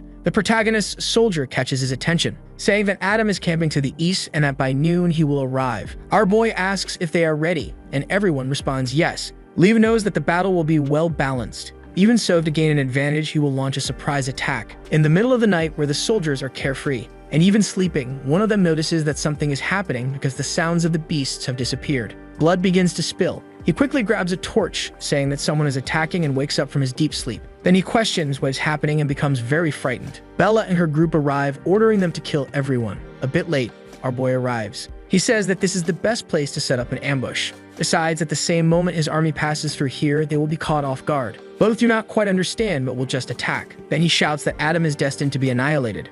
Mina senses something and tells them to wait. Footsteps can be heard, and Mina orders the archer to shoot. He obeys and fires, and the arrow nearly hits the bandit's foot. He shouts that he is a messenger. Tis asks what Z is doing there, and he states that he has valuable information for the master. Then he circles around saying that this is a direct message for Li Feng. It is a message from Bella, showing respect for the protagonist for taking care of her younger sister, Tis. It also says that if they accidentally get married in the future, she asks to be invited. This makes her extremely embarrassed, and when Tis reads the letter, she tears it up, saying that her older sister is awful. Then she questions why she sent a letter instead of coming in person. Zai responds that the master is taking them to the chaotic land and also mentions that Bella is going to destroy Adam. This surprises them, so they set off quickly. The battle is already happening. Several soldiers die one by one, being easily obliterated without being able to do anything, yet they still try to fight back. It is all in vain, and a man tries to lift their morale, telling them not to be afraid. You know they are outnumbered, setting up a small ambush. He nearly takes one down, and Adam realizes that he is in danger. Because these demi-humans are meant to lure more trained knights. He is bewildered by such a cunning plan and then shouts, asking if they are the protagonist's soldiers. At that moment, the war halts and Bella laughs, mocking him. Adam states that their combat skills are abnormal and that if she wants, she can join him and he will pay more than Li Feng. This makes her laugh even more, and she responds that they do not belong to him. Even so, his observation is correct. They are not ordinary demi-humans. After all, they are the brute knights of the demi-human kingdom, and the man is deeply frightened. Knowing that he will not win, he orders a retreat. Clearly, no one will let him escape. His belly is pierced by a sword, and he easily falls to the ground, defeated. His soldiers realize that he is dead. Bella shouts for them to finish off the rest. Once again, the massacre begins, and the snow mixes with the corpses. Avery says that she did all of this for her sister, and she responds that this is just an appetizer before the main course. Because she wants the protagonist to know that they are strong, and this is what will happen if he ever does anything to Tis. The warrior asks if that is the only reason, and Bella is impressed by her dexterity. She then states that these are the preparations for going to the chaotic land. Since they have enough equipment. Avery realizes that it is a very cunning plan. Reino says that she resembles Lord Duke, and angrily, she asks him not to mention that name near her. Avery states that he is a hero and should be treated with respect. Bella says that he does not deserve such recognition, and the warrior knows that after everything, she still wants to surpass him. Tis rushes on horseback to find her sister. From a distance, she can see the tents, and when she arrives, she realizes that Bella is already gone. Our boy catches her attention. Tis says that ever since they left the kingdom, she has always clung to her sister. Besides that, she was very stubborn and childish. Even when she was tricked by merchants multiple times, Bella rescued her and now questions why she was ignored this time. Maybe she is just a burden. The protagonist starts laughing and she yells, asking what is so funny. Liu says that her older sister is right and that Tis really is an idiot, because Bella did this to help her and also to show that she does not fear the nobles. It is as if she wanted to tell him not to do anything foolish and to be kind to his dear sister. That is why she loves her so much, because older sisters must protect the younger ones, so that when they grow up, they become strong. Tis lifts her spirits. The sun begins to set, and she says that she will do everything she can to catch up to her sister. Avery leads her human soldiers to the chaotic land. Bella can't wait to see how much her sister has grown. In our boy's city, he says that he has an important announcement, and that is the formation of an army outside the city, because he has wanted to do this for a long time to expand the territory. Omar was kidnapped by the Assassin's Guild, so he knows that the Count will certainly want revenge. Minfu states that his master's plans are always elaborate. The man asks where they will establish the troops, and Leah responds that it will be east of the city, and he adds that once the renovations are finished, they should begin recruiting troops. Additionally, he also wants to turn the city into a fortress. Everyone follows his orders. Even so, she still feels a little confused, and our boy notices this and chuckles to lighten the mood. The protagonist orders an increase in the workforce and an acceleration in the iron smelting process. Minna asks her master not to worry because she will kill a count if he comes. Our boy says that he cannot let her take that risk. The door slams hard against the wall, and the three of them question who it is. Nicole arrives, slightly drunk, and asks if her master wants to taste some wine she made herself. This confuses them,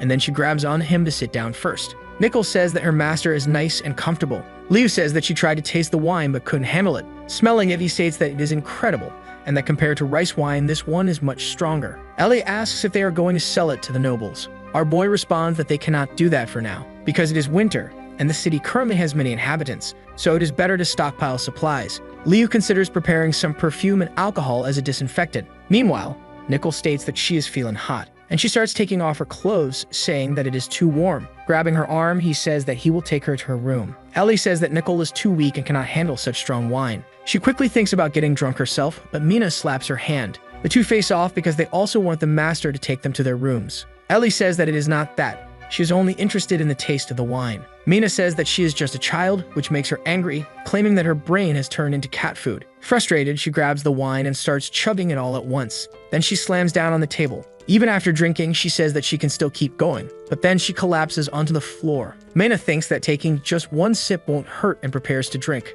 She starts saying that the taste is a bit bitter and strange, but still good. The protagonist arrives, saying that taking care of drunks is never easy. Mina states that her master is working hard and moving into his arms, says that her reward is sleeping with him in bed. This embarrasses him greatly, and Ellie throws herself onto his leg, saying that she also wants to sleep with the master, and he asks why they are all drunk. Then he says that if there is no other way, but before he can act on his perverted thoughts, the panda interrupts him. Our boy realizes that a knight should not take advantage of beautiful ladies in such a way, that he leaves to put them all to bed. All 5 of them sleep peacefully. Hours later, in another place, Sora warns his son that the winds are strong and that it is dangerous to go alone. In his mind, he notes that his son has driven away all the tutors he invited just to attend the school in the protagonist's city. Vaya arrives, welcoming them, and he asks why she is there. She replies that since she has been taking him to school often, she stopped by to inform him that there will be no classes for the next few days. The little boy is sad because he will not be able to hear the story of the Monkey King. Vaya assures him that once the snow stops, they will have class again, and then she bids them farewell. Sora asks his son if he only goes to school to hear the stories.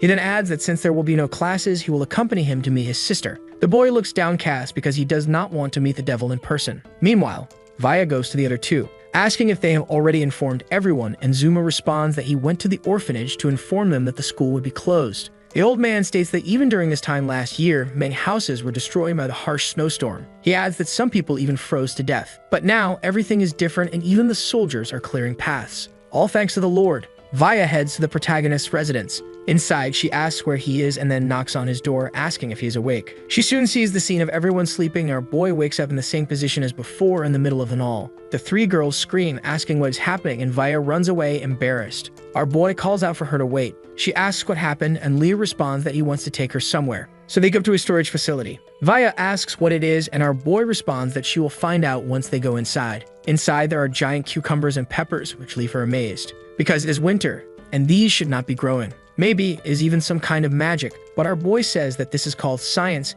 and that he can teach her later. Not only that, but he also wants the students to learn about it. In his mind, he states that science and technology are the primary forces of production. Our boy tosses a cucumber to her and asks her to try it. Without hesitation, she puts it in her mouth and experiences a magnificent taste, commenting that it is crunchy, fresh, and above all delicious. She then asks if she can take some to the orphanage. But then she realizes that she might have done something wrong because if these were sold, it would cost more than 10 coins and people would fight to buy them. Our boy smiles lightly and tells her to take as many as she wants for the children. He adds that she should not worry about such things. But first, they need to gather the vegetables. Vaya asks why they are collecting so many vegetables. Their hands end up touching, and this makes her blush deeply. In her thoughts, she comments that this is her first time with the master and that it makes her heart race. Our boy answers her question about the vegetables, saying that today is Mina's birthday. Some time passes and it is already night. The food for the birthday is ready. The planted and harvested vegetables have been turned into food, and our boy approaches Mina, congratulating her on her 18th birthday. This makes her emotional and everyone applauds.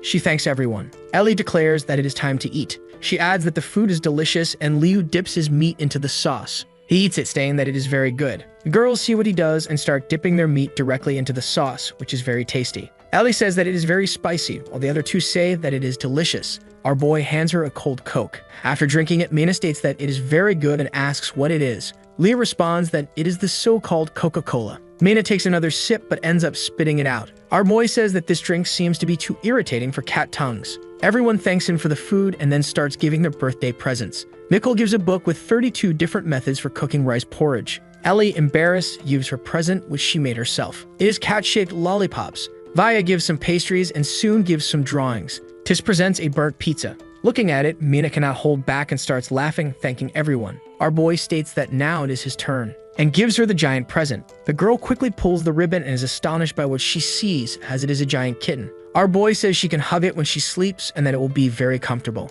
The others become jealous and say they want one for their birthdays too. Liu says that in his city, there is a custom to close one's eyes, blow out the candle, and make a wish that will come true. This moves her deeply. She then tries to practice the custom and finally blows out the candles. Ellie asks what the wish was, and Mina tries to change the subject, saying that everyone should eat the cake and that each one gets a piece. There's even a bit of a romantic atmosphere between them. Mina becomes embarrassed as usual and both go to the window. She thanks her master for this wonderful birthday. Bobo, our boy, comes up behind her and asks what her wish was. We see that it was to become the protagonist's wife and give birth to his child. Without missing the opportunity, he immediately kisses her and in his mind says that he will never let her go. At the same time, the five are fighting, and so we move to the protagonist's room, where we see Mina lying in her bed feeling warm. Moving to another location, we learn that the protagonist's city is located in the kingdom, which is the most powerful country near Xinjiang. The capital is in the imperial city, which has over 100,000 inhabitants. Since it is winter, it is snowing heavily, and we observe the emissary of Soro.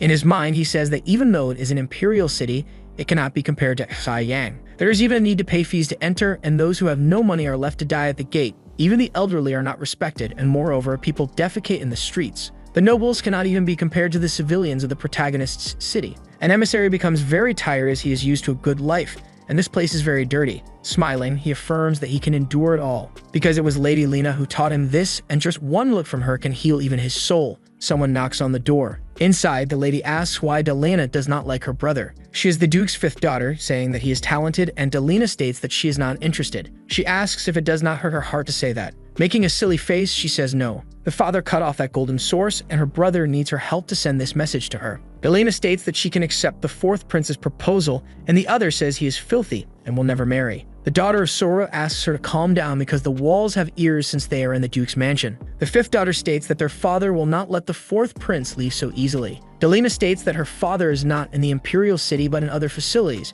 and yet he still came to visit her. She soon believes it is not just to have a cup of tea. She then says that she is the knowledge, because the musical instrument workshop has created a new lord, and it will surely surprise everyone at the banquet. Delena says she already has many instruments, but the other insists that she still needs more. A maid arrives announcing that the master has sent her something. Inside there are various sweets and a letter, and people take it to read. The fifth daughter looks into her eyes, and soon questions what happened. She replies that her father asked her to take the naval fleets to Xinjiang City. Even though the city is so calm because of the snow, two people are fighting. The fight seems to be quite balanced. The old man informs the protagonist that it all started with the issue of missing goods. Leo asks where they are now, and the old man replies that the sons have run 2 full laps around the city. Our boy wonders if they will still be alive by the time they finish. The protagonist thinks of a way to use up his people's energy, as everyone is energetic from being cooped up inside. Ellie asks what her master is going to do, and he asks her to accompany him to the investigation center. So we are moved there, and our boy begins to explain some matters. He also goes to the carpentry shop to show his ideas.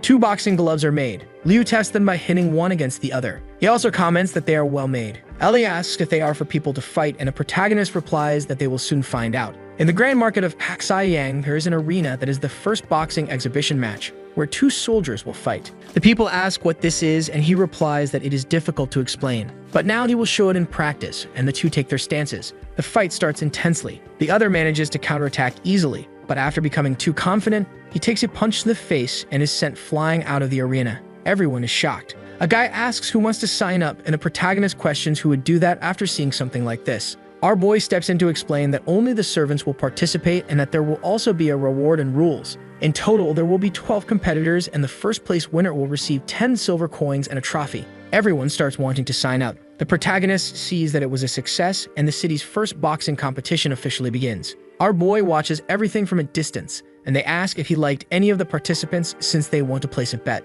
Liu thinks for a moment about whom to choose, but is undecided between number 7 and number 10 since they are both good participants. Soro states that fighter number 17, who is wearing a cape and is bald, looks very strong. A chubby man says that the rules of the sport are magnificent, and that with this small number of participants, the protagonist has already managed to make 1,800 gold coins. He says he will choose the top 3. Then he calls the boy over because he wants to place a bet. He comments that he will bet on number 7, number 10, and finally number 17. A little boy with a straw hat asks if he is sure, and Sora states that it does not matter since it is just for fun. He then places his fingerprint on these 2 papers. He notices that they are exactly the same. A boy explains that carbon paper was invented by the Lord and that the original version is kept while the copy can be used to claim prizes. Sora is shocked by such an invention and even begins to tremble. He then asks his lord when the carbon paper will be available. Leo explains that it is still in the experimental phase and that it will take time before it is put up for sale. A native asks if they cannot sell some already since price is not an issue. He even recalls his past when he was deceived by a foreign messiah. Now that such paper exists, he will never be deceived again. Our boy replies that he will ask his assistants for some and brings out an entire box of carbon paper. Sora thanks him. The chubby man states that he also wants some, and the protagonist says that the price is not cheap, since it costs 10 gold coins. Sora states that he wants 10 boxes. Our boy is impressed since he bought it for just a few dollars and can sell it for a gold coin. The battle is intense in the middle of the stage. Meanwhile, our boy takes advantage of the rich people's money, and a guy shouts that they already have this year's winner, and it is his 70-year-old grandpa. Everyone says that this is impossible. Leo explains that boxing requires a direct punch to knock out the opponent, and that compared to a clumsy man, a flexible person will certainly win, even if he is a 70-year-old elder. On a snowy mountain, we see Avery trying to cross the forest to reach the city of Lead. Because there is a tribe of demi-humans there, he hopes that the princess is there. Elsewhere, a man says that the Lord wants a canal protecting the city's surroundings and that they need 300 workers. The people start to approach, and he shouts for the trash not to come closer. Furious, he takes his whip and beats the people as if they were animals. The warrior sees all this commotion and realizes that it is not what she expected. We are introduced to the fact that Blade City is the place with the most slave traders in the entire country. 80% of the citizens do not work and starve to death. After beating most of them, the man says that this is already enough. The slaves begin to be taken away. A boy warns that there are fewer people than before, and another adds that some children have died of hunger. Avery searches the entire city and looking around notices that no one goes to that empty area. Someone shouts that they are there, and the demi-humans realize what is happening. Arrows start flying in their direction, and they strike them in the chest. Everyone screams to run away because they are going to be killed. Like a madman, the man says that there is no use trying to escape. A man tries to argue, saying that he has a son. Even so, the man ignores him and finishes him off. The boy is happy because he managed to kill them all. When he returns to his city, his father will praise him. Avery states that this attitude is despicable and questions why human beings are so cruel. Just as he was about to attack, other demi-humans appear surrounding them, and they ask what is happening. The three end up tied up and start complaining. A demi-human orders his soldier to send a letter to the Duke's house, stating that they will need 50 gold coins for the ransom, otherwise they will die. The boy calls them despicable beasts and adds that when he meets the lord of the city, he will kill them. After committing all these acts, he ends up dead, and they announce that the least worthy has perished. Furthermore, they say that if anyone wants to, they can kill the other two. The demi-human begins to repeat the boy's words from when he was killing the demi-humans. Then he smiles like a magician and says that there is no need to keep one's word with such creatures. He soon leaves, sending them to the Earth prison, and he sends the remaining slaves to the workshop so they can eat and start working. And with that, everyone begins to follow. Avery states that this is very strange. Moreover, the dog tribe has a high status, so if he realizes that something is happening in this Dan city, they all go to a strange place where they are hammering iron and making armor. The man yells at them to eat and start working, while the warrior watches everything. She soon questions whether Salide is planning to rebel since the production is enormous. Even so, what the city does has nothing to do with her, and her goal is to find the princess. According to the information, a demi-human from the Fox tribe is imprisoned in the main castle, so she will go there. Thus, we arrive at the location, and a warrior moves unnoticed by everyone. She moves easily through the castle, and the woman questions why the guards outside and inside are human. She asks herself so many questions but gets no answers. She soon starts walking through the castle. When she hears a person scream, she decides to peek through the hole. 3 individuals are in the room. Like a lunatic, a man states that this is the holy fruit. Avery seems to recognize it since it is the infamous devil fruit, because it can allow the user to reach the highest level of satisfaction. In short, the man is getting high and the Lord orders them to leave, and he adds that when the servants arrive, they should be allowed to try some. The warrior notices something strange about a soldier because he is the prince of the kingdom of 1,000 years dis, and she does not understand why this is happening. According to her information, he never left the kingdom, so perhaps he is with the princess. For this reason, she decides to follow him, and Gray says that soon he will be able to control the entire city, which excites him greatly. This gives him his reward for bringing the devil fruit, but he senses something behind the door and, with great skill, draws his sword. He then slashes everything, asking who is there. Avery quickly prepares her counterattack but is still repelled. Both seem to be on the same level of strength, so they retreat. In her mind, the warrior cannot believe that a human managed to block her sword. The man also realizes that she is on the same level as the people of Kaksai Yang City. Dis asks what she is doing there. She questions whether he has the princess, and if he does, he must hand her over. Gray does not leave, saying that he will not interfere, while the prince asks if she does not understand. Avery asks if he is spreading false information on purpose. Dis replies that he is and adds that he was going to deliver the news, but whether people believed it or not was another matter. Putting that aside, he orders a treasure map to be delivered. She does not understand how he knows of its existence, because at that time the king was out of money, so he drew a map and gave it to his daughter. This is not something Dis should know. She quickly states that she knows nothing. Dis orders her to stop lying since, with that treasure, they can fight against the kingdom of Inlo. The guards begin to surround the warrior, and she says that he is blinded by power. Dis orders everyone to capture her, but Avery says that no one there has the power to do so. Then she destroys the window and leaves. Dis announces that they need her alive because they must obtain the map no matter what. Avery realizes that the letter was a trap, and for this reason, prays that the princess is safe. She then heads out of the city. Gray says he did not expect a fallen demon kingdom to have a treasure.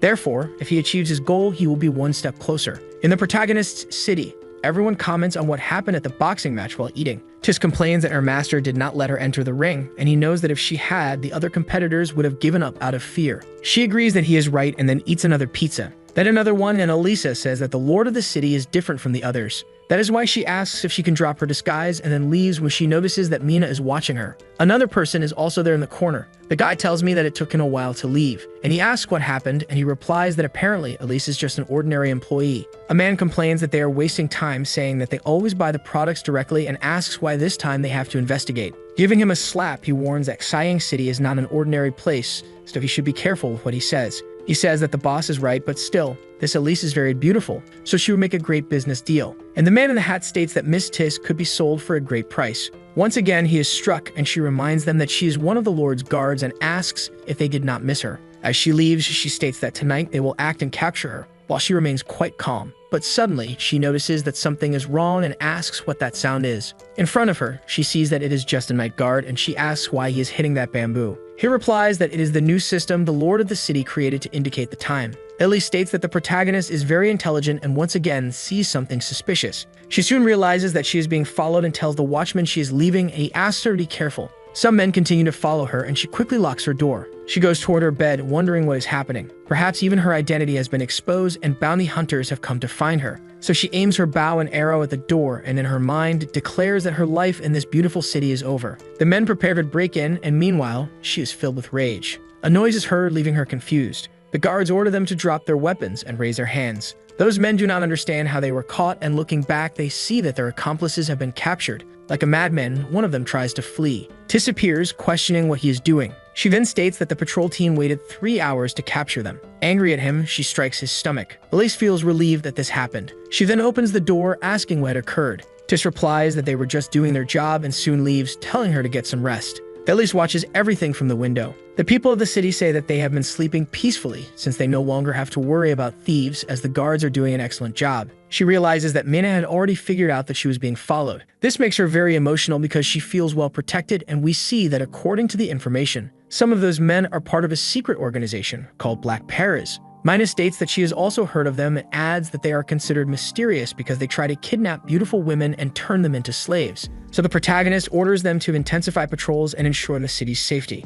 She then calls her master's attention, saying that she is worried about Ellie because she goes in and out of the castle whenever she wants, but she does not have the power to protect herself. Our boy tells her not to worry because he will do something about it, and an old man ends up ruining the mood. The protagonist is startled, asking why he did not knock on the door, and at the same moment, he apologizes as news has just arrived that vegetables were stolen from a greenhouse. Leo observes that a lot of problems have been happening lately. He then asks where, and the old man replies that it is in the west, and the woman states that even though soldiers patrol the area, it was still robbed. In his mind, our boy says that if they just stole randomly, it is fine. But if they clashed in the city, then there is a problem. The protagonist asks if Mu found anything relevant. He replies that the thief destroyed the wall and took some cucumbers. The only clue they have is some footprints, and the wood here was also cut by a long sword. He adds that this kind of cut is not from an ordinary person. Our boy warns that they will definitely come back to steal again, so he orders more soldiers to be placed near the greenhouses. The next day, someone shouts saying they are sorry. We see that everything has been destroyed and the entire harvest has been stolen. Lee realizes that the thief is not an ordinary person. Mena states that this time she will stand guard, and the protagonist says that it will be a good idea. Finally, night falls and the thief approaches. He soon notices that there is no security and thinks that maybe they have given up trying to capture him. Even so, he does not let his guard down because the Lord is not an idiot. Still, it is a shame because that is the only place where there is food in the winter, and once again, he tears open the greenhouse. He enters the place where the cabbages are and walks around, saying that it was too easy to get in. Suddenly, a dirty hand emerges from the ground, grabbing his leg. The soldier declares that he has captured him, and then everyone starts attacking, which terrifies him. He easily gets rid of the first soldier by kicking him, sending him flying far away. At the same moment, he tries to escape the way he came, but he ends up surrounded as there are also other soldiers. He attempts to attack her, but she dodges, then quickly prepares her strike, hitting him in the chin, and to finish, she strikes his stomach. Finally, she jumps high into the air, performing an incredible somersault, thus ending the battle. The man is left with his head buried in the ground, and she declares that everyone there is weak. However, she senses a presence and Mina arrives from behind, ordering her to surrender immediately and not to run away. Avery says that it is useless and that she will not give up. She then swings her sword to keep her distance. The two end up in a beautiful standoff. Mina sees that the person in front of her is someone she had met before, Avery, the knight of the wolf tribe, and she realizes that she is the woman who gave her the pouch containing dried fish. She is about to be questioned about why she is there. Mina states that she stole from her master, and the warrior tries to say that she is not stealing but borrowing. Our girl appears, saying that it is good that she is willing to pay. Avery becomes alert because a human has appeared. Liu says that she will not have the money to pay for the cucumbers, Jax and Carlos. Avery claims that she can because she is a knight of the wolf tribe from the demi-human kingdom. Our boy says that is good since the vegetables she stole in the past few days cost about 30 silver coins, which surprises her. The protagonist explains that they are expensive because it is winter, and these greenhouses are responsible for preventing food shortages. This makes her quite sad because she does not know how she will pay. Mina informs her master that Avery helped her when she was looking for Vaya's tribe. Our boy then says that she can go since she has helped before. This makes her furious, stating that she borrowed the food and therefore did not steal it. The protagonist asks if she has 30 silver coins. Turning to the side, she replies that she does not have them now but will pay them back later. Our boy states that if she has no money, she must pay off the debt by working for him. Mina realizes what her master is trying to do, and Avery says she will never do anything to intimidate the weak. Laughing, our boy states that her mission is to protect someone for him. The warrior knows she cannot trust a human's words, but even so, this is the only way, so she accepts. Thus, we go to the castle, and Mina says that after finishing breakfast, the master can rest. The four are waiting for the protagonist so they can eat. Finally, he arrives, and the warrior gets angry and suddenly kicks him. Ellie is quite frightened. We see that she is the princess the warrior was looking for. She is left speechless, and then lets out a very loud scream. Going behind Nicole, she declares that there is a ghost. Avery tries to say that is not the case, and crying, Ellie explains that she died a long time ago. Going back to the past, we see that Avery asked the little girl to hide. She stayed there alone for a long time in the cold, and so she stood up, saying that she needed to look for her. But just ahead, she saw that there were humans. This scared her a lot, so she ran towards the mountains. After that, they declare that Avery had died many years ago, but she explains that she is not dead. She says that to distract the knights, she ended up getting seriously injured, and when she returned to fetch her, Ellie had disappeared. For all these years, the only thought she had was finding her. Ellie gives her a big hug, asking if it is really her, and Avery replies that it is. Everyone in the room is confused, and the three ask what's happening. Vaya realizes that this is the knight of the wolf tribe who had helped them. Tis explains that the flat-chested princess her sister was talking about was actually the princess of the kingdom, who is Ellie. This story leaves everyone confused. Everyone sits at the table, and Nicole asks if she was separated because slave traders kidnapped her. Ellie explains that she met Mina later. Otherwise, she wouldn't have known what to do. She remembers when Mina used to say she was a princess, but she didn't believe her. Tis states that she can't believe it, and Ellie complains, saying that it's true. Vaya says she doesn't understand because the royal family should only be from the Lion clan. The question puts her in a complicated situation, and Ellie asks them to relax because she will explain everything. Normally, children's racial traits follow their father. Still, there is a chance that they will take after their mother. Shigem suffered bullying because she was a fox and not a lion. This caused her childhood trauma. Even so, she didn't let it bring her down, and whenever she was cornered, she fought back. The only person who helped her was her sister, Elsa, who would end the fights and tell the others to stop. Whenever the kids saw her, they ran away. Elsa always asked if she was okay, and with a big and comforting smile, Ellie always questioned whether she was really her father's daughter. A woman named Elsa explains that even though she is silly, she is still brave and stubborn and never gives up. And that if she weren't the king's daughter, whose daughter could she be? That made her very happy. Even so, her presence caused problems, so she didn't appear in public much. Vaya says that her sister is like an idol to the demi-humans. Ellie says she knows because she was always her goddess, protecting and comforting her. Without her, she could have become someone else. Even though she doesn't know where she is now, she misses her every day. Avery says she saw a prince in Blade City, and that he was also looking for something. Ellie states that she knows he is only searching for the treasure map and then moves her tail. She takes out the treasure map, and our boy watches closely. Ellie carefully opens the map, and everyone is confused about what it could be. Then Ellie says that it is the last treasure of the Kingdom of Brutes. Of course, the surprise is enormous. Even so, she adds that she only has half of the map and that her sister has the other half. Ellie says that in her hands, this could be a disaster. Even so, if it is with her master, everything will be fine. Liu says it's best for her to keep the map and keep it a secret. Our boy then informs everyone in the room that Ellie's identity and any other related matters must be kept secret. He then asks them to continue breakfast because he is starving. Avery notices that the protagonist is different, and as always, Tis doesn't forgive Nicole's food. Ellie tells the warrior to be quick, otherwise there will be nothing left. Avery states that Ellie should speak formally since she is a princess, but Ellie says not to be like that since the kingdom of brutes is gone.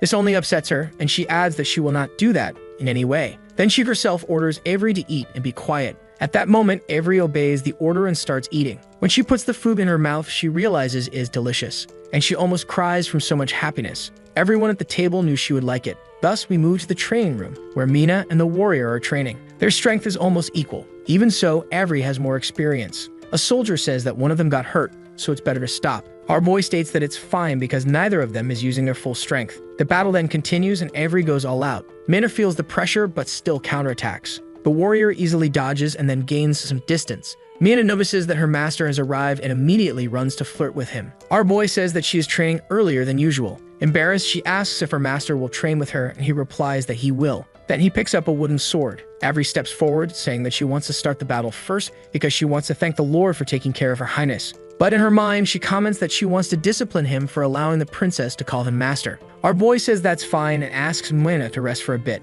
The fight is about to begin. Avery advances, saying that she will attack first. Liu asks not to be underestimated and the warrior tries to hit him. Even so, with just one strike, she feels her hand tremble, thus making her drop her sword on the ground. We realize that the protagonist's physical condition is improving because of his travels between the two worlds in addition to the training he has been doing every day. Liu asks if they will continue the training. Avery responds that they will, and while they fight, our boy instructs and teaches her how to fight properly. A soldier tells the girl that he doesn't understand because when the Lord trains with him, he's always calm and careful, but today he is aggressive. She states that it is so the warrior has no doubts about his strength. Liu says they will practice again later since he has other things to do, and Avery thinks that she didn't expect the protagonist to be so strong, so she must train much more to be able to protect the princess. Our boy explains that her job is to protect Ellie and ensure the safety of other friends as well. Even though she is discouraged, she states that she will take care of it because it is very convenient. Liu leaves, thanking her and saying that she helped a lot, and we observe that he has already been engaged for 3 days in a row. Mikkel tells the protagonist that in recent years, winter has been getting colder and colder. Our boy knows he must find a way to solve this because workers and merchants need to start producing. The protagonist asks Ellie how many rolls of fabric they have, and she replies that she will check immediately. Taking her notebook, she states that they currently have 10,800 rolls with an average production of 200 per day. Additionally, they have 8,000 ceramic pieces and have started producing another 1,000. Our boy says that his population is still small, which is why production is so low, and Avery listens to the conversation. She soon says that there is a place where there are a lot of people, but they are all slaves. Considering the time period, many may not withstand the work and die. Without wasting time, the protagonist asks about the price because if it is cheap, he can buy some since he needs people to work. Avery explains that he doesn't need to pay, just go get them. Since Blade is a city that has total control over slavery, the slaves still have some level of freedom. However, it is under Dis's control and he has even set up a guard, so she fears that they will not be able to capture them. The protagonist states that he has calculated the city's food situation and concluded that there will be no problems in bringing up to 1,000 people there. Avery realizes that this is incredible. Without thinking much, our boy starts formulating a plan. Avery notices that he has a map and that it is extremely detailed. Liu states that the patrol members have recorded the territories as a precaution against threats. She points to the location of Blade City, but they will still need to walk along the Yushui River. Ellie says that even though it is a long journey, they can take a boat when they reach the river and will have no problems. Our boy tries to think of a solution because the soldiers have not been fully trained, and there are also too many slaves for them to protect. Avery also tries to find a solution, so she says that the people of Blade are looking for something valuable, which could track the knights. Ellie states that this is very dangerous, yet Avery asks for permission. The protagonist says that there are too many knights and that she will not be able to do this alone. This makes her sad because she feels weak. Thinking a bit more, Ellie states that they can use the treasure map as bait. Of course, Avery immediately opposes this. Even so, the goal is to distract the main army so that the slaves can escape, so they just need something valuable for the knights to chase after. The group carrying the treasure will not only be numerous but also strong, and without a doubt, Blade City will send a massive number of knights. Our boy says that this plan is very good. Ellie asks if the knights sent by Diz are already near Haxai Yang City, and he responds that they may have already entered. She asks her master for permission to monitor the demi-humans who have recently appeared, and he agrees. Ellie states that they will set a trap in which all the knights will certainly fall. In the central restaurant, some people say that the food is delicious. These people are looking for Avery. Even so, they have not found any news so far, and of course, this situation is not good. The boss gets angry because they are happy even though they haven't found or seen the target. He soon yells at them to stop wasting time and keep searching because if they don't find Dis, all of this will be in vain. And all of this is overheard by Mina, who immediately stands up stating that she has captured the little rats. The plan begins and Nickel and Via walk past the bandits, saying that there is a wolf demi-human in the city. This makes everyone pay attention. Then they question whether they are not the only ones looking for Avery. A soldier yells, saying that if they see anyone suspicious, they should inform the police because they are in large numbers. Furthermore, everyone must pay attention to the surroundings. Since their number is large, they cannot allow them to enter the city. The demi-humans wonder how they will fight against 200 bandits if they end up finding Avery first. She passes right before their eyes. A man also appears quickly, and the demi-humans run after him. Thus, we move outside the city, and they head toward the forest. From afar, they see Avery apparently dead, and the bandits say that if she doesn't hand over the map, they will make her suffer. This surprises the demi-humans because they didn't know that other people were aware of the treasure. Avery gets up, saying she will not reveal anything. The man states that the Great Wind Group has been searching for it for years and adds that she hid very well, but now it's over. Without giving up, the warrior stands up, and Avery declares that they can try all they want. The man yells, telling her to stop being stubborn. A sword is thrust into his chest, and he slowly falls lifeless to the ground. Then they take the treasure map from his pocket. The demi-humans are eager to take it, and soon the bandits prepare to regroup with the rest of their crew. Clearly, the others will not allow this and appear by surprise, saying they will kill them. The bandits carry crossbows. The arrows fly in their direction, quickly eliminating 2 of them. The leader orders everyone to scatter. Even so, they cannot identify where the attacks are coming from because the arrows are too fast. Then he realizes that it's better to retreat, and the bandits shout that they can't let them escape. Thus, they head toward those who are injured, and the pig asks why he is still alive. Avery gets up, and he's frightened, saying that a dead person has come back to life. Licking the tomato sauce, she says that the one who will be 6 feet under is him. We see that all of this was an act created by the protagonist and Ellie to serve as a distraction. Both withdraw because they need to take care of some business and leave the demi-humans under Miss Avery's care. She understands, bids farewell, and the 2 soon leave. Quickly, the warrior turns and shows her anger, realizing that they will not get away with it. Avery asks if chasing her is fun. The leader had run to a mountain.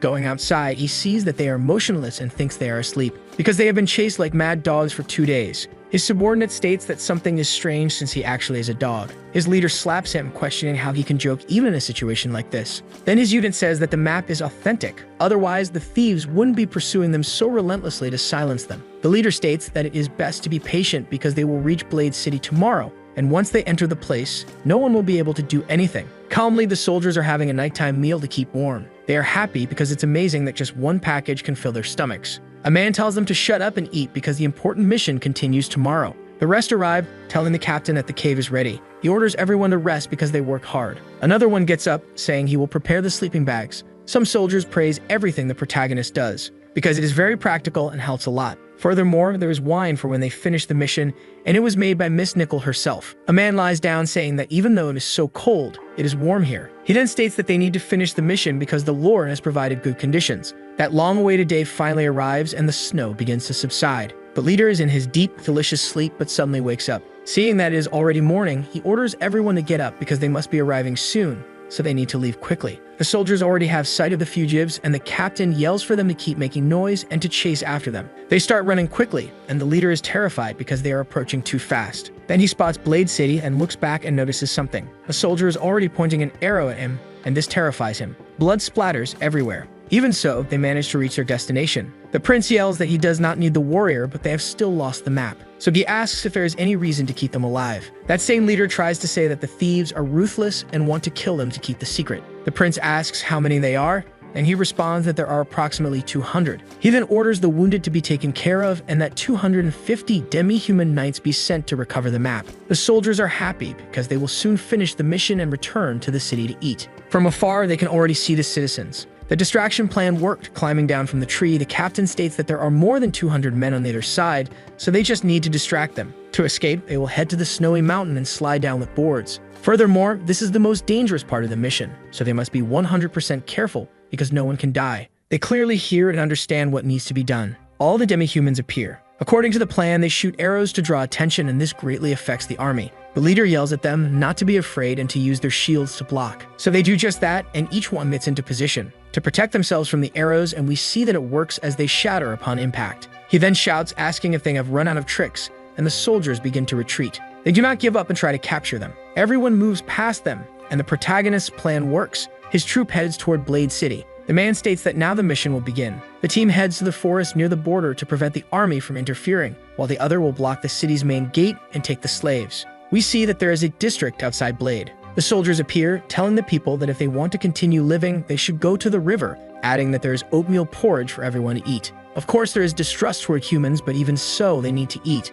Otherwise, they will die anyway. From afar, they begin to smell the food, which spreads throughout the entire place. A demi-human calls everyone over, saying that there really is porridge. This makes us happy. Like monsters, they start attacking, and the soldier warns them not to rush because there is enough for everyone. After tasting it, they say that it is very good and that they finally have something to eat. The soldiers are moved by seeing this, and they soon prepare a report stating that all the demi-humans have gone to the river and that if they hadn't appeared, they certainly would have died from the winter cold. A very loud noise occurs. Then they run to see what happened, and the soldier is shocked because it is a child asking if they came to steal their food again, and he tries to say no. Even so, there's no time, and she quickly advances, raising her blades to defend herself. He notices that there is something sinister beneath those rags. With dexterity and skill, she easily wraps his sword and throws it from his hand while his companion shouts to the girl that they are there to give them food. She does not believe it, saying that it is a lie. The man states that there is no reason to lie and that if she wants, she can go see for herself. She asks what the price of the porridge is.